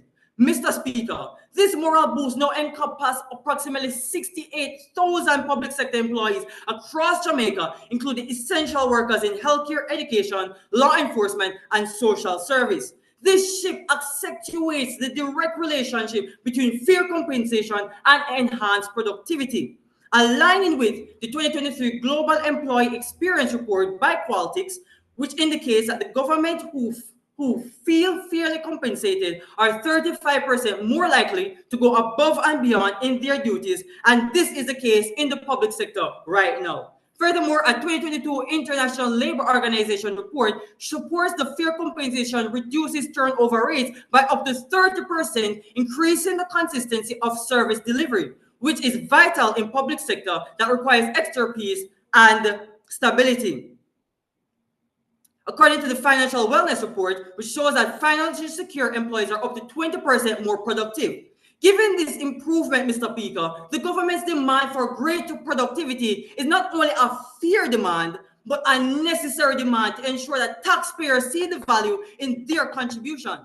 This substantive increase in their pay reaffirms the government expectation and confident investment in their workers for better efficiency and service quality, paving the way for a more responsible and effective public sector that truly serves the Jamaican people. The opposition reluctance to acknowledge these clear benefits undermines a high pay, the value of motivated workforce, neglecting the reciprocal accountability owed to taxpayers who ultimately fund their salaries. The government demand for increased productivity and efficiency is in exchange for a recent salaries increase in Jamaica public sector is balanced, fair, and economically responsible that benefits the nation as a whole. By aligning the high debt to GDP That ratio, is time. That the is approach not time. only strengthens the Thank economy you very by much curbing to inflation and the encouraging accountability, and it also rebuilds the Mr. trust in government Speaker, to use Mr. the Mr. government works. Passionate and empowered speaker. Thank you very much for that lovely speech from the proposition team from Team Mannings. We now invite the second speaker from Team Opposition to extend the case for the Team Queens.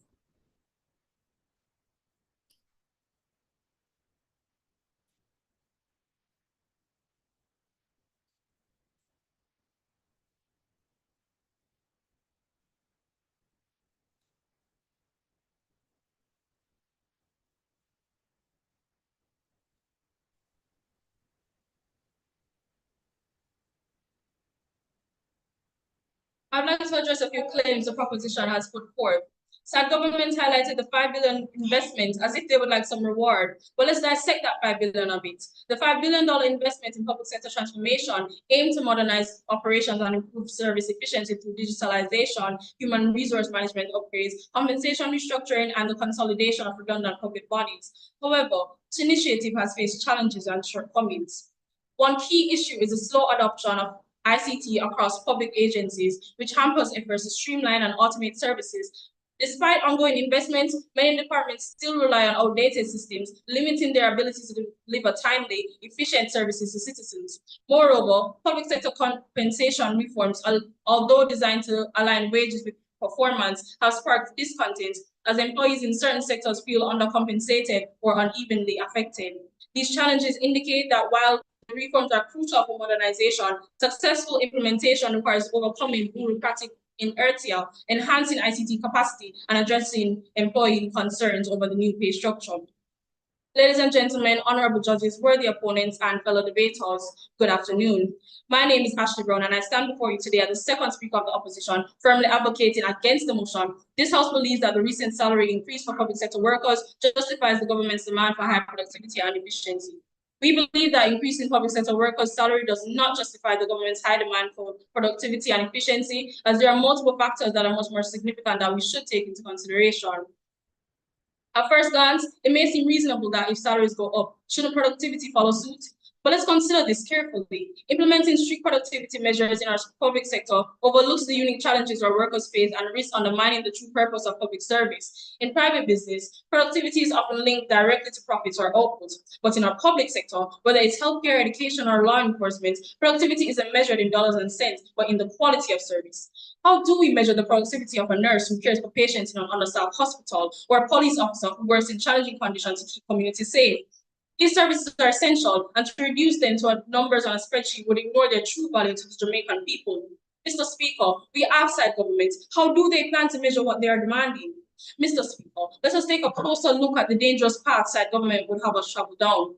Emphasizing numerical productivity could compromise service quality. In education, for instance, measuring teachers by the number of students they pass might lead to superficial learning or teaching to the test, detracting from genuine in-depth education. Aside government consider the fact that public sector roles often require collaboration across different departments or agencies. This makes it difficult to isolate individual productivity, and success often depends on cross-functional coordination and not teamwork.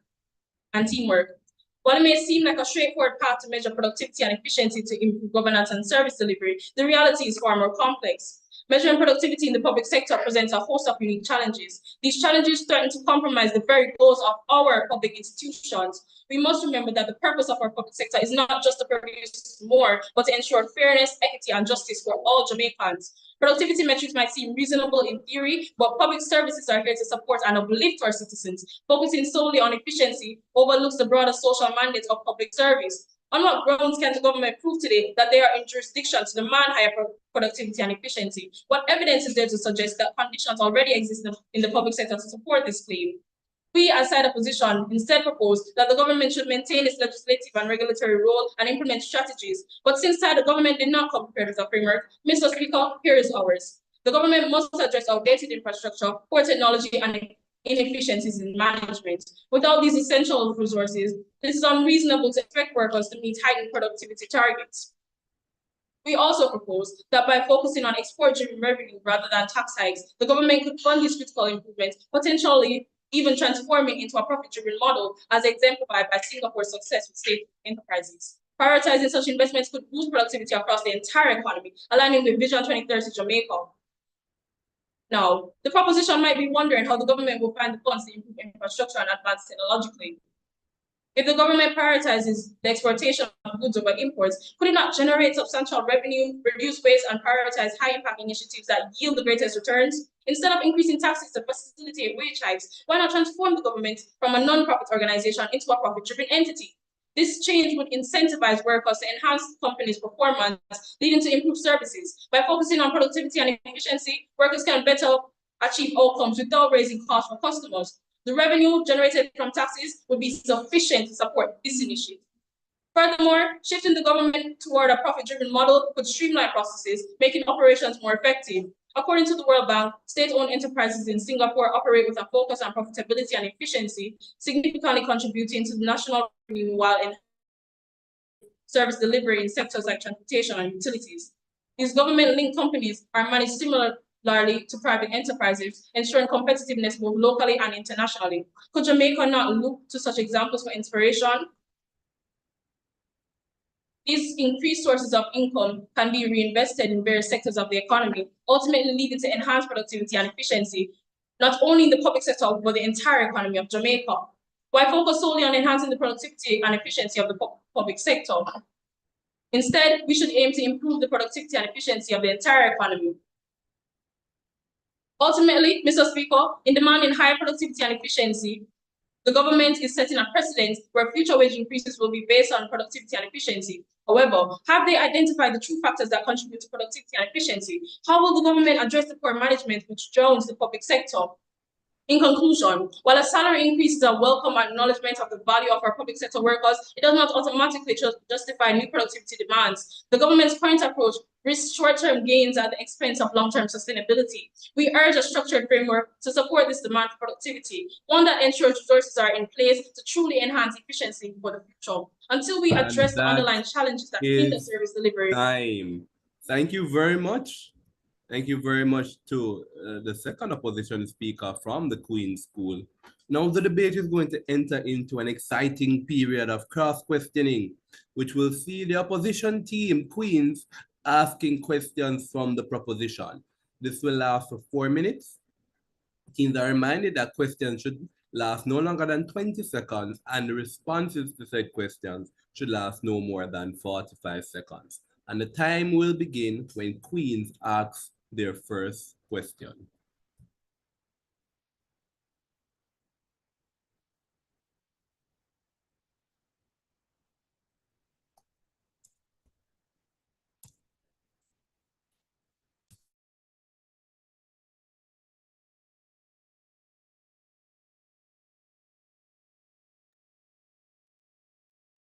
Did we turn on our camera? Okay.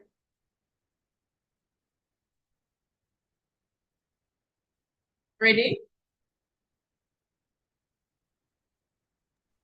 Ready when you're ready. If these wage increases are such a benefit, has the proposition considered the increased fiscal deficit expenditures of the government because of these wage spikes? You're breaking up. Can you please repeat that? I don't know if it's our connection, but you're breaking up. If these wage increases are such a benefit, has the proposition considered the increased fiscal deficit, the deficit expenditures of the government because of these wage spikes?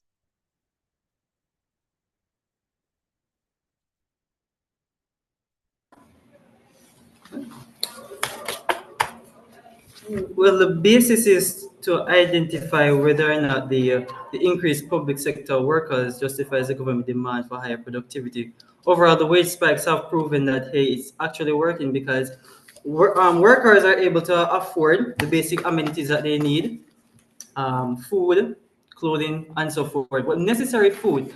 And with this wage increase, inflation is steady, but this inflation rate is lower than the percentile of annual income of the overall percentage of the public sector. So overall, expenditures will be more because public sector workers are able to spend more.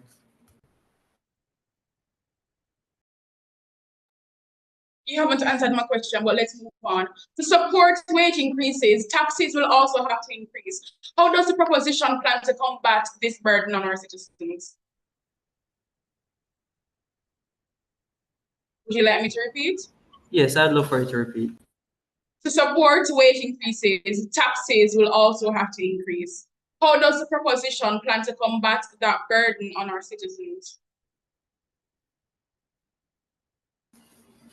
Well, we'll have to identify first what the tax rate is, but overall, there isn't any burden on our citizens so far as regards to tax rates, or not any data provided by the Statistical Institute of this year. So I don't see how your question relates to taxes really comes through.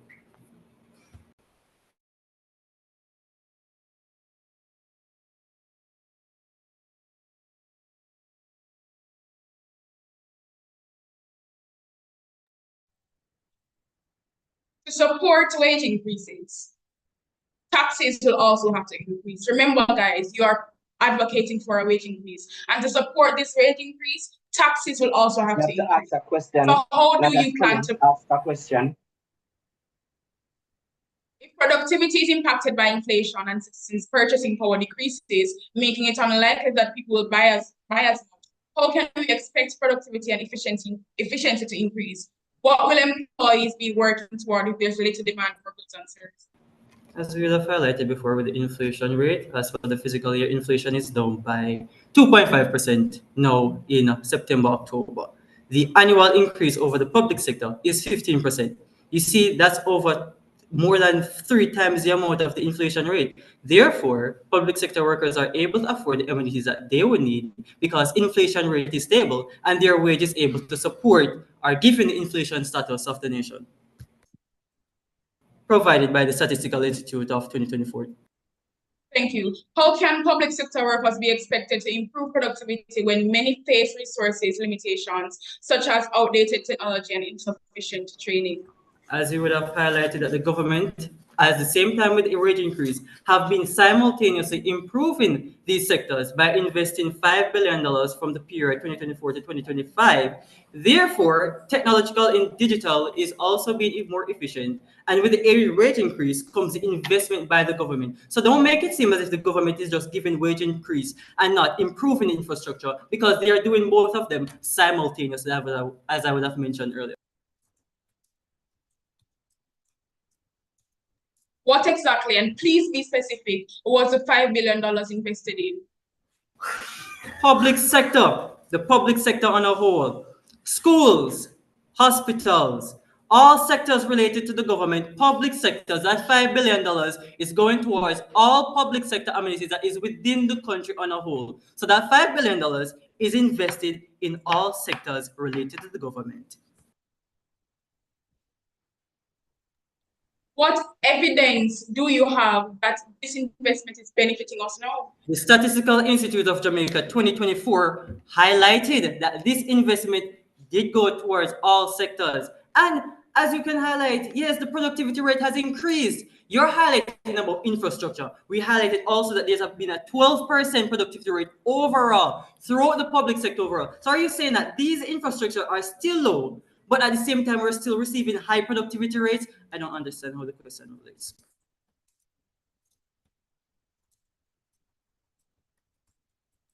If it is that you're receiving higher productivity rates, what is the need for the demand now? That's time, guys. No more questions. All right, that's the 4 minutes elapsed. Downey, I believe that the question has been asked, so we are going to allow the Manning School to answer it. Pardon, excuse me? We didn't hear the question because of the continuous clash between the voices. Okay. All right. So you can ask the question again, and then you can answer it. Please, go ahead.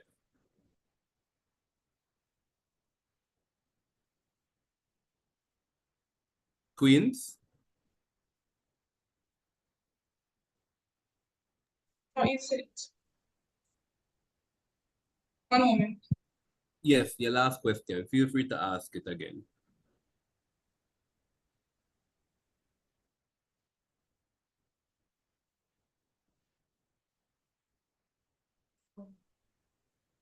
How can does the public sector... Sorry, go ahead, please.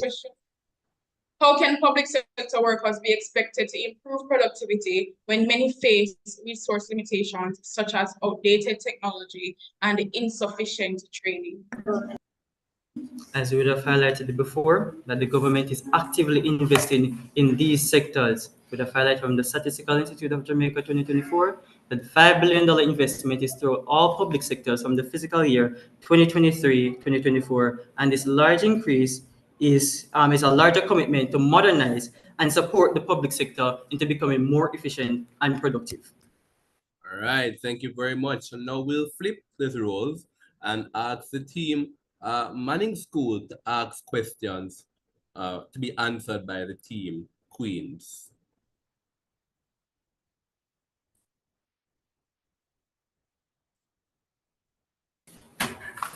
Okay.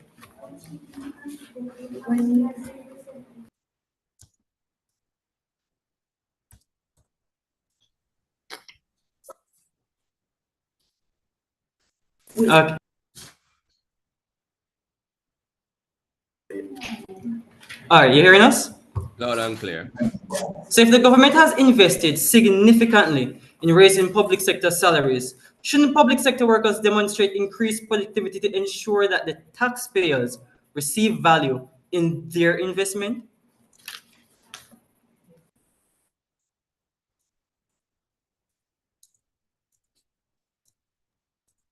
All we're saying is that we're unable to do our jobs because of infrastructure or work environments are not conducive to productivity and efficiency.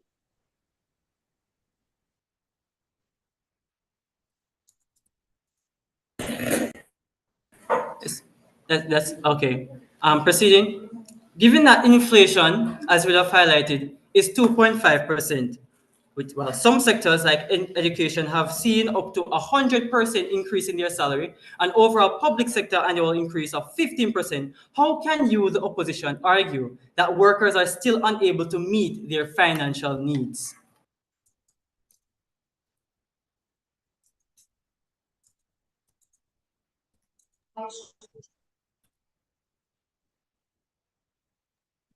Well, because when there is a significant increase in the wages, it causes there to be a push cost cycle wherein the wages will increase and the inflation rate will increase with it. Okay, all right. Considering that public sector workers are paid from taxpayer money, do you believe that the public is not justified in expecting enhanced productivity after a substantial salary increase?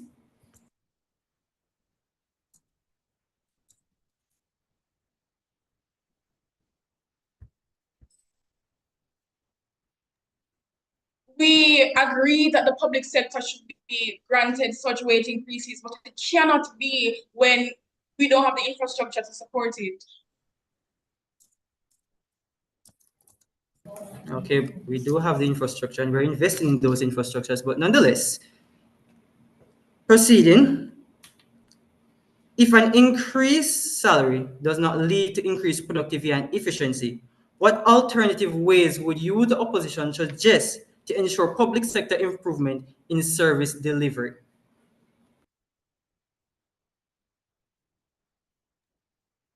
We would suggest that instead of saying that the increase of salaries will be equivalent and be able to be justified towards productivity and efficiency, instead saying that we invest in infrastructure that will create a conducive environment to allow said productivity and efficiency that you are supporting.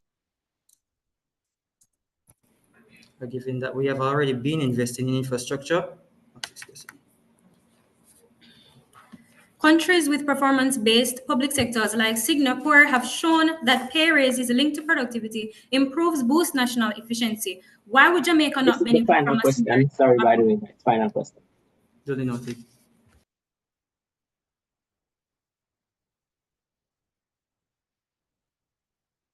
You can repeat the question, man. It maybe got lost. Go ahead. Countries with performance-based public sectors like Singapore have shown that pay raises linked to productivity improvements boost national efficiency. Why would Jamaica not benefit from a similar approach?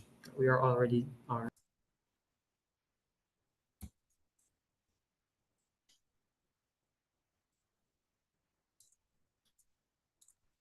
Can you please repeat the question?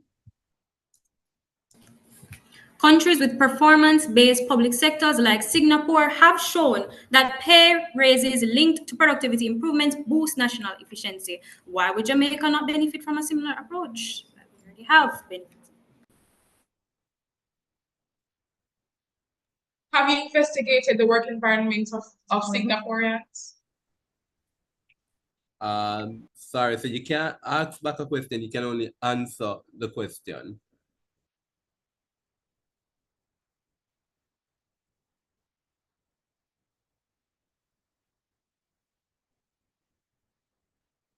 right, Queens, do you have an answer to that question, or should we press on?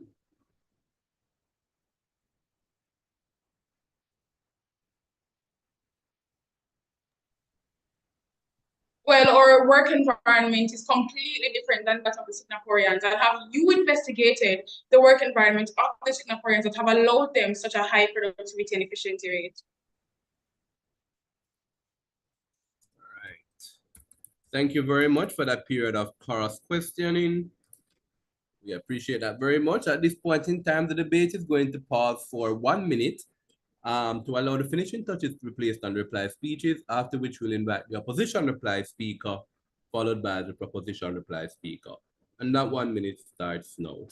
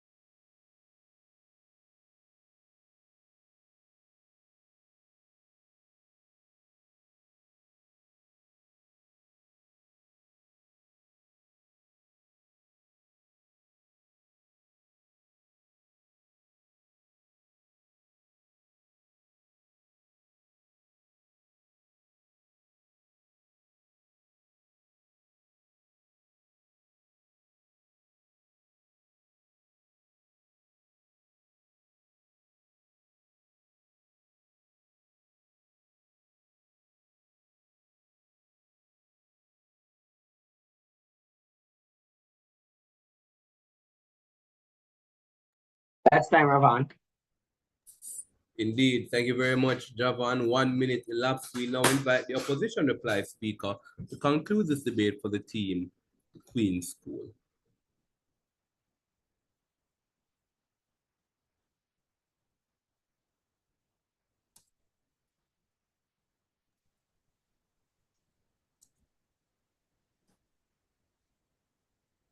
You can hear me? Loud and clear. I mean, clash of today's debate, Mr. Speaker, is whether higher wages and higher wages alone will motivate workers and help them provide for their families. Let me tell you why this cannot work. Any increase in motivation from a wage boost may be short-lived. Once the initial excitement of a pay raise fades, employees will revert to previous motivation levels, especially if the work environment remains unchanged. Side proposition, are you proposing that the government increase wages every time you think motivation is low? Ridiculous. Another clash is whether or not the $5 billion benefit the public sector. It is evident that Jamaica's public sector reforms have encountered notable changes despite some success.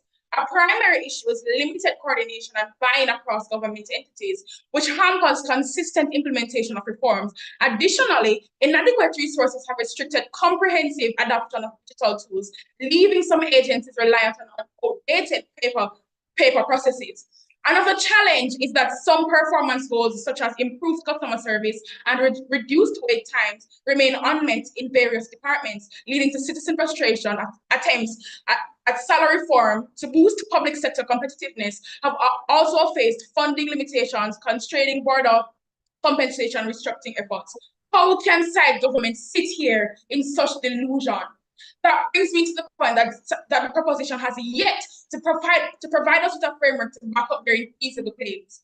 What the proposition has inherently told us today, Mr. Speaker, is that the only way we can guarantee high productivity in the public sector is through high wages alone, versus improving the outdated technology in these sectors and having structural reforms. And this cannot be, especially when there's a risk of complacency. Higher wages without performance incentives will lead to complacency, where employees feel they do not need to put in extra effort since they are already being compensated well. And to add, public sector workers already feel they deserve these wages they have been demanding for a while. So, side proposition, how will you guarantee this higher productivity rate after wage increases? By beating a stick across their backs? Rewind and come again. Side opposition is not arguing against a wage spike, but increased wages do not justify the government's demand for higher productivity. It, however, highlights the government's acknowledgement that higher cost of living and without a raise of purchasing power may be lost. Furthermore, a research analyst from the Ministry of Labour and Security has said that technology is the driving force behind productivity.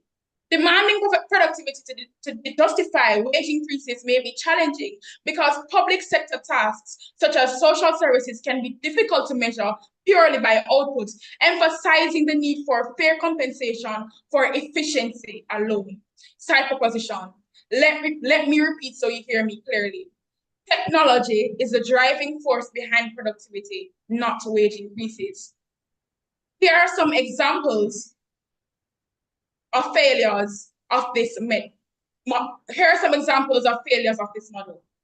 Examples of countries where public sector wage increases fail to boost productivity and efficiency include Greece.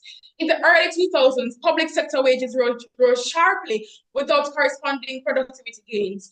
The increased contribution to fiscal strain and eventually the 2008 debit crisis reforms later imposed focus heavily on reducing public spending and restructuring compensation. For farmers, is getting increased pay, but harvesting foods by picking 30 pounds an hour. A wage increase will not increase productivity. What will is using a technology that will pick up 120 per hour. Does that not sound like efficiency and productivity to you? Italy has long struggled with public sector inefficiency despite periodic wage hikes. Wage increases do not incentivize productivity, leading to slow administrative services and significant public debt issues. Argentina. Repeated wage increases in Argentina's public sector during the 2010s aimed to offset inflation but lacked productivity requirements. This contributed to budget deficits, inflationary pressures, and economic instability. A report done by the Ministry of Labour and Security said that the purpose of wage increases was to increase purchasing power, and that is still not being done. So when you mentioned that my first speaker's point was null and void, I need you to come again. Inflation is still affecting wages.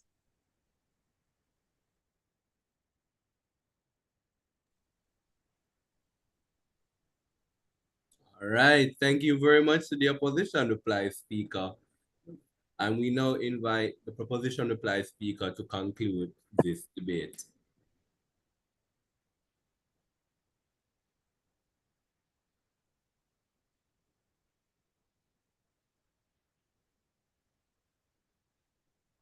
The third speaker from Team Manning's High School. Manning School. Use the mouse. Turn on the camera. Use the mouse. Use the mouse. Use the mouse. Use the mouse. Yeah. Honorable Chairperson, esteemed judges and worthy opponents, as a member of the government, I rise to affirm the motion that this House believes that the recent salary increase for public sector workers does justify the government's need for productivity and efficiency, and to explain why the government has won this debate. My esteemed colleagues have already outlined that this salary increase is a vital step towards enhancing workforce motivation and service delivery. Now, let me solidify this stance with additional reasoning and evidence. But before I get into that, I'll take a moment to address the arguments raised by the opposition. The opposition made claims that the government is neglecting the poor working conditions, yet demanding higher productivity. But the government is already investing in improvements alongside wage increases amounting to $5 billion. For instance, the Jamaican government has indeed prioritized the improvement of healthcare facilities, which is highlighted through the public sector transformation program, including the procurement of medical equipment and other resource allocation, fostering a more conducive environment. If money has nothing to do with motivation, how is it that, according to the Caribbean Policy Research Institute, CAPRI, there is a 60% increase in productivity amongst public sector workers who are motivated? And why are they motivated? Because of this high compensation. The government isn't saying that it is wages alone. the government actually has initiatives in place to help support the public sector workers. And as my first speaker highlighted, how is it that we, for instance, we use how is it that we measure productivity? Sorry, that was a question asked. For instance, we use performative measures. Take, for instance, medical industry. Patient wait times will be reduced and improved care quality in education will be increased. Educators will be more motivated to improve lesson plans, classroom engagement, and student performance, and reduce the rates of high school dropouts. The government rests.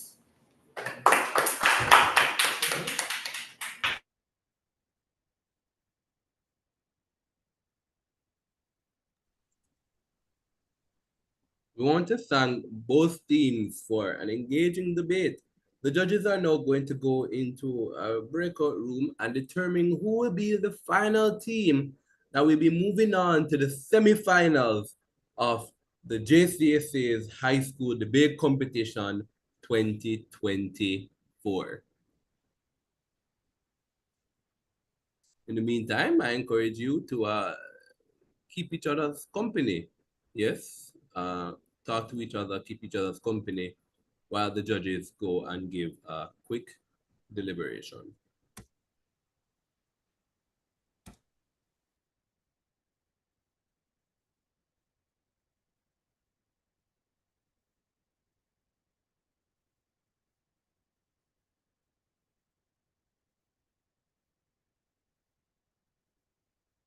Ravan, which room are we going into?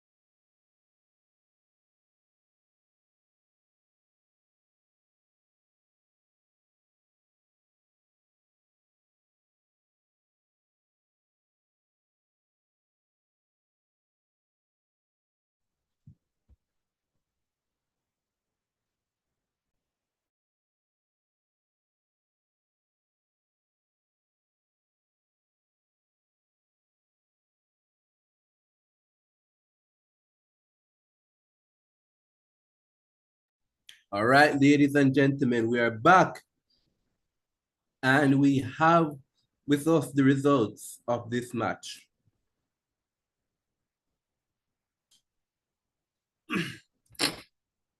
So this debate centered around whether or not the government was justified in requiring or demanding higher productivity and efficiency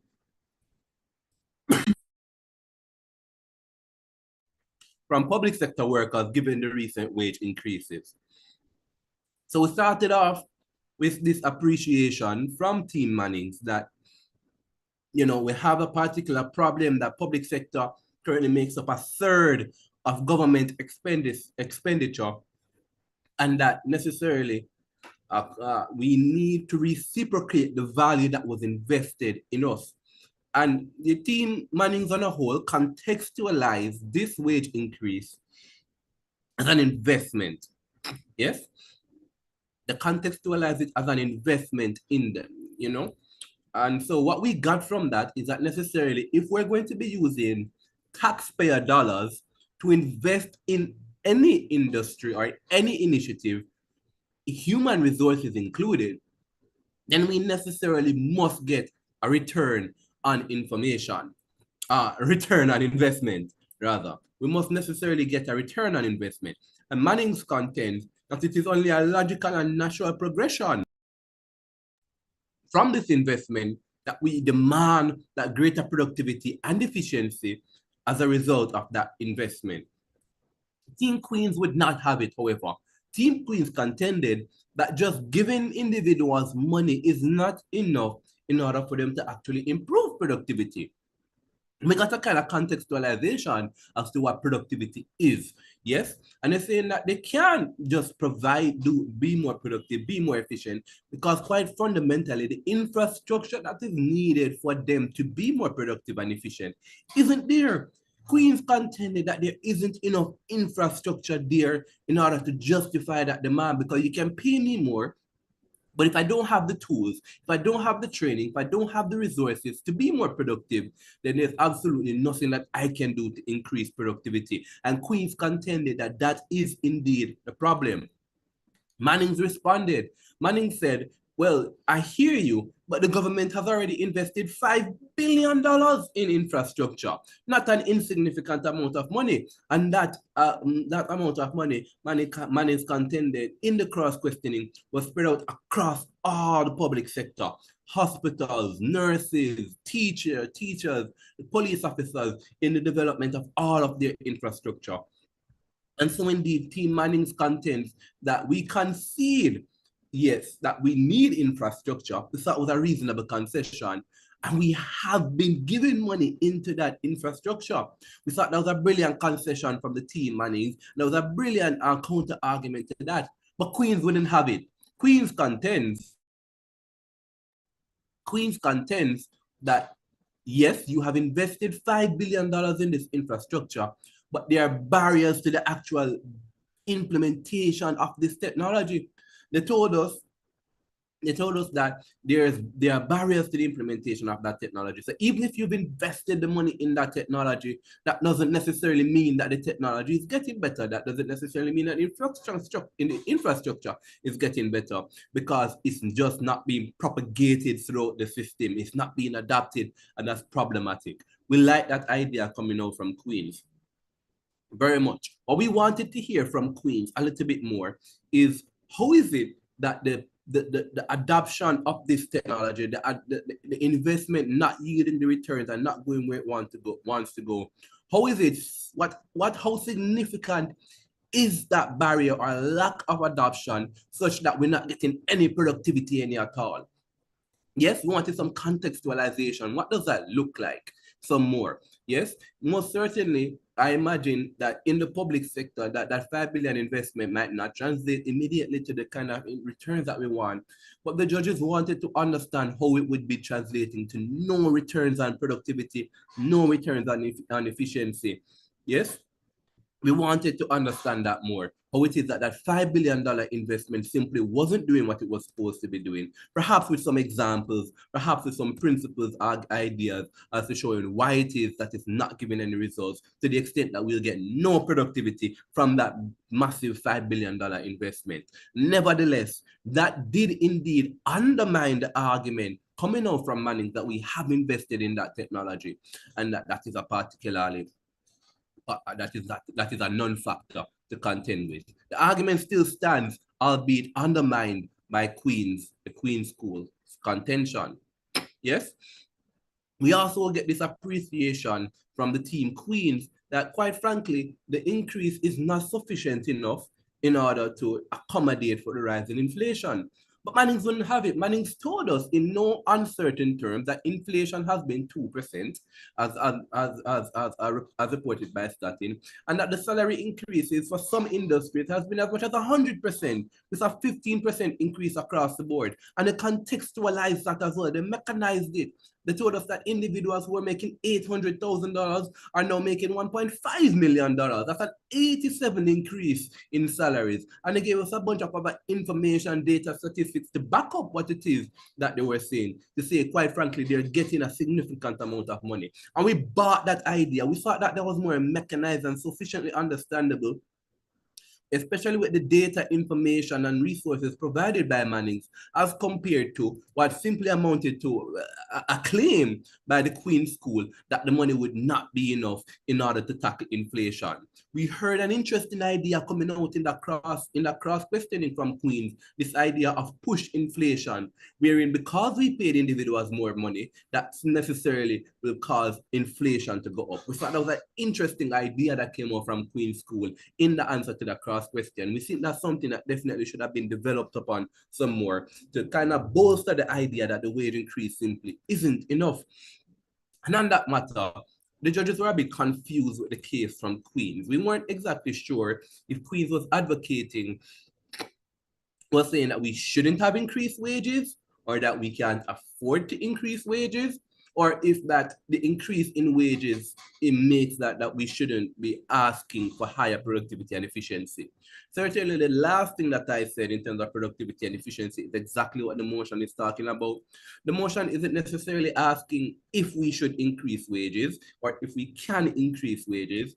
In fact, the compensation review has already gone. The motion says that recent salary increases implying that it has already been done. And so the argumentation that came out of Queens as to how we can't afford it and it's going to be a burden on the tax officers and the wage hikes are not going to be something that we can sustain and they're not something that we can do in the first place is undermined by the motion itself, saying that this is indeed something that has already been done. Yes, and so we found a little bit of inconsistency in the case of Queens. We're not sure if it is that we weren't supposed to be increasing wages, if it's unjustified. We weren't sure if we can't afford it. And we weren't sure if Queens was saying that because of that, we shouldn't be asking, for more productivity and efficiency. Indeed, the stance of the team, something that we teach in the training, the stance of the team, the scene that the team is trying to prove, was a little bit muddy and unclear to the judges, and that definitely would have done Queens a disservice. Right? And of course, many other beautiful ideas came out in this debate, but those indeed were the main ones, the ones that clashed. Yes, the idea as well came out from Queens that we can track productivity, and it's a hard metric to track, and that tracking productivity undermines, the purpose of the public sector. The judges didn't necessarily buy that idea. The judges think that necessarily we track everything. The productivity and efficiency is something that can be tracked. And in as much as the reply speaker from Manning, it says in no uncertain terms exactly how we track these kind of things. For example, classroom performance, less high school dropout, less wait time in the nurses, at the doctor, then that would have already put the nail in the coffin of what was already a dubious argument, the argument that it's difficult to track productivity in the public sector to begin with. And so, ladies and gentlemen, at the end of the debate, the judges would have concluded that the team that has won this match and will be moving on to the semifinals of this competition is the team in Proposition Manning.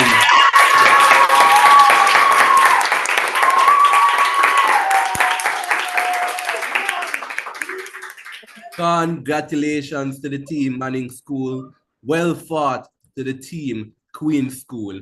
And the best debater from this match comes to us from the winning team, and that is the second speaker from team Manning School, John Pitzer Williams. Thank you very much to Manning School. Very well attempted to Team Queens. Ladies and gentlemen, we now know the 4 teams that will be facing off in the semifinals of this competition. Campion College, Glenmuir High School, Montego Bay High School for girls, and Manning's School. Indeed, an excellent, excellent performance from these 4 schools. Ladies and gentlemen, we are looking forward to seeing you for the next round of matches when we get just one step closer in identifying who will be our champion institution, who will be the 2024 winners of the JCSA High Schools Debate Competition 2024. Congratulations to both teams. See you, to all the winning teams. See you in the semifinals. Mr. Rabban? Yes, go ahead. Any scores for the match? Okay, sure, no problem. And so the matches ended with Manning School ending on 271 points and Queen School ending on 260 points. Okay, thanks. Thank you. Congratulations, Mannings, and we'll see you in the semifinals. Ladies and gentlemen, have a wonderful rest of your day.